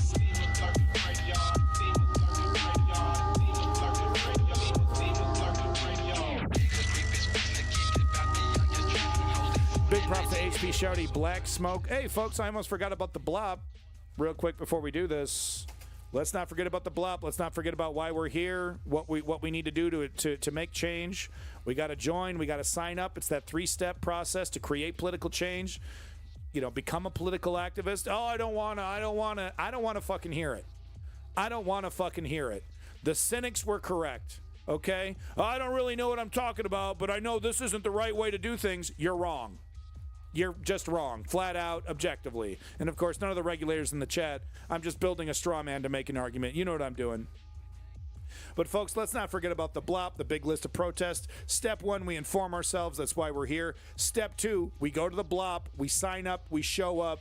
And Step 3, we put in the work like Charlie Kirk. We work as hard as the fascists to rebuild America as they are to destroy America. I'm sure there's a better way of saying that. But they're working real hard. Steve Bannon, Charlie Kirk, Donald Trump, all the rest of them working overnight, working overtime, working on weekends to dismantle our country, install a dictatorship, and strip us of our rights and liberties. That is happening. It's not a hyperbolic what if. I know hyperbolic's not the right way of saying it. I can't help myself. It's just an opportunity to say hyper. How many opportunities do you get to say hyper outside of a conversation about Sonic the fucking Hedgehog?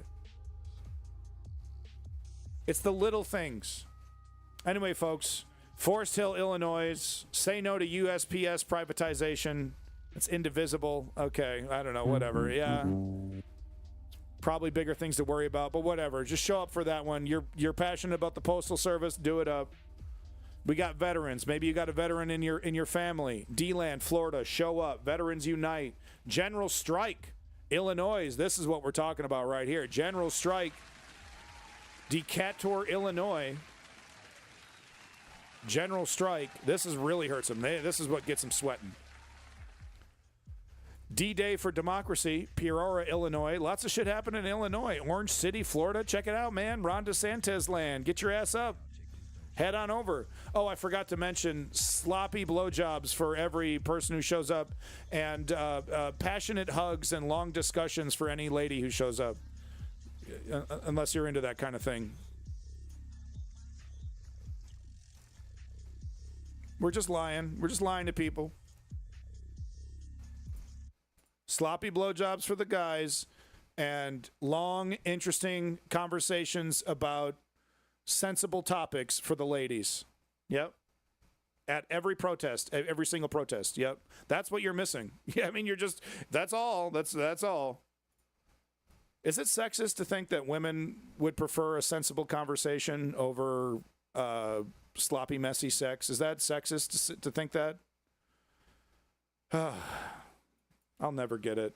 Trump signs ban on travel to U.S. by nationals from 12 countries. So this was like the beginning of the week, right? Monday or Tuesday or something. This was like, how many days ago? 2 days ago. Oh, my God. Jesus Christ. Oh, my God. Anyway, so you're saying it's a sausage fest? I'm saying it is a guarantee you will get your sausage wet at a protest. Yeah? And if you call me a liar, then you fucked up, okay? It's true. 100% truth. Yes, to a degree, depends on the woman. Okay, look, why, if you're a gay man, if you're a straight man, everyone loves a sloppy BJ, okay? That's universal.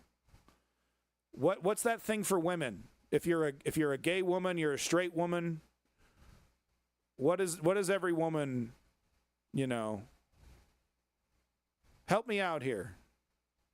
What's wrong with a sensible conversation?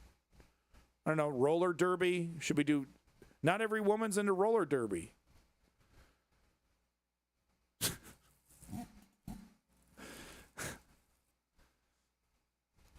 I would say like 90% of women, even the Wednesday Addams, would like tea and like a nice conversation with some people. All right. Get off this topic. I think that's what anyone who's watching this is saying. Anyway, so this happened before the Elon blowout, and then everyone's forgotten about it. This is it's really crazy. Like, it's actually big news. I think probably next week, once the Elon Trump stuff has died down a bit, I think the news cycle is actually going to return to this because it's huge. Travel ban on 12 different countries, and we're talking ban, like only permanent residents and other people that have already gotten their paperwork together.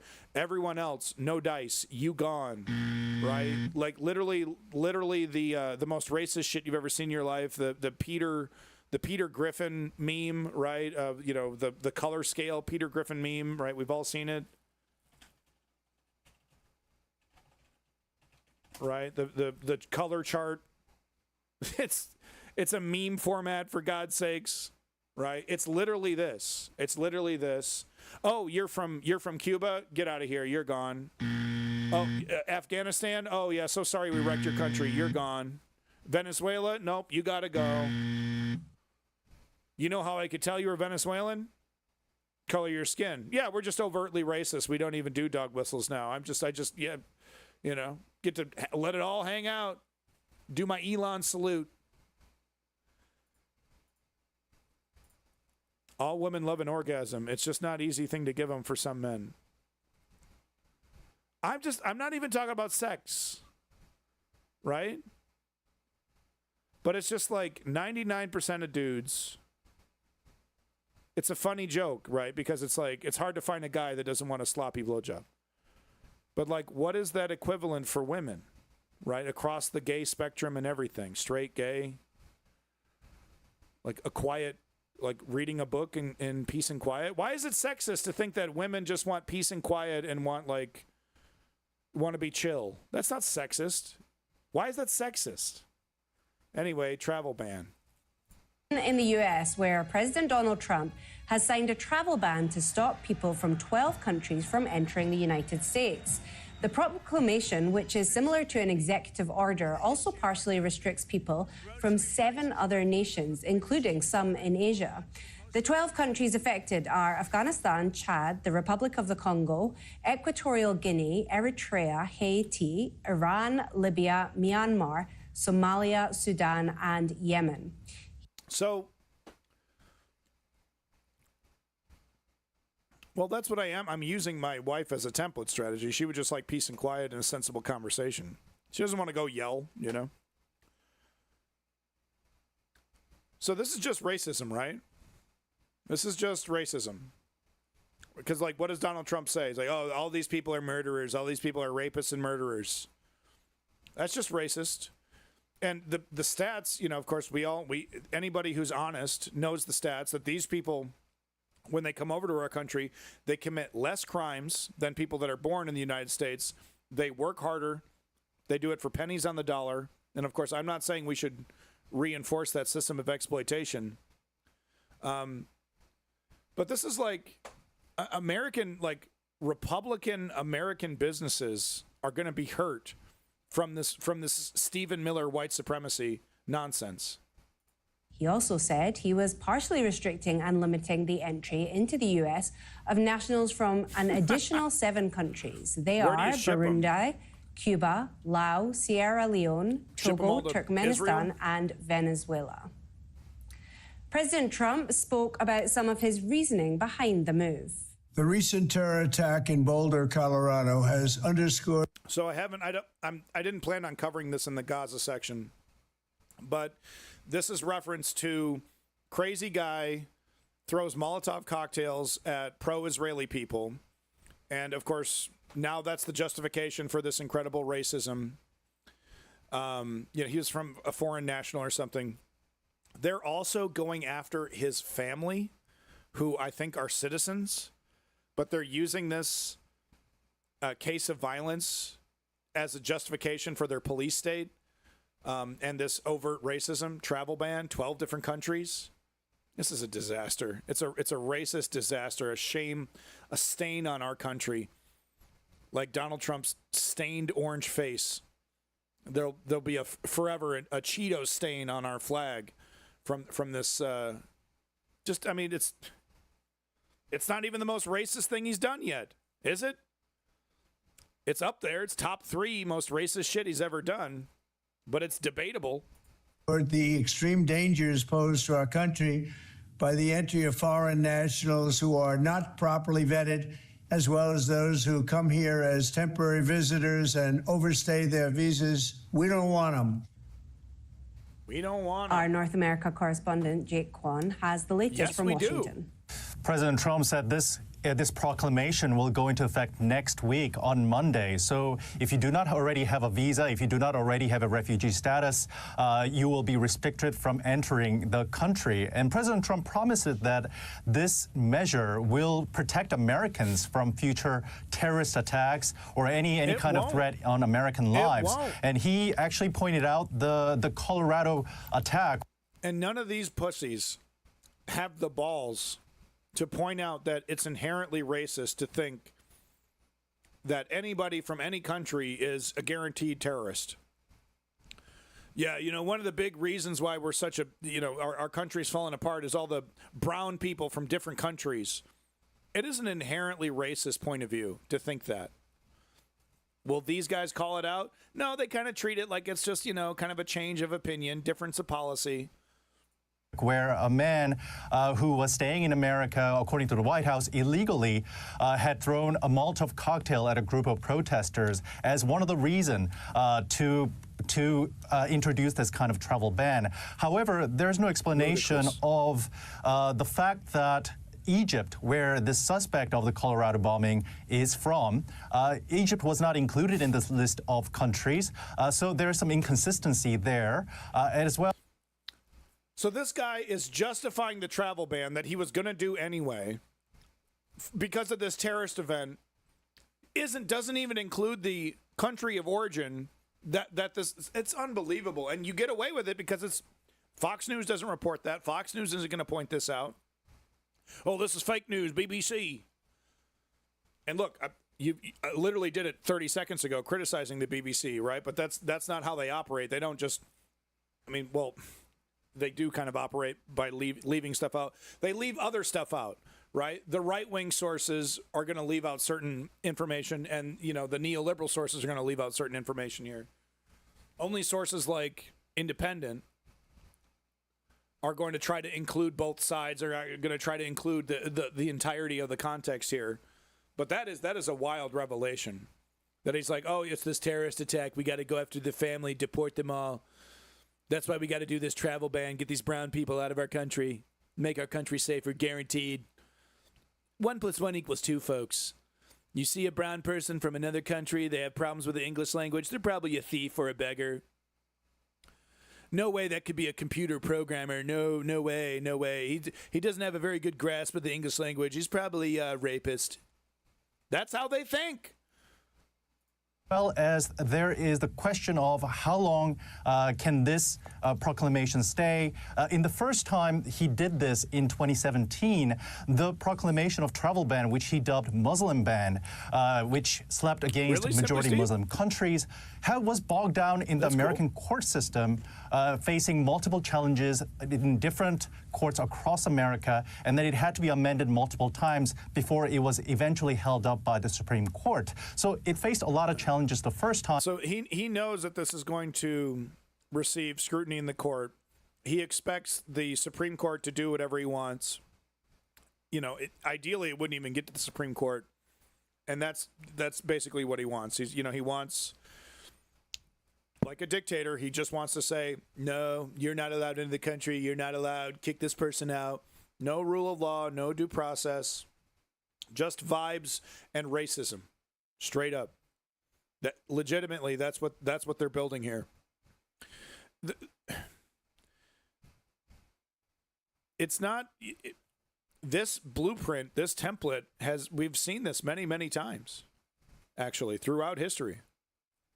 And it is expected to face similar challenges the second time, including political and legal.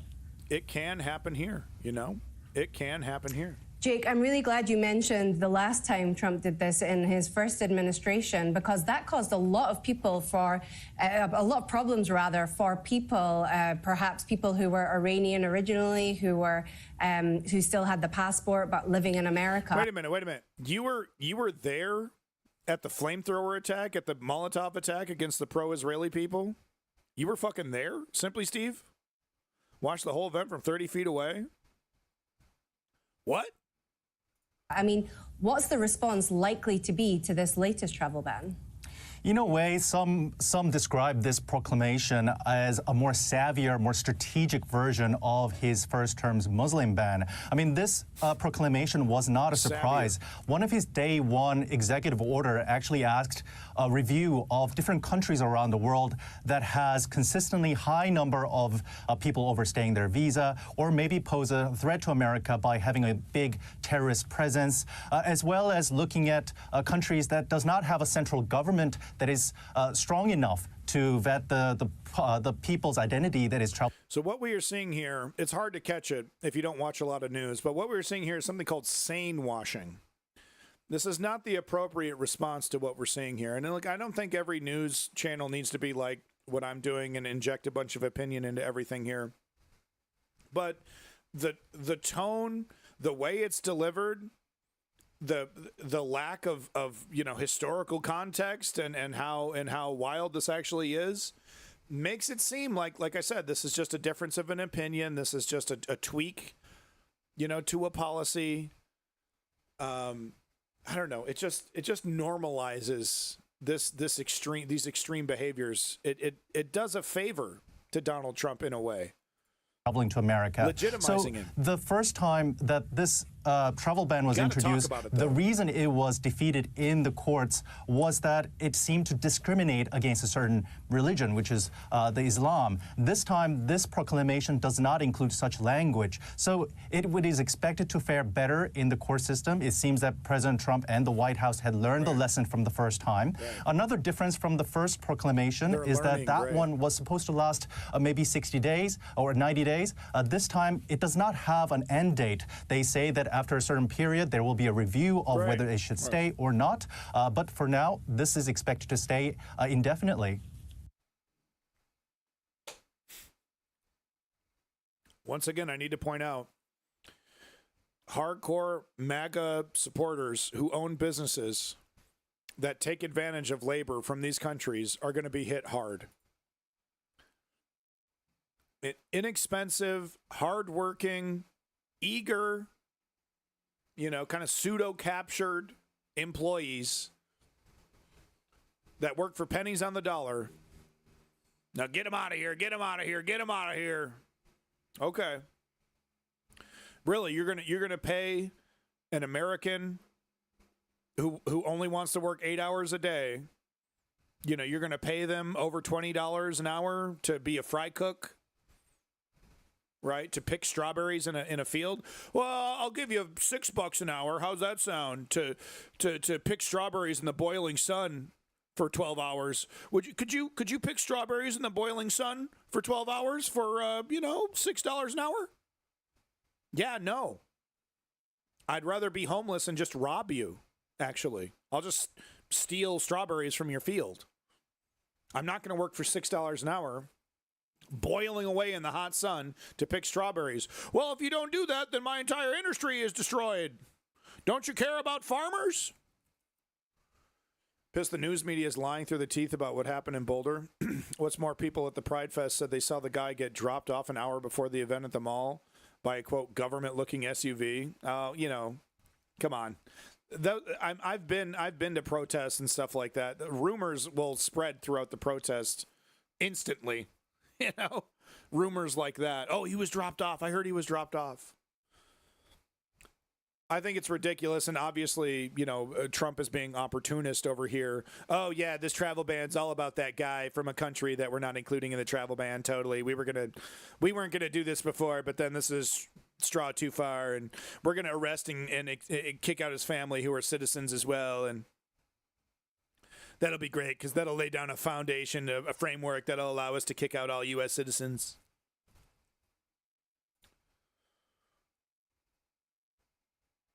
This was breaking when I was putting the stream together, so this was put out just a couple hours ago, 4 hours ago. We're not going to watch the whole thing. Big props to David Pakman. He's too friendly to the neoliberal Democratic establishment, but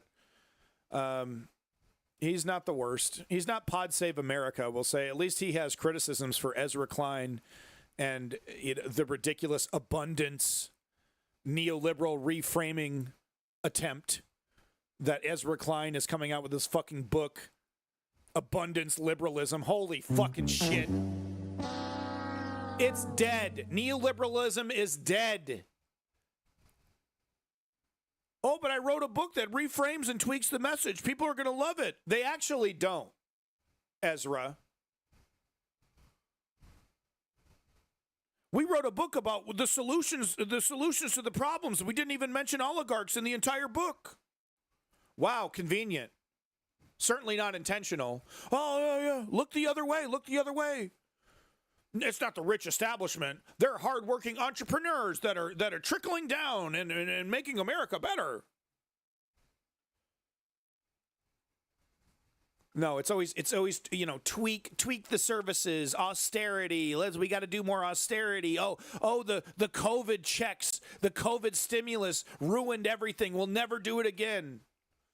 I swear to God, dude, we'll be in the throes of economic disaster, a fucking virus spread across the entire world before the United States even considers stimulus checks for regular people again. Financial analysts, even now, it's a damn stimulus, We gave people money, gave people a little bit of their taxpayer dollars. They don't mention the PPP loans that were forgiven, trillions of dollars, like billions at least dollars forgiven. No. It was the poor people that got like $2,000 checks. Oh, that fucked everything up. We'll never recover from that.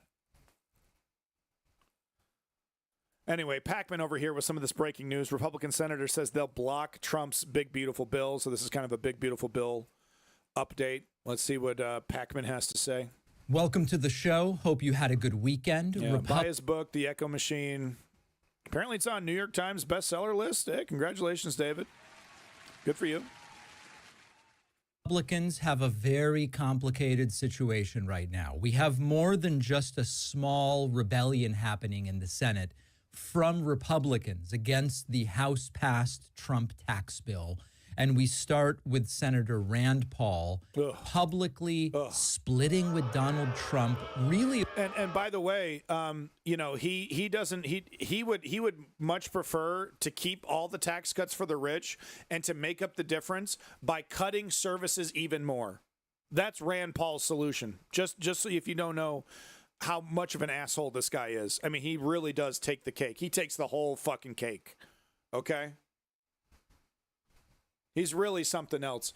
This man won't stop until people dressed in rags on the side of the street are begging by the thousands. I mean, he wants to create a pro-corporate libertarian paradise where it's dog eat dog, and if you can't afford medical care, fuck you. Die in a ditch. That'll make it cheaper for me. Literally what he believes in. I'm trying to say he's a very bad dude. And he's doing this for all the wrong reasons. He is correct, though, that the budget's going to explode.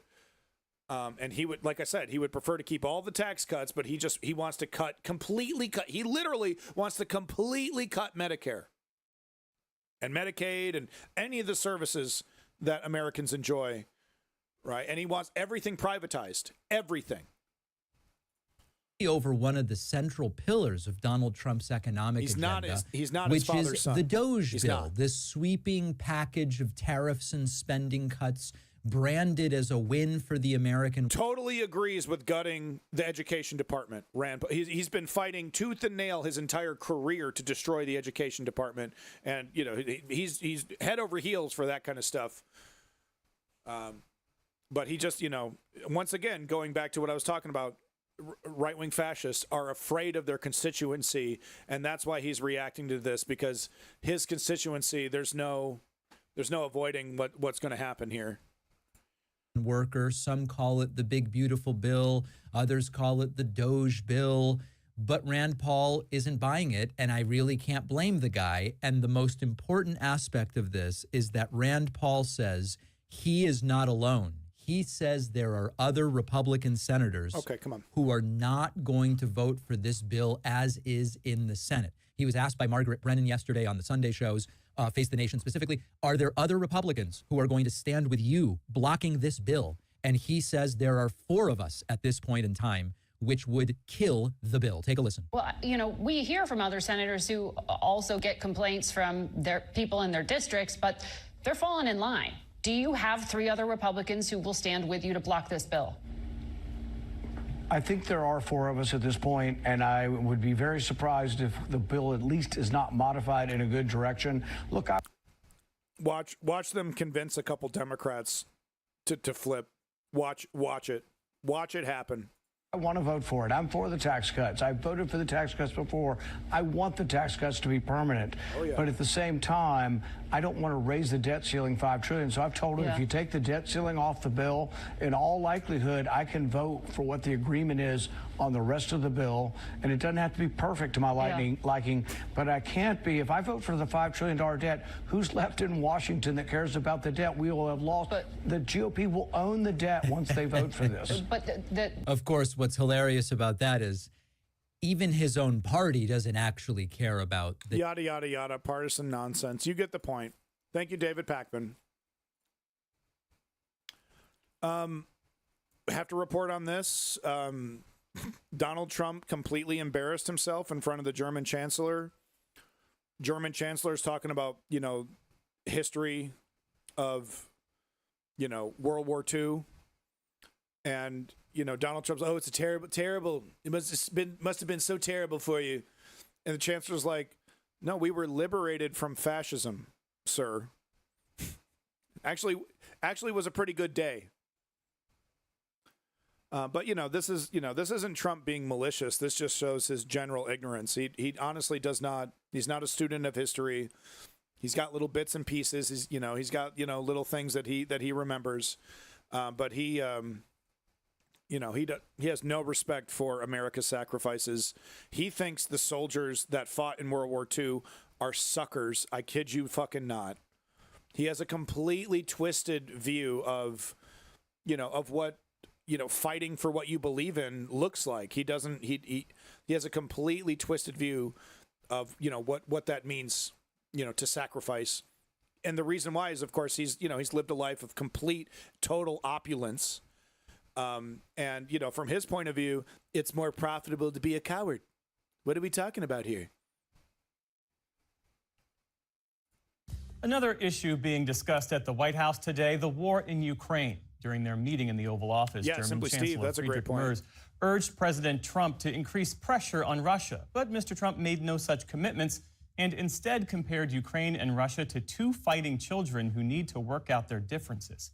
Nick Schifrin reports. Today in the Oval Office, an attempt to tie the U.S. to Europe by family. This is the birth certificate of Donald Trump's grandfather. And history. German Chancellor Friedrich Merz cited the U.S. support of Western Europe against the Nazis as a reason for the U.S. to side with Ukraine.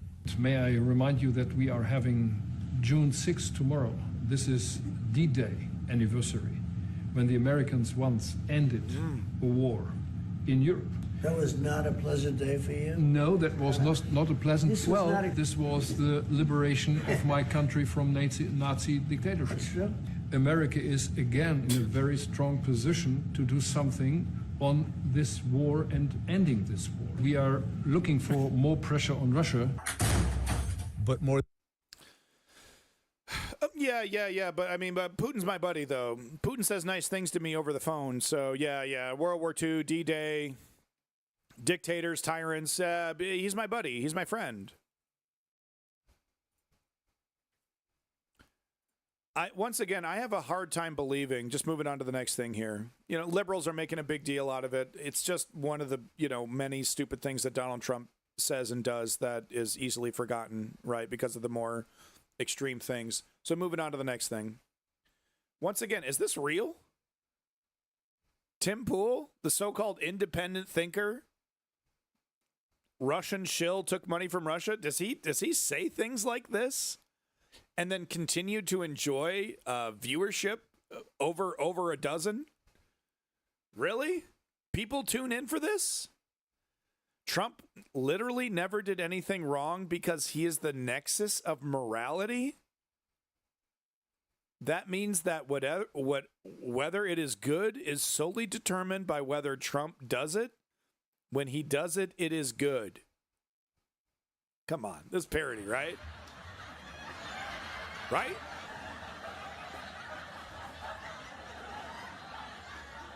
Look, man, you ever heard the word down bad? You know that term, down bad, when you're down bad, right? Like you're just like, you'll do anything for a person, right? You're really down bad for you're down for them. Has there ever been a more down bad person on planet Earth for anybody?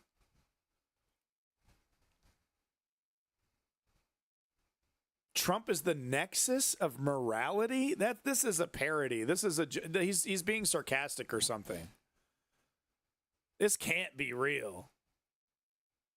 This can't be real, dude. In all the craziness with Donald Trump and, all the back and forth and the Elon and the drama and he's kicking people out and he's racist and ICE is invading the country and it's easy to miss what Europe has been saying about the United States, about what's happening to the United States.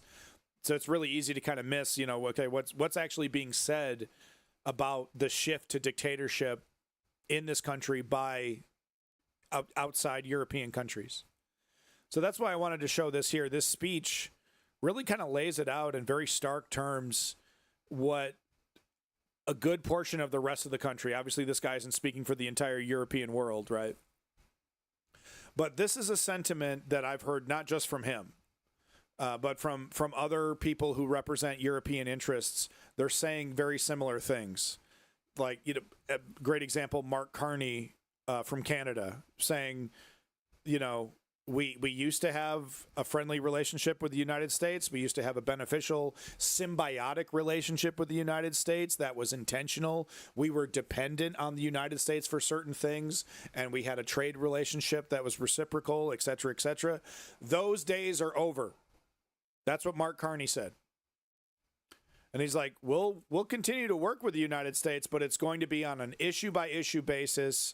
It's not going to be from a position of friendship, but a position of, cold, realpolitik, kind of, geopolitical realities. We're going to negotiate, be friendly negotiators, but we're not going to, you know, make incredibly friendly and generous deals like we used to because we were friends and neighbors. You know, now we're going to be very business oriented. So that's why I wanted to show this here, because this speech, we're not going to listen to the whole speech. But man, this guy, I mean, like, he really lays it out in simple and stark terms how bad the situation is. And, you know, and from his perspective, he's like, we can't ignore this. This isn't like the Bush administration where it was like embarrassing and we're getting a lot of people killed, but the neoliberal world order doesn't change. He's saying the neoliberal order is changing. We need to react to this, or else we're going to be, you know, caught defenseless, you know, from an angle that we didn't see coming. We need to start preparing for this. And what does that mean? That means dominance. The United States holding dominance over every geopolitical conversation is coming to an end. This means the dollar is going to be, you know, it's not going to happen overnight, but the respect of the dollar and the United States empire, all of it is going to be diminishing further. And the conclusion that Mark Carney has come to is soon going to be the conclusion that the rest of Europe comes to, and it will affect NATO. It will affect economic deals, trade deals. It will affect conflicts like Ukraine, but future conflicts. You know, Israel. You know, the obligations to get behind Israel to curry America's favor will reduce. So many, I mean, I could go on and on and on. Maybe not, because I'm not that smart, but just trust me, hundreds, possibly thousands of externalities of different, you know, different ramifications, different things that are going to happen because of Donald Trump's actions. And we're not even half a year in. And Europe is saying this is too serious, you know, and like Europe is saying we have to act now. We can't just wait for another election. Is there going to be another election in the United States? We need to act now, because it's going to take several years for the changes that we make now to actually start going into effect. That's how, you know, geopolitics works. What does this mean? This means the American way of life. If you're an American and the things that you enjoy, things are going to change. The grocery store is going to look different. Your dollar is going to go even less.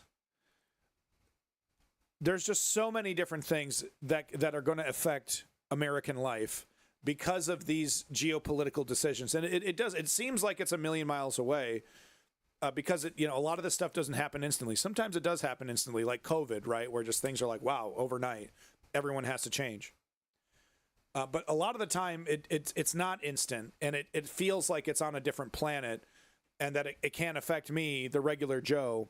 It absolutely does affect the regular Joe, and that's what I'm trying to say is that the trends that I'm seeing, in a couple of years from now, we're going to be having some very hard conversations about American economic power, military power, geopolitical power being downgraded, that being a reality, and how that is affecting American lives, regular people's lives in general. Okay, we will be having those conversations in a couple years because of what I'm seeing right now.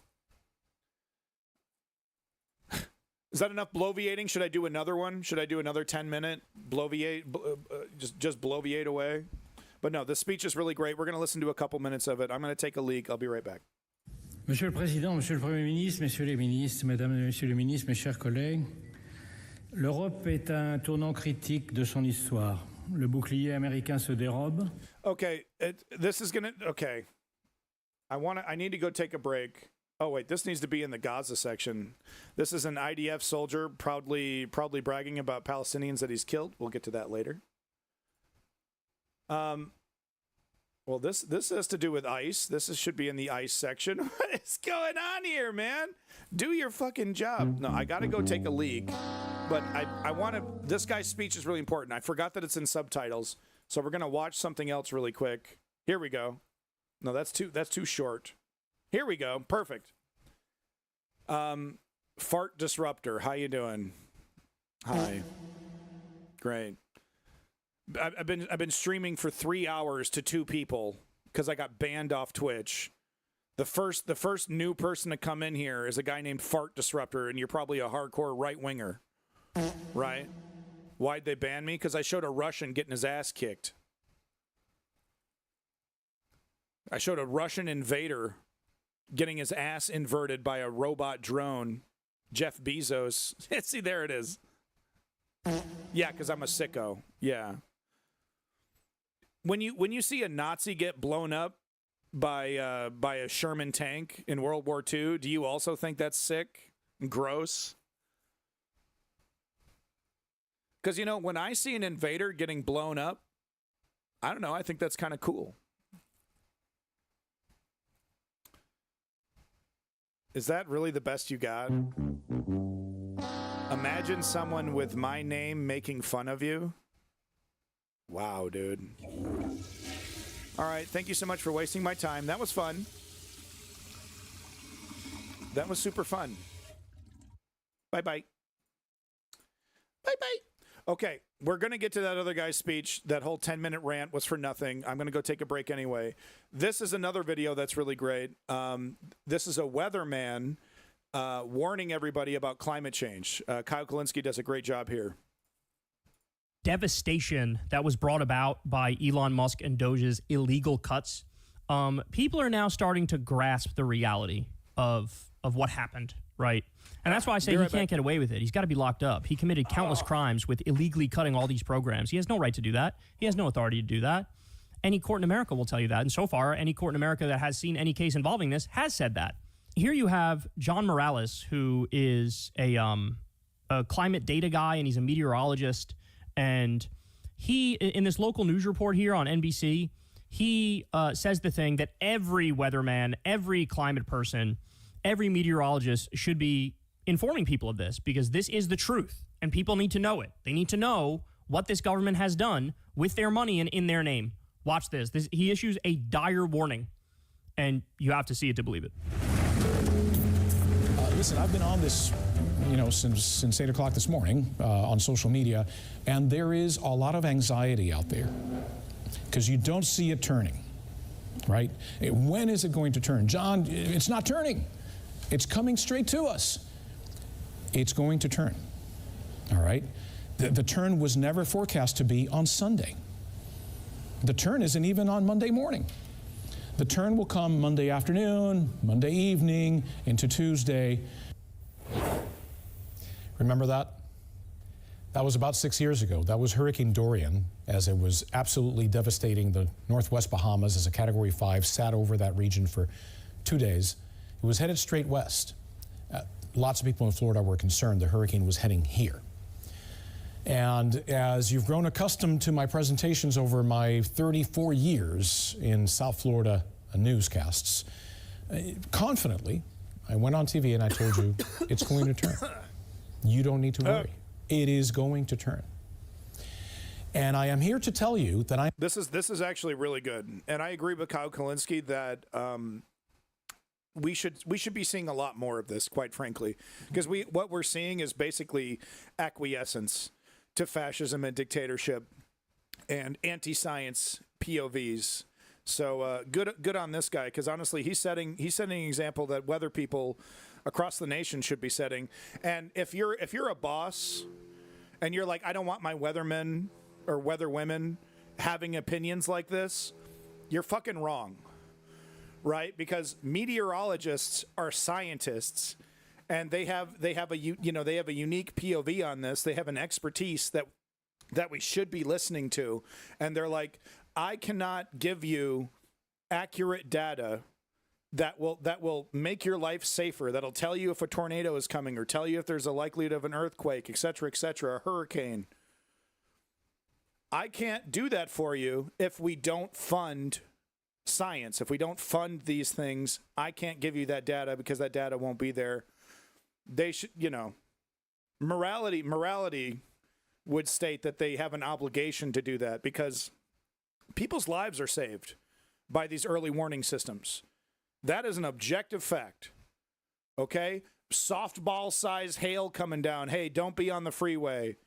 That shit, you'll get into a car accident, which does happen. You know? We got it. He came back. His alternate. Look at this. Lib-turd exterminator. Oh my goodness. So pathetic. Right, and you would say I have Trump derangement syndrome. Meanwhile, you literally identify as a person who's supposed to like trigger the libs. That's your entire personality. Could you imagine if I wore a shirt that said, I make Trump supporters angry? How fucking cringe that would be. I know exactly who you are, you piece of shit. Don't try to play your ridiculous games. Right. Okay. Welcome to the trash heap. I don't have debates with feces. You know what I mean? I don't have conversations with the bag of garbage that I bring out to the curb. You know what I mean? I just I bag you up, put you in a can. Okay. Then I close the lid. Right. Thank you, Ribbons, for sticking around here. I appreciate any lurkers, anybody that's sticking around. Thank you for putting me on your second screen and giving me that view. I fucking desperately need it right now. I'm hurt, man. That Twitch ban is nasty. I really have gotten used to having a more active stream, and I'm not criticizing anybody in the stream right now, but I have gotten pampered to a stream that's more reactive, so it kind of reminds me of the old days. So what I'm trying to say is that I'm sorry, so sorry, Jeff Bezos, please forgive me. I'm sorry I showed a Russian getting his fucking dick blown up by a drone. I'm so sorry. I'll never do it again. Yeah, 15 or something, you know. I think less than that. I think I have one more week, Ribbons. But, you know, I got to follow TOS, you know. It's not my, you know, if I want a more free Twitch, I got to make a better Twitch. And I don't, you know, maybe I can do that with AI now. ChatGPT, make me Twitch. Beep, boop, beep. For $5.99 a month, I get to make Twitch. Sounds like actions have consequences. Let me guess. R-Type Delta. By the way, I love R-Type Delta, and I think it's disgusting that a piece of shit like you is running around calling themselves R-Type Delta. It's a masterpiece. You don't deserve to put that title in as your name. But let me guess. You're a free speech guy, though, right? Right? You're a free speech guy? No, not for you. Not for you. Let me guess, you've told people in the past, you've told other human beings that you're a free speech absolutist, right? Right? Admit it, R-Type Delta. Brilliant game that you don't deserve to be even even remotely associated with. Yeah, there it is. There it is. Right. I agree with that. No, I agree with that. I do. I don't really have a choice in this matter to not agree with it, but I do agree with that. Yeah. I'm not sure I can do that this year. But once again, R-Type, you don't get it. I agree that actions have consequences, and private organizations are allowed to implement whatever consequences they want for whatever free speech. But the argument that what I'm making fun of you for is the support of free speech, but then you also cheer on private corporations banning news, literally news. It's actually newsworthy to show what our tax dollars are doing to Russians on the front lines. Once again, I'm not arguing that that's not the argument. You're intentionally direct. You think you have a slam dunk, and you have nothing right now. You have fucking hot air. Is this your third alt account, by the way? He really wants to have this argument. But no, the argument is that you believe in you claim to be a free speech absolutist because you're a right-wing douchebag. Meanwhile, any left-winger who gets banned for anything even a newscaster reporting news, cheer it on. Yeah, woo, yeah, I'm a free speech absolutist that believes in banning speech. Admit it. Yeah, you'll never admit it. But you're a right-wing douchebag. 3 alt accounts on Kick? Jesus. I mean, talk about being banned. The only losers and refugees hang out on Kick.com. I'm a crazy person. No, I'm actually wasting my time having a discussion with you, so we're just going to go ahead and do that. 3rd alt account, folks. 3rd alt... I am... Yeah, okay. 3rd alt account. Bye-bye. 3 times. 3 times. Keeps coming up. Keeps coming up the pipes. You're crazy. I'd never claimed that I'm a free speech absolutist. I'm only a right-winger that's defending right-wing points of view. But I've never said that. I mean, it's true. Anyway, we're done with that. Back to the weatherman here. I want to let him finish what he has to say. And like I said, I really do feel like, especially those like people from NASA. I've mentioned this before. No. You don't want to do ban evasion. They have systems to easily detect that. They know exactly when you're doing it. So that's a good way to get perma-banned. Anyway, back to the weatherman here. I do feel like scientists have an obligation to speak the truth about how Trump and his cronies are making us all less safe by cutting all this funding. Because of the cuts, the gutting, the sledgehammer attack on science in general, and I could talk about that for a long, long time, and how that is affecting the U.S. Leadership in science over many years, and how we're losing that leadership, and this is a multi-generational impact on science in this country, all right? But specifically, let's talk about the... Oh, no, is this number 4?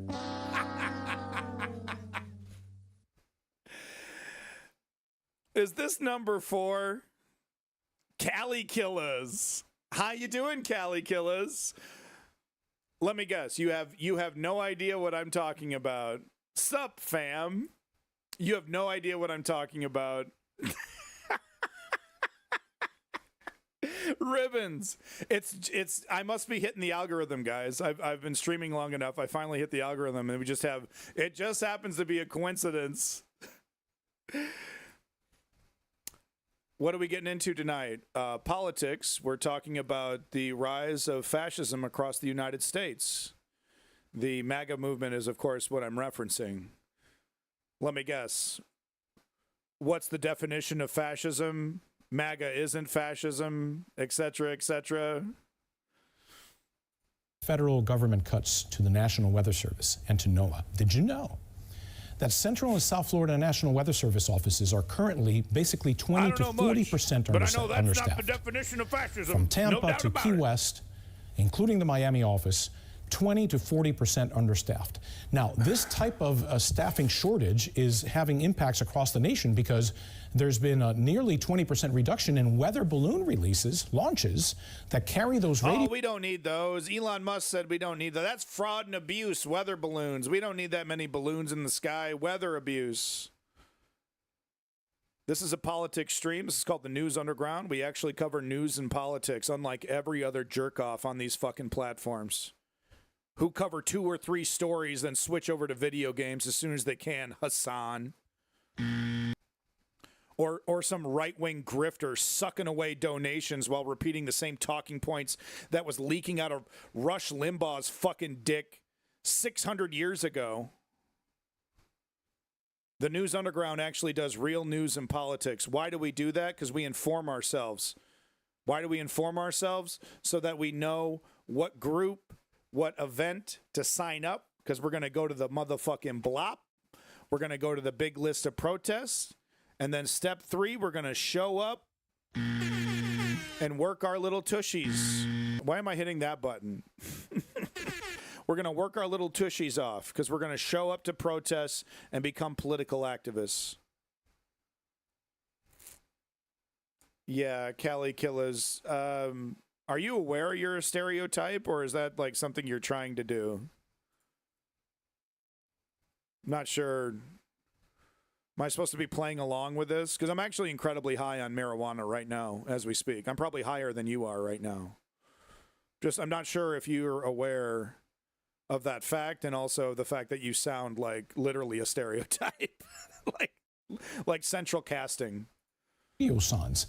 And what we're starting to see is that the quality of the forecasts is becoming degraded. I told you this was going to happen. Yeah, I took a piss and then smoked a massive bowl from my bong with hash in it. So I'm actually incredibly stoned right now. It's the only way I can get through the news, man. That's dope. It's really not. I'm addicted and I need to quit desperately.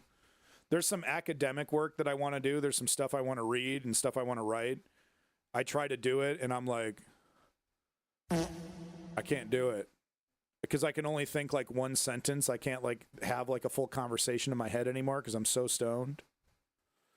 So don't do drugs, kids.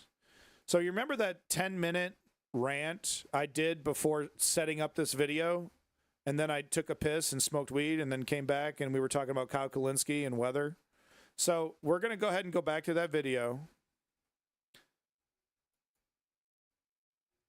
This is a very important speech, and it basically, like I said before, this gives us a little window as to how the rest of the European democratic world is currently viewing the United States' lurch into fascism. And they're taking it very seriously, and yes, it will affect Americans at home.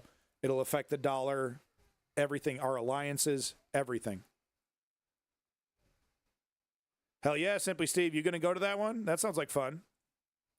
Monsieur le Président, Monsieur le Premier ministre, Messieurs les ministres, Mesdames et Messieurs les ministres, mes I'm all about that paper. chers collègues, l'Europe est à un tournant critique de son histoire. Le bouclier américain se dérobe, l'Ukraine risque d'être abandonnée, la Russie renforcée. We're listening to this Washington est devenu la cour de Néron. This guy's nailing it. Un empereur incendiaire, des courtisans soumis et un bouffon sous kétamine chargé de l'épuration de la fonction publique. C'est un drame pour le monde libre, mais c'est d'abord un drame pour les États-Unis. 100%. Le message de Trump est que rien ne sert d'être son allié puisqu'il Yeah, and this is actually explicit too. He's not even really being hyperbolic. I'm not allowed to say that.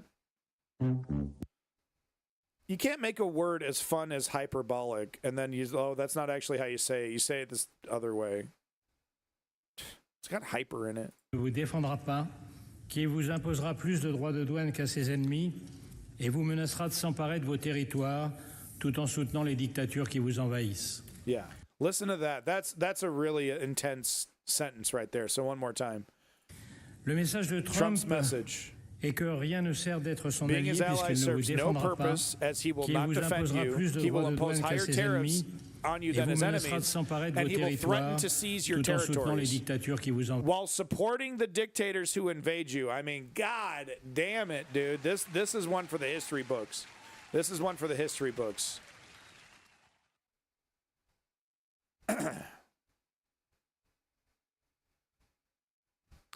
Go ahead and put a 1 in the chat if you want me to flush Cali Killers. I'm happy to oblige.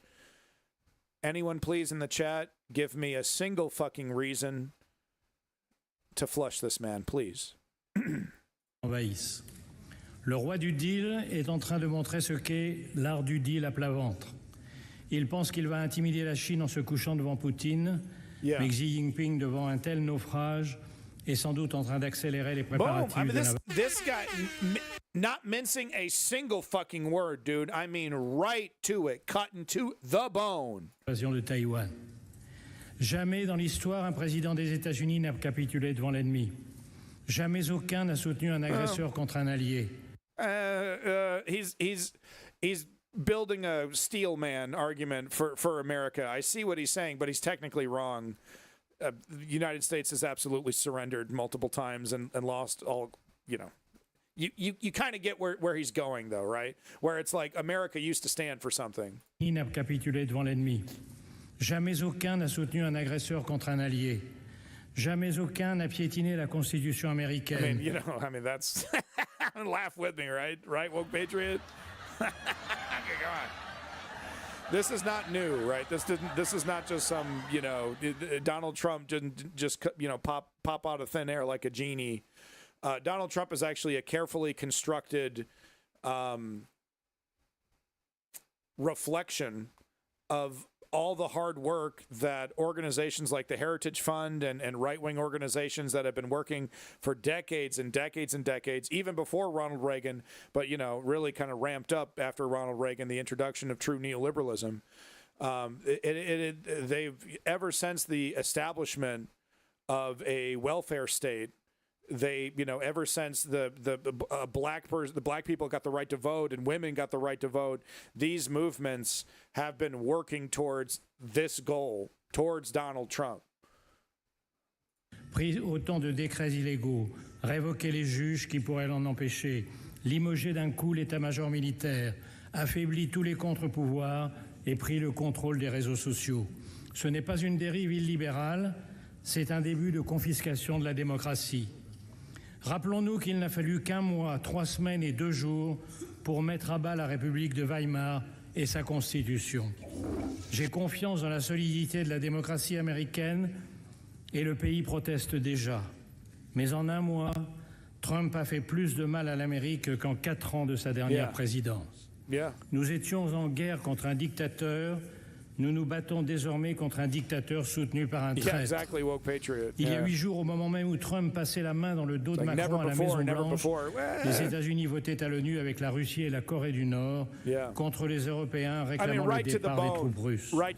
2 jours plus tard, dans le bureau ovale, le planqué du service militaire donnait des leçons de morale et de stratégie au héros de guerre Zelensky avant de le congédier comme un palefrenier en lui ordonnant de se soumettre ou de se démettre. Because he is. No, Zelensky's the right man for the job. He's the right man for the time. He is a hero. He is brave. He's not perfect. He had connections with an oligarch to win the election. He didn't do that on his own. But he has proven himself to be the right man for the time. And like I said, I think personally Zelensky is one of the linchpins right now holding Western democracy together. Because what happens to Western democracy if Russia wins? Right?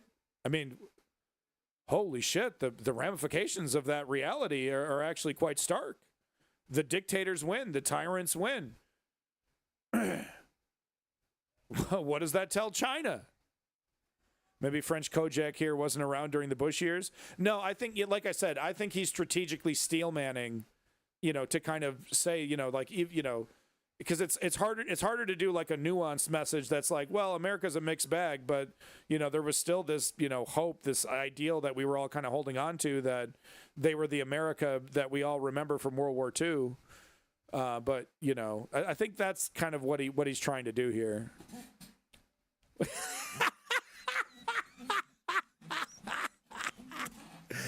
This motherfucker with a 5th account. 5th account, folks.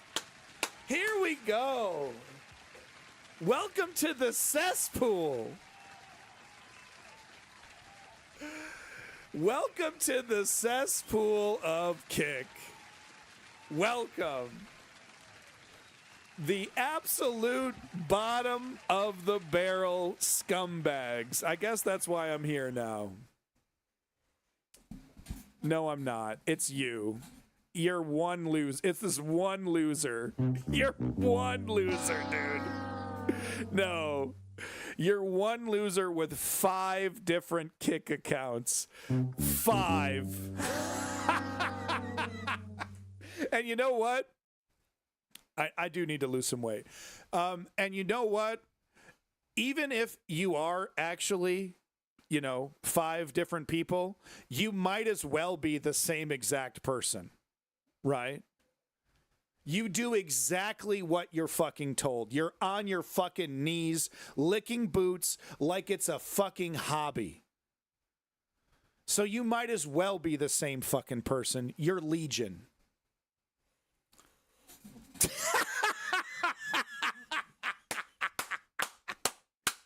Yes.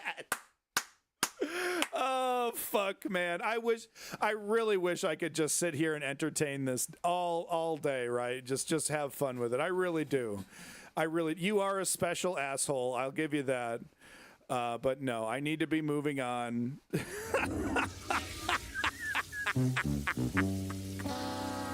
I'm supposed to be afraid of this.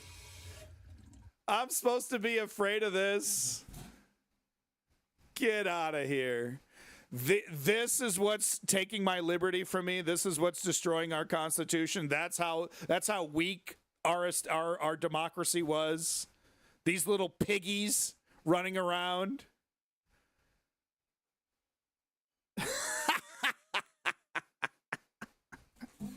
Please have a sixth account. Please have a sixth account. Please. I'm having a hard time saying sixth. Please have number 6. Come on, baby. Come on. Give me number 6. Oh, Ribbons, and Woke Patriot, we're losing. We're losing to these mediocre masturbators. We're losing to them. And that's a serious fucking problem. People ask me, why are you angry? Why are you angry? Right? It's like, that's one of the reasons. You know what I mean? These mediocre, crusty masturbators are destroying democracy right in front of our fucking face, and we're just standing there. If that isn't enough to make you pissed, then honestly, I don't think anything really would. You just go along to get along, right? I don't really care if I live in a dictatorship. I just go to work and then I go home, and then I wake up and I go to work. And then one day I woke up and I was a cockroach, but I made it to work on time.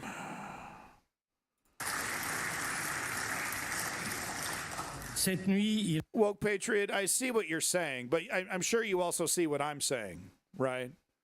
Because I agree with you, but surely you would also agree with me that when it comes to political power, when it comes to political capture, media, etc., the positions of power, it's right wing. It's right wing, right wing, right wing. Right? But yeah, no, they're on the same ship. They're on the same train. They're all on the Titanic with us. Yes, we got number 6. Number fucking 6. Here we go, guys. Gay boy.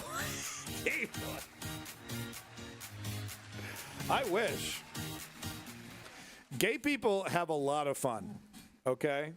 Let's just be real about that, okay? That just sucks. That just sucks. All right, number 6, folks.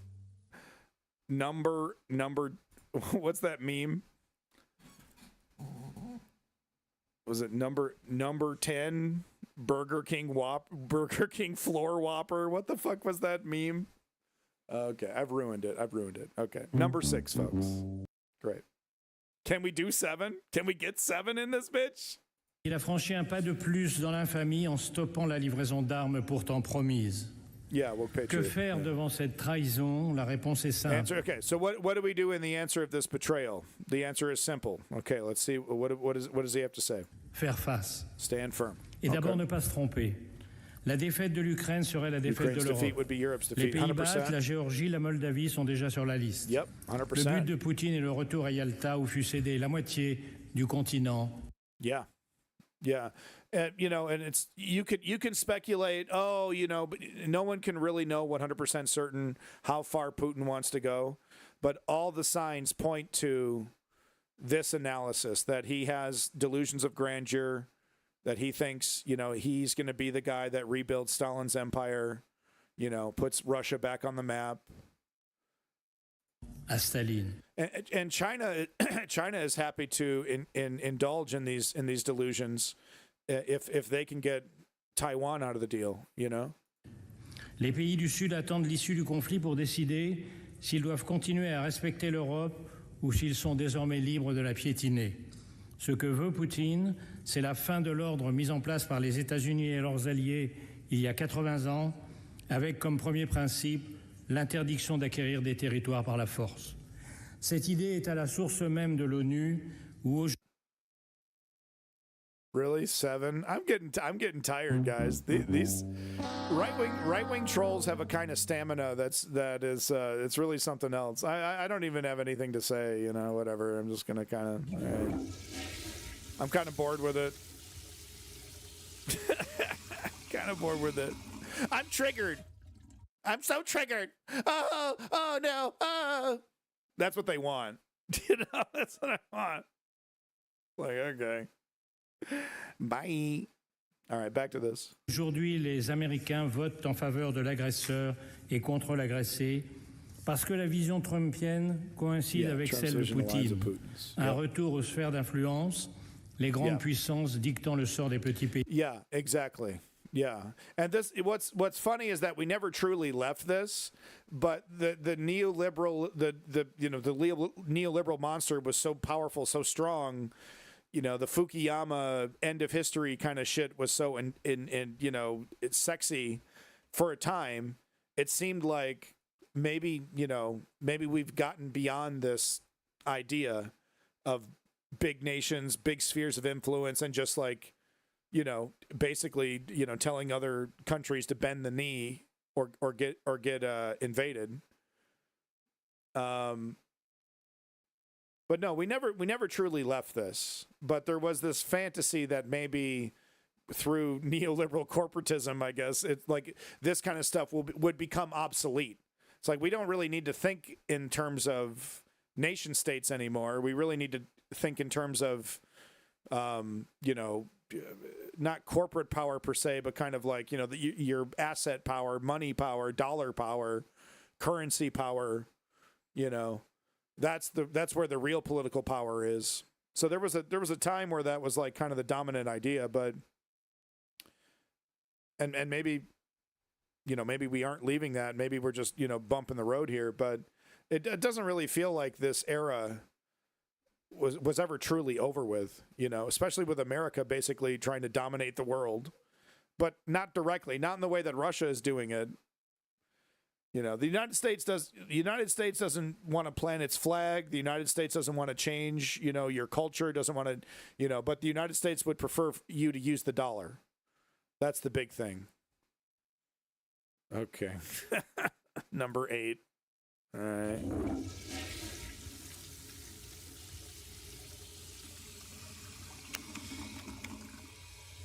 Moving on. À moi, le Groenland, le Panama et le Canada. À toi, l'Ukraine, les pays baltes et l'Europe de l'Est. Yeah. À lui, Taïwan et la mer de Chine. Yeah. On appelle cela, dans les soirées des oligarques du golfe de Mar-a-Lago, le réalisme diplomatique. Yeah. Amazing. To the bone. Nous sommes donc seuls. Same here, Simply Steve. Mais le discours selon lequel on ne peut résister à Poutine est faux. Contrairement à la propagande du Kremlin, la Russie va mal. Big time. En 3 ans, la soi-disant deuxième armée du monde n'a réussi à grappiller que des miettes d'un pays 3 fois moins peuplé.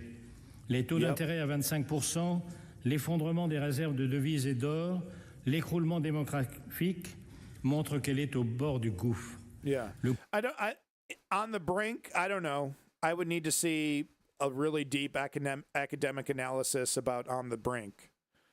Are they hurting? Absolutely. Can they keep this pace up forever? Certainly not forever, but can they keep it up in the next 1 to 5 years? Seems very unlikely. Seems very, very unlikely. You know, with the right diplomatic push on China, right? Of course, not capitulating with Taiwan, right? Still having Taiwan's back, but being like, look, we can sweeten the deal. If you agree to stop helping the Kremlin, because we know that's what you're doing. Obviously, half the electronics in these drones are Chinese chips. You know, you could apply diplomatic pressure to China to encourage them to stop helping Russia, and, you know, of course, pouring on the military support to continue embarrassing the Russian military. Le coup de pouce américain à Poutine est la plus grande erreur stratégique jamais commise lors d'une guerre. Le choc est violent, mais il a une vertu. Les Européens sortent du déni. Ils ont compris en un jour à Munich que la survie de l'Ukraine et l'avenir de l'Europe sont entre leurs mains et qu'ils ont 3 impératifs.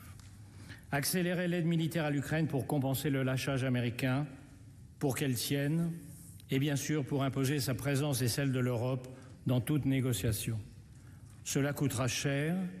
Il faudra en terminer avec le tabou de l'utilisation des avoirs russes gelés. Yeah. Il faudra contourner... Which I've never understood. This refusal to touch all these frozen Russian assets. What are we talking about here? That should have been day one shit. Like, we're talking about economic sanctions and everything, but oh no, well, that was technically someone else's property, and that property rights supersede all other rights, including human rights. I mean, after Bucha, there shouldn't have been a single conversation about using these resources to help Ukraine, and yet, a lot of countries are still holding on. Oh no. It's a joke. Les complices de Moscou à l'intérieur même de l'Europe par une coalition des seuls pays volontaires, avec bien sûr le Royaume-Uni. En second lieu, exiger que tout accord soit accompagné du retour des enfants kidnappés, des prisonniers et de garanties de sécurité absolue. Après Budapest, la Géorgie et Minsk, nous savons ce que valent les accords avec Poutine. 100%. Ces garanties passent par une force militaire suffisante. No, and that's the only way to negotiate right now with Russia. And that's not our fault. That's the fault of Russia. That's the God. That is that's their decision. This is how Russia has chosen to engage with the rest of the world. This is the only language that they understand is a military response. Pour empêcher une nouvelle invasion. Enfin, et c'est le plus urgent, parce que c'est ce qui prendra le plus de temps, il faut rebâtir la défense européenne négligée au profit du parapluie américain depuis 1945 et sabordé depuis la chute du mur de Berlin. C'est une tâche herculéenne, mais c'est sur sa réussite ou son échec que seront jugés dans les livres d'histoire les dirigeants de l'Europe démocratique d'aujourd'hui. Yeah, Friedrich Merz. We so often forget that. It's so easy to become myopic in terms of, how will history view us. But that is so true. We're making decisions now that will go down in the history books. Vient de déclarer que l'Europe a besoin de sa propre alliance militaire. C'est reconnaître que la France avait raison depuis des décennies en plaidant pour une autonomie stratégique. Il reste à la construire. Il faudra investir massivement. Renforcer le Fonds européen de défense hors des critères d'endettement de Maastricht, harmoniser les systèmes d'armes et de munitions, accélérer l'entrée dans l'Union de l'Ukraine, qui est aujourd'hui la première armée européenne, I agree. Penser la place et les conditions de la dissuasion nucléaire à partir des capacités françaises et britanniques, relancer... I think that was a very academic way of saying consider giving Ukraine nuclear weapons. It's like, no, I definitely don't think that's a good idea. Les programmes de boucliers antimissiles et de satellites. Le plan annoncé hier par Ursula von der Leyen est un très bon point de départ. Et il faudra beaucoup plus. L'Europe ne redeviendra une puissance militaire qu'en redevenant une puissance industrielle. En un mot, il faudra appliquer... And this is huge. He's talking about completely, reconfiguring the military stance of the European Union. This is huge. Le rapport Draghi, pour de bon. Mais le vrai réarmement de l'Europe, c'est son réarmement moral. Nous devons convaincre l'opinion face à la lassitude et à la peur de la guerre, et surtout face aux comparses de Poutine. L'extrême droite et l'extrême gauche. Ils ont encore plaidé hier à l'Assemblée nationale, Monsieur le Premier ministre, devant vous, contre l'unité européenne, contre la défense européenne. Ils disent vouloir la paix. Ce que ni eux ni Trump ne disent, c'est que leur paix, c'est la capitulation, la paix de la défaite, le remplacement de De Gaulle-Zelensky par un Pétain ukrainien à la botte de Poutine. La paix des collabos qui ont refusé depuis 3 ans toute aide aux Ukrainiens. Est-ce la fin de l'Alliance Atlantique?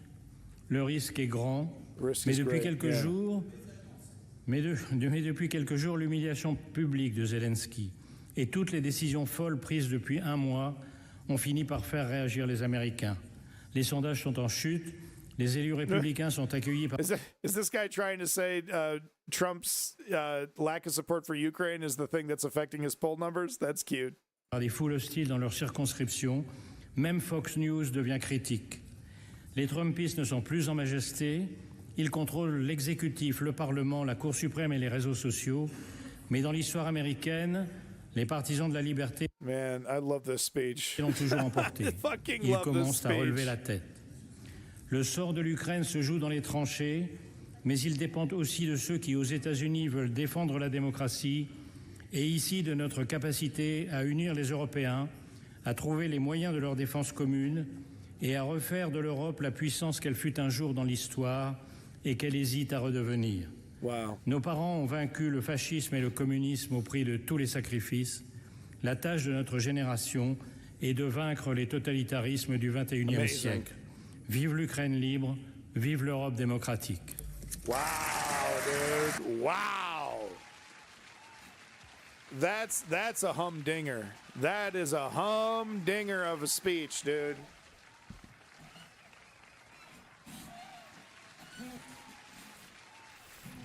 That is a humdinger of a speech.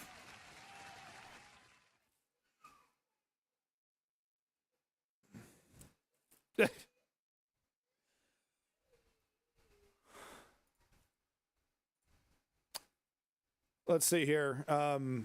Moving on to the next thing here in our USA coverage. This little exchange really is quite telling on Morning Joe here. Let me kind of zoom this in for you here.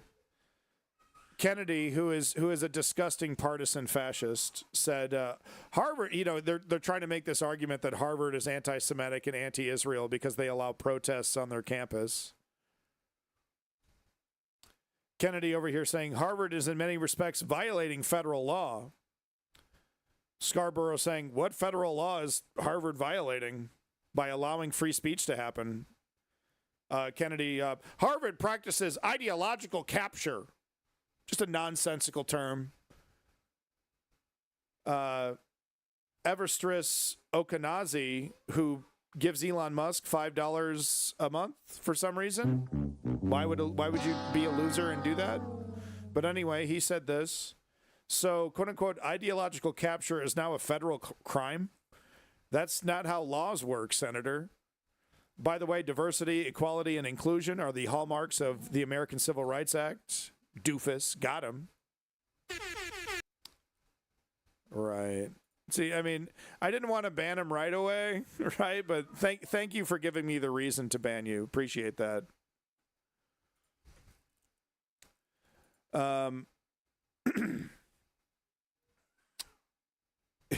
He is helping me lose my train of thought, though. But no, this is just fascism 101. Right? It's not about Israel. It's not about anti-Semitism. It's funny. Most of these guys are full-blown anti-Semites, like we see in the chat. That's super ironic, right? The loudest, most ardent defenders of Israel right now are some of the biggest, most popular anti-Semites in America. I shit you not. And the reason is that they're crypto-fascists. They understand the value of what Israel is creating, right? Because what is Israel creating? They're creating an environment where you're not allowed to criticize. They've always cultivated this, but they want complete capture of free speech in the United States. And that's Kennedy's happy to do it. Free speech in America? No. All for another country, all in allegiance for another country. Why? Because they give them, tens of thousands of dollars. That's it. That's why. Literally, that's it. makes his job easier, right? Because if he's rah Israel, then there's a certain amount of money he's guaranteed to have. He'll get money in his private life and money in his political life, just poured into his coffers. All he has to do is support a genocide of a bunch of brown people that he doesn't care about, right? So that's why you see it's a lot of people are like, oh, Kompromat, Israel has some Epstein stuff on them, and it's like, yeah, maybe that's true for some of these guys, but for a lot of them, it's just laziness. like, well, it's free money. You know, I don't, you know, they don't fight against me. They get off my back. And if I go rah and be a cheerleader, I get all kinds of money sent to me for free. Makes my job easier. They do ads for me in my districts, right? They help me win elections. So it's just a lazy way to up your political career. You know, fuck human rights, fuck morals, you know. I mean, don't make them laugh, you know.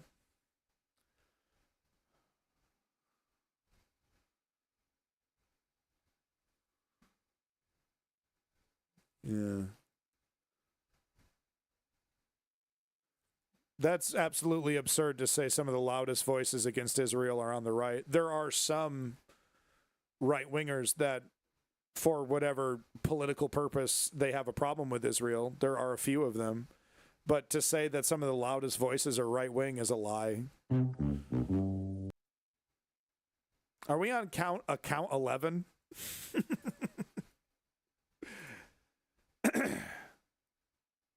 Okay.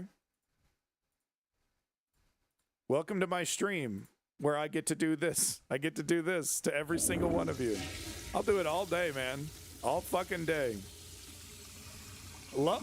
I love clicking that button, okay?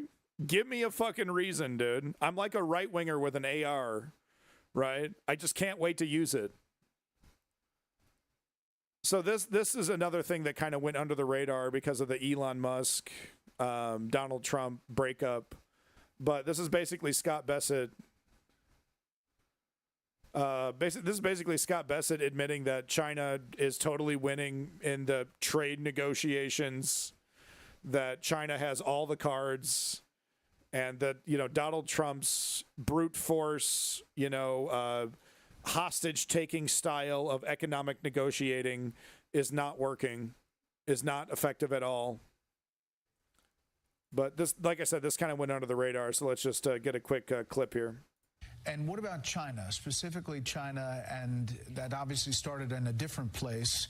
How can you characterize those talks now? I would say that they are a bit stalled.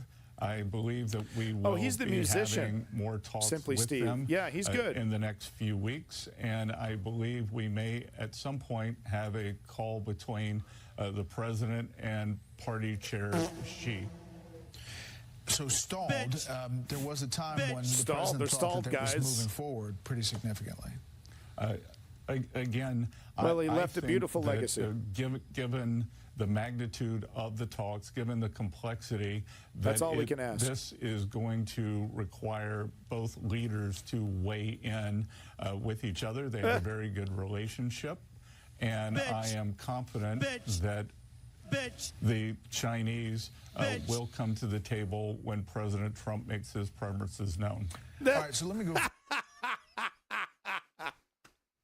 Look, it might be you're like, if you're not watching a lot of news, if you're not paying attention, this is completely embarrassing, right? If you're like one of these right-wing dickheads that, you know, that's jerking off and jumping into lefty streams to troll them and trigger them, you might not be able to keep up with how he's lying. But this is because what is this admitting? That this whole strategy to force China, you know, to tough negotiating, force them into a position. We're not only are we negotiating, the deal is almost done, right? According to Trump, it's, you know, just a couple weeks away.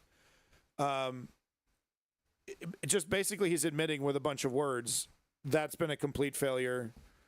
And by the way, you know, as prices go up on goods imported from China, you know, we're just going to continue with this failed strategy while you pay more. Wow. I definitely agree with Vosh, who makes the argument that engaging with the partisan right wing, debating with them, is almost completely pointless, you know, outside of entertainment, outside of masturbation, right?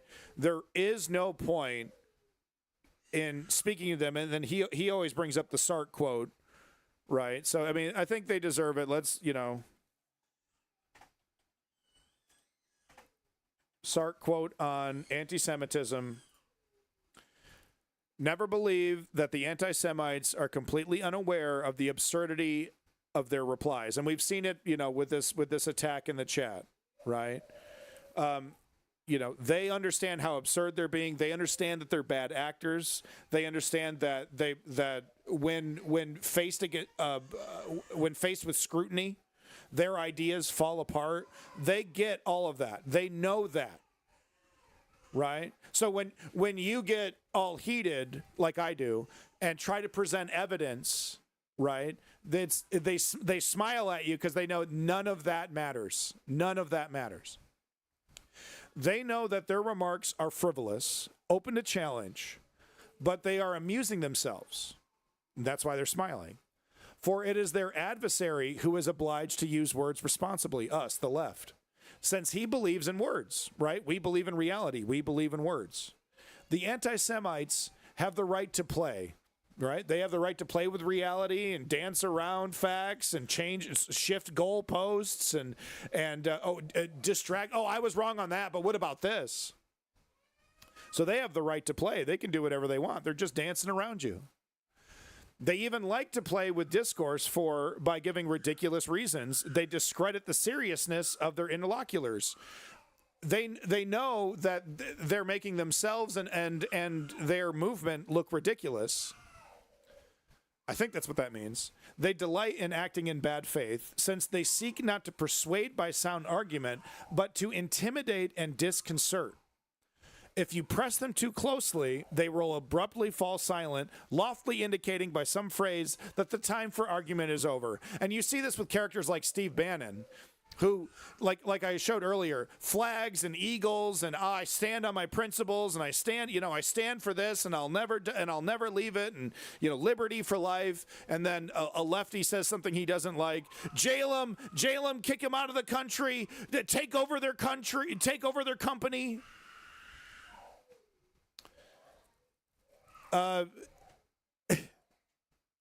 This right-wing bad actor is repeating the lie that Sart was a pedophile, when in fact, if you look up the allegation, it was because Sart was doing some research about sex and stuff like that. It's taken completely out of context. Sart is not a pedophile, but that doesn't matter, right? We don't need reality, right? They have the right to play.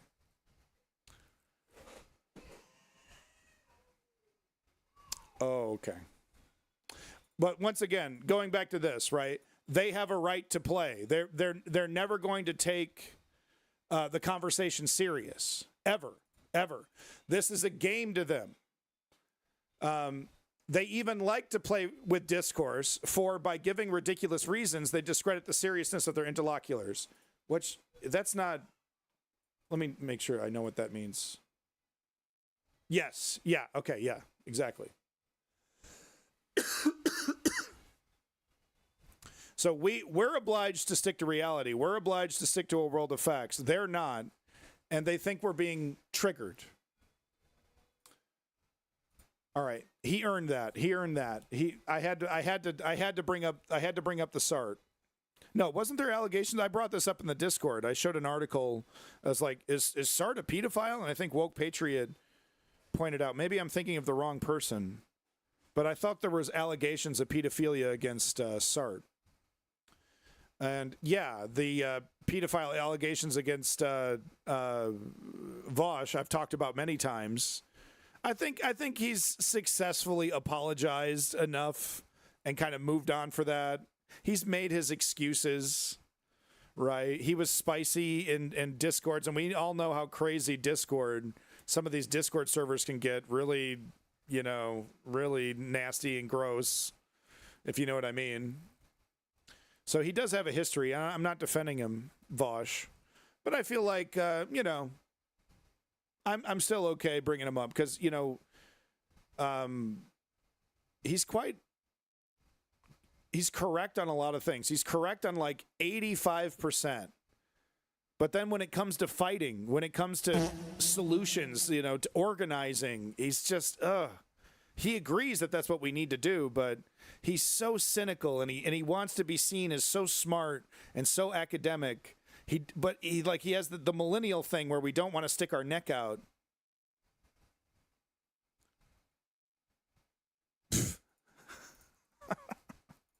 You know what I mean? It's like, it seems like he wants to wait for a sure thing. Vosh. I don't know. When I hear him talk, Vosh, I don't hear him, I don't hear the desire to fight. From Vosh, I think his advice right now is to kind of wait in the cut, chill, wait, maybe participate and organize if you want, but it's not, there's really no hope in fighting against this right now, and kind of wait for our moment.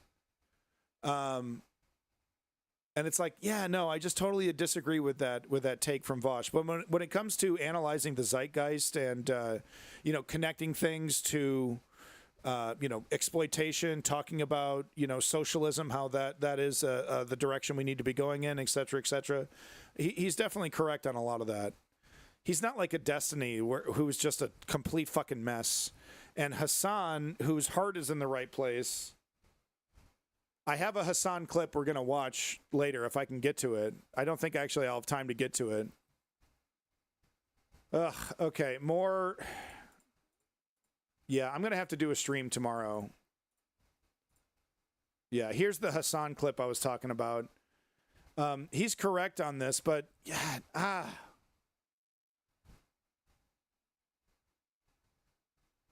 I just... I wish he took this shit more seriously, Hassan. I really did. I really do wish he would take this shit more seriously. You know what I mean? Because he has so much clout. He has so much power. But he's kind of I don't know. Is airhead the right word? Is airhead fair? I don't know. I don't know. I'm being mean. I'm sure there's a lot of negative things he could say about me that would be totally accurate. But I don't know, man. It just feels like he's not doing the work, Hassan. It feels like he's coasting, But his analysis in this clip is pretty correct, and I wish more people would bring this up. Anyway, let's hear what Chuck Schumer has been using the Taco Trump attitude and Taco Trump narratives for. Because if you recall, I talked about this, Taco Trump, maybe we can manipulate Trump and his sensibilities into pushing for a ceasefire in Israel, in Gaza. Well, do you see how the editor cut out all the pauses and uhs? It makes me feel better about my presentation. It really does. It turns out that's probably not going to happen. Liberals, on the other hand, are more predisposed with using the Taco Trump narrative for evil because liberals are evil, okay? Holy shit. You see all the cuts? Do you see all the cuts? That's the editor cutting out all the pauses and the ums and the ahs and the breaks and the dead air. When it comes to negotiating with the government of Iran, Trump's all over the lot. One day he sounds tough, the next day he's backing off. And now, all of a sudden, we find out that Witkoff and Rubio are negotiating a secret side deal with Iran. What kind of bull is this? They're going to sound tough in public and then have a side deal that lets Iran get away with everything? That's outrageous. We need to make that side deal public. Any side deal should be before Congress and, most importantly, the American people. If Taco Trump is already folding, the American public should know about it. No side deals. When it comes to negotiating... Nah, this party is over. It's over. The party is done. Throw it out. Throw it in the trash. The Democrats are done. They're so done. Oh, my God, dude. Oh, my God. They're using... Oh, my God, dude. Oh, my God. Oh, my God. They're running to the right. Like I said, watching Hassan makes me feel better about my own delivery. Of Trump on Middle East issues and trying to push it with Iran. It is insane. Holy insane. Democratic leadership Holy apparently shit. wants to be the pro against Iran party, a position held by a mere 14% of Americans. Dems refused to learn a thing from 2024 when they came across and fixing the problems at home. A policy and political disaster. Yeah, it really is something else. Like right now in certain polls, Democrats are still losing even with Donald Trump and how horrible it's been, and every dictatorial impulse, and everything the dozens of ways that he embarrasses us every single week, and that's how unpopular the Dems are. Is that even in some polls they're still losing. There. Oh my God, I want to die. Oh my God, it's so stupid. Highest ranking Democrat in Congress.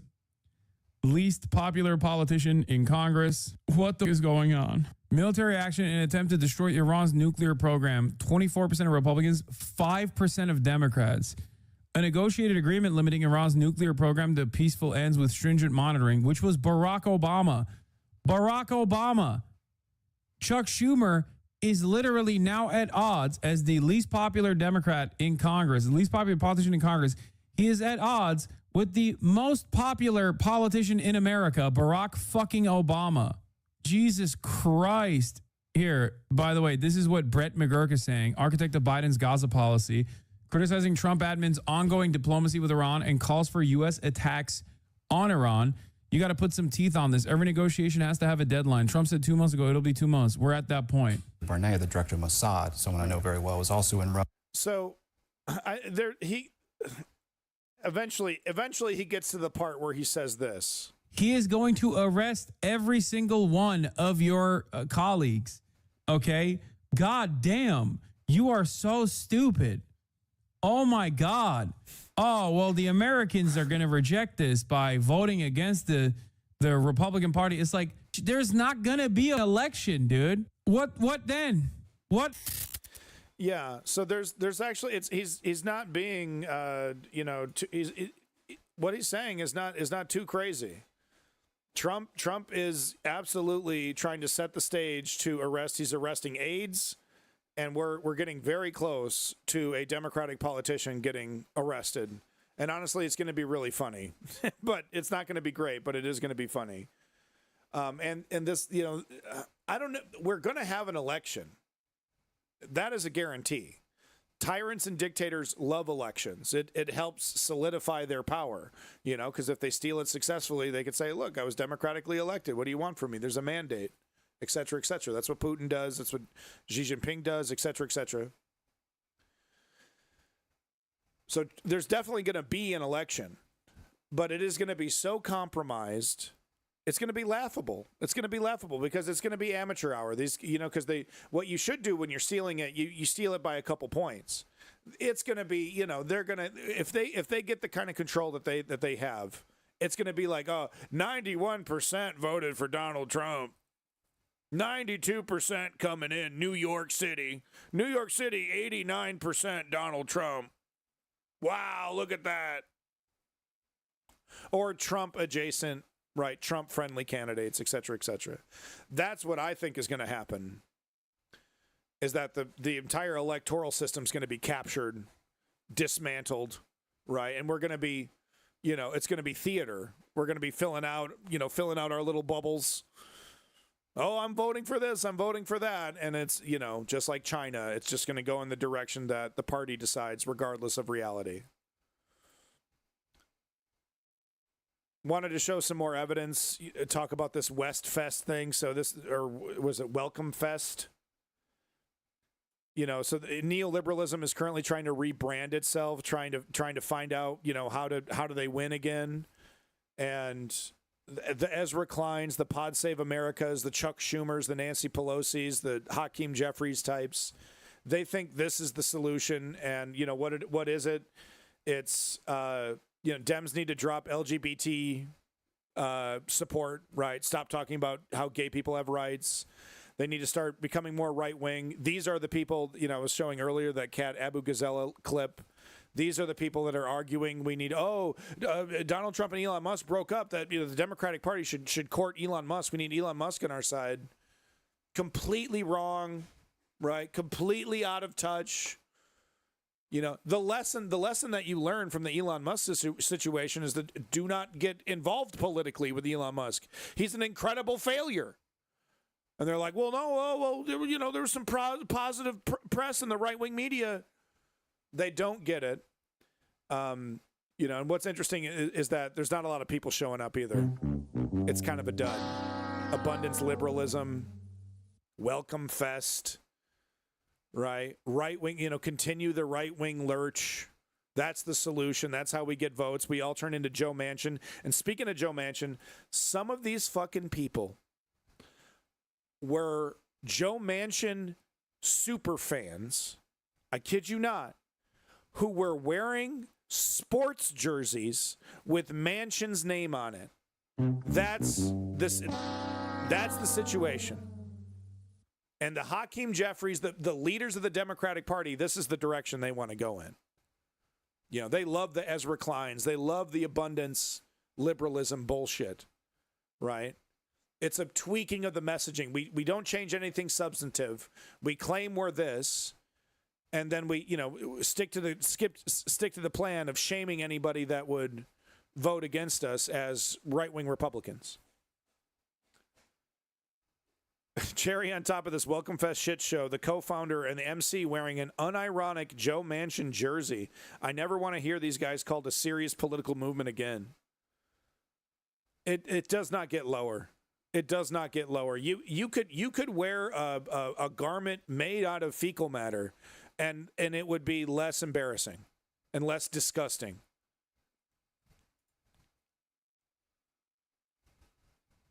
Some Lady Gaga thing. Foghorn. Brr, brr. I need to have that. Where's my foghorn? Hold on. I need to put that on here. Hold on to my to-do list.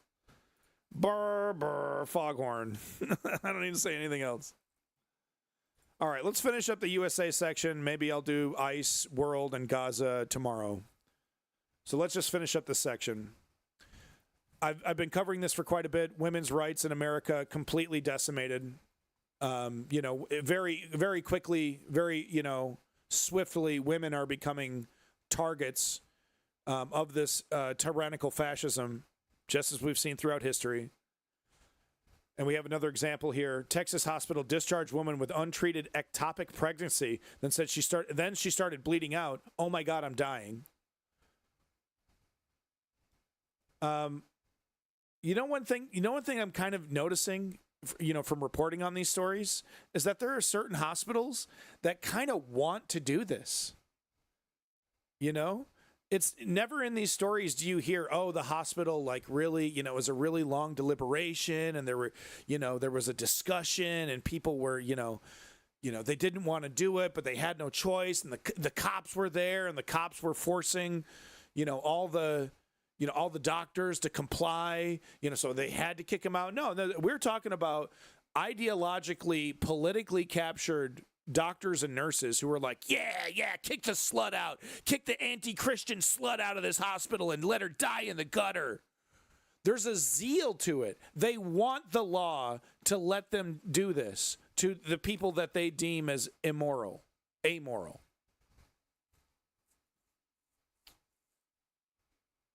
Right? There's a zeal. There's a desire to do this. And I need to remind you that, the doctors, at least, I don't know if the nurses have to take the Hippocratic Oath, but the doctors have to swear an oath that says, I don't care about the law. I don't care about the government. I don't care about, anything. I care about making human beings healthier. That's priority number one. And then everything else comes second. That's basically the oath. Am I wrong? And they're like, yeah, I voted Trump so I could do this, so I could kick the harlots out of my hospital. Only good Christian women deserve health. Right? It feels ideological. Maybe it's just my opinion. Anyway, it's disgusting stuff. I don't have time to read the whole article, but it's disgusting. I think the woman survived. But anyway, here's the article if you want to read it.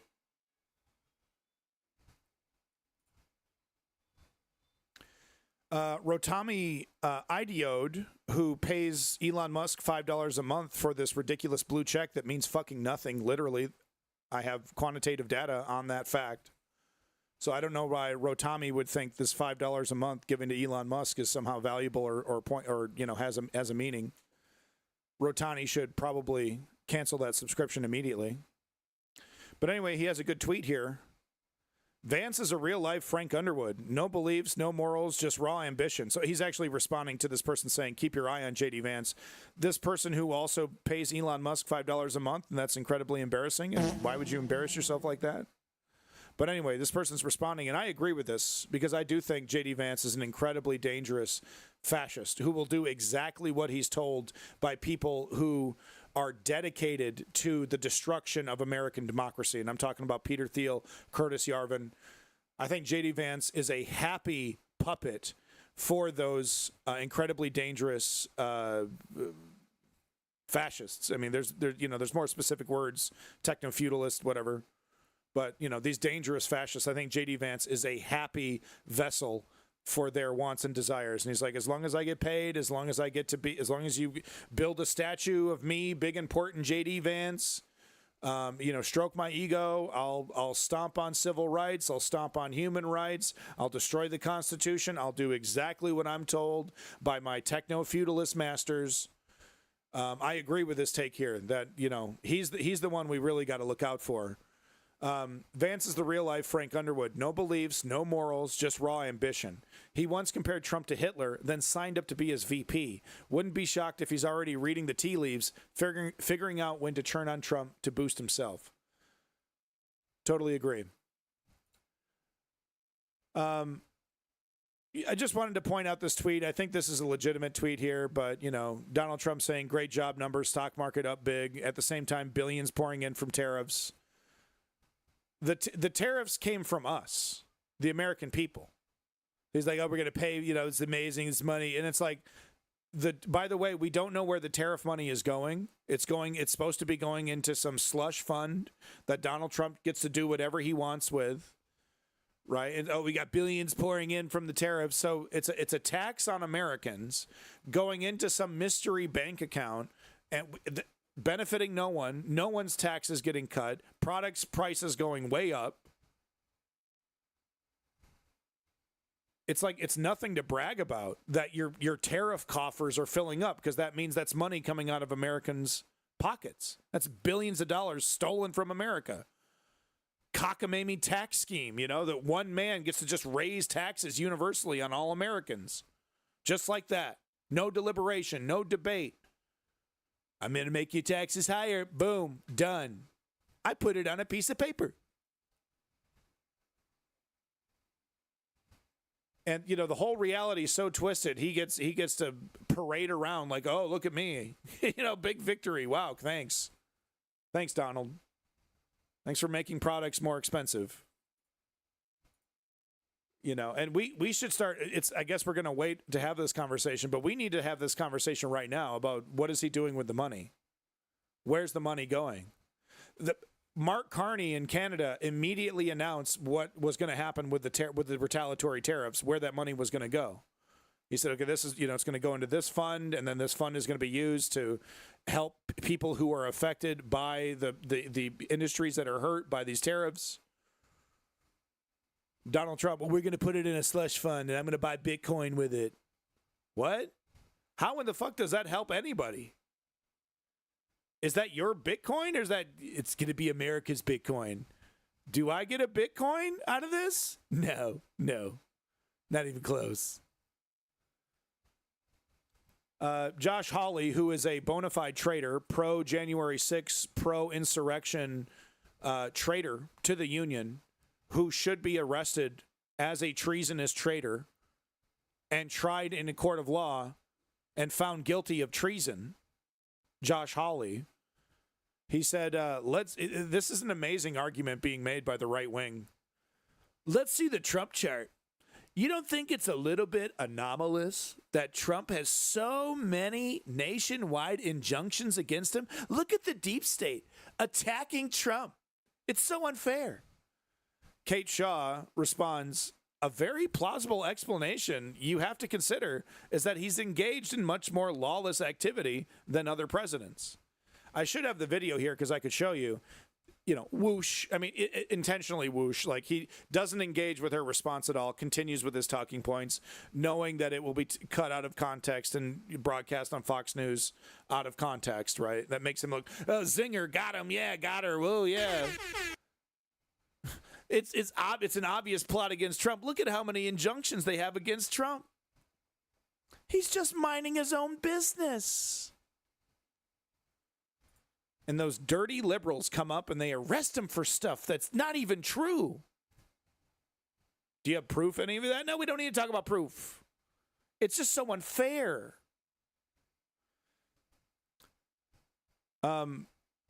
Moving on to the next thing here. This will absolutely have ramifications on our safety in America.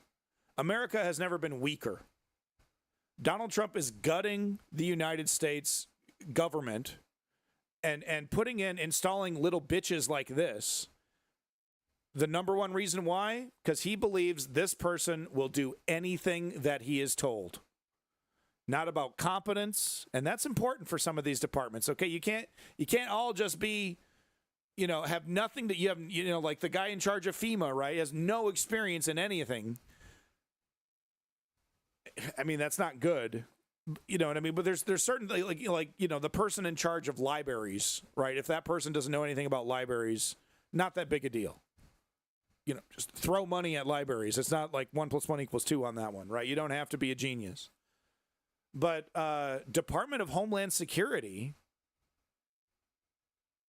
so 1 year out of college with no apparent national security experience, Thomas Fugate is the Department of Homeland Security official tasked with overseeing the government's main hub for combating violent extremism.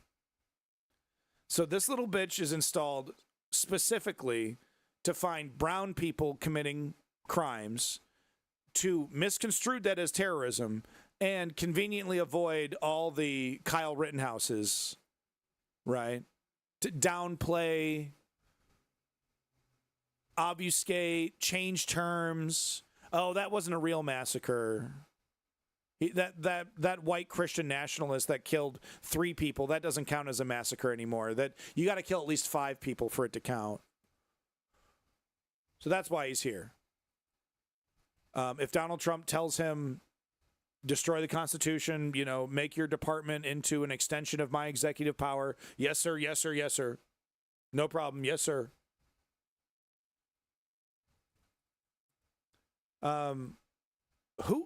What happens to this child, though, when Donald Trump dies?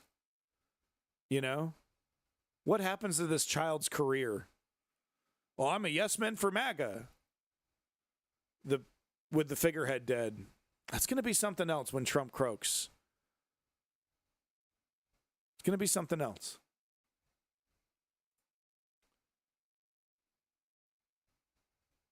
This is the other argument I'm seeing from right-wing insane people, but they're trying to frame the cuts to Social Security and Medicaid as, we're just kicking people off who should be working anyway.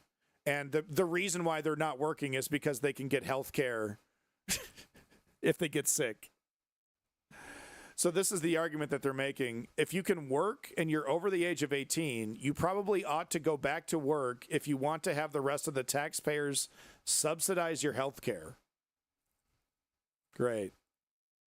And to the people who own businesses that support this system, I will never understand business owners who support this healthcare system, because it puts the obligation into the employer's hands, and they're like, yeah, that's great. We hold our employees hostage with their healthcare, but the cost is like 4, 5, 10 times what it would be if you just had government subsidized healthcare. So you're spending an unbelievable amount of money. I mean, tens of millions, hundreds of millions in some cases, depending on the size of the company, to pay for health care for your employees. But that's the system that they want. Why? Because they've basically captured their employees, right? You feel obligated. It's like, I got, my kid's got tonsil problems, and I got to get a kidney stone taken out, and I got to get foot surgery. I can't quit my job right now. They like that. They want that. They're willing to pay out of pocket millions of dollars, tens of millions of dollars out of pocket for health care, because it's a power thing. It's not about money and being more efficient. It's about you being held hostage by them. They love it. They love it. Think about it. Because, like, they love money more than anything in the world, right? So wouldn't they want a system that costs them less for stuff that they have to provide, right? Everyone is kind of expecting some kind of health care. They have no choice. They kind of have to address that. They can't just avoid it, right? They want you captured. All right, you get the point here. No one's watching. I fucking, being banned by Twitch is rough. All right, everybody, thank you for coming in. I would also like to thank, I'd like to thank big time Simply Steve, fucking Ribbons, big props to Ribbons and Woke Patriot, the three people who are actually here. Big props to you. Thank you, all three of you, keeping me company. I would also like to give big thanks to the 13 or 14 right-wing fascists who came in here trying to intimidate me. I'll never ever be intimidated by you. Never. You are the enemies of freedom. You are the enemies of democracy. And if my dying corpse could be used as a bludgeon against you, I would be happy. If my dying breath and my last ounce of energy goes into your defeat, only then will I be satisfied. If you are an enemy of freedom, if you are an enemy of liberty, an enemy of our Constitution, an enemy of democracy, you are my enemy. And I will treat you as such. Forever. Peace in that motherfucking Middle East. And glory to the Ukrainian democracy. Maybe by next weekend we'll have a better stream. I don't think I'm going to stream tomorrow. I'm too busy. Peace in that motherfucking Middle East. Bye. Bye. Thank you, HP Shouty. Bye.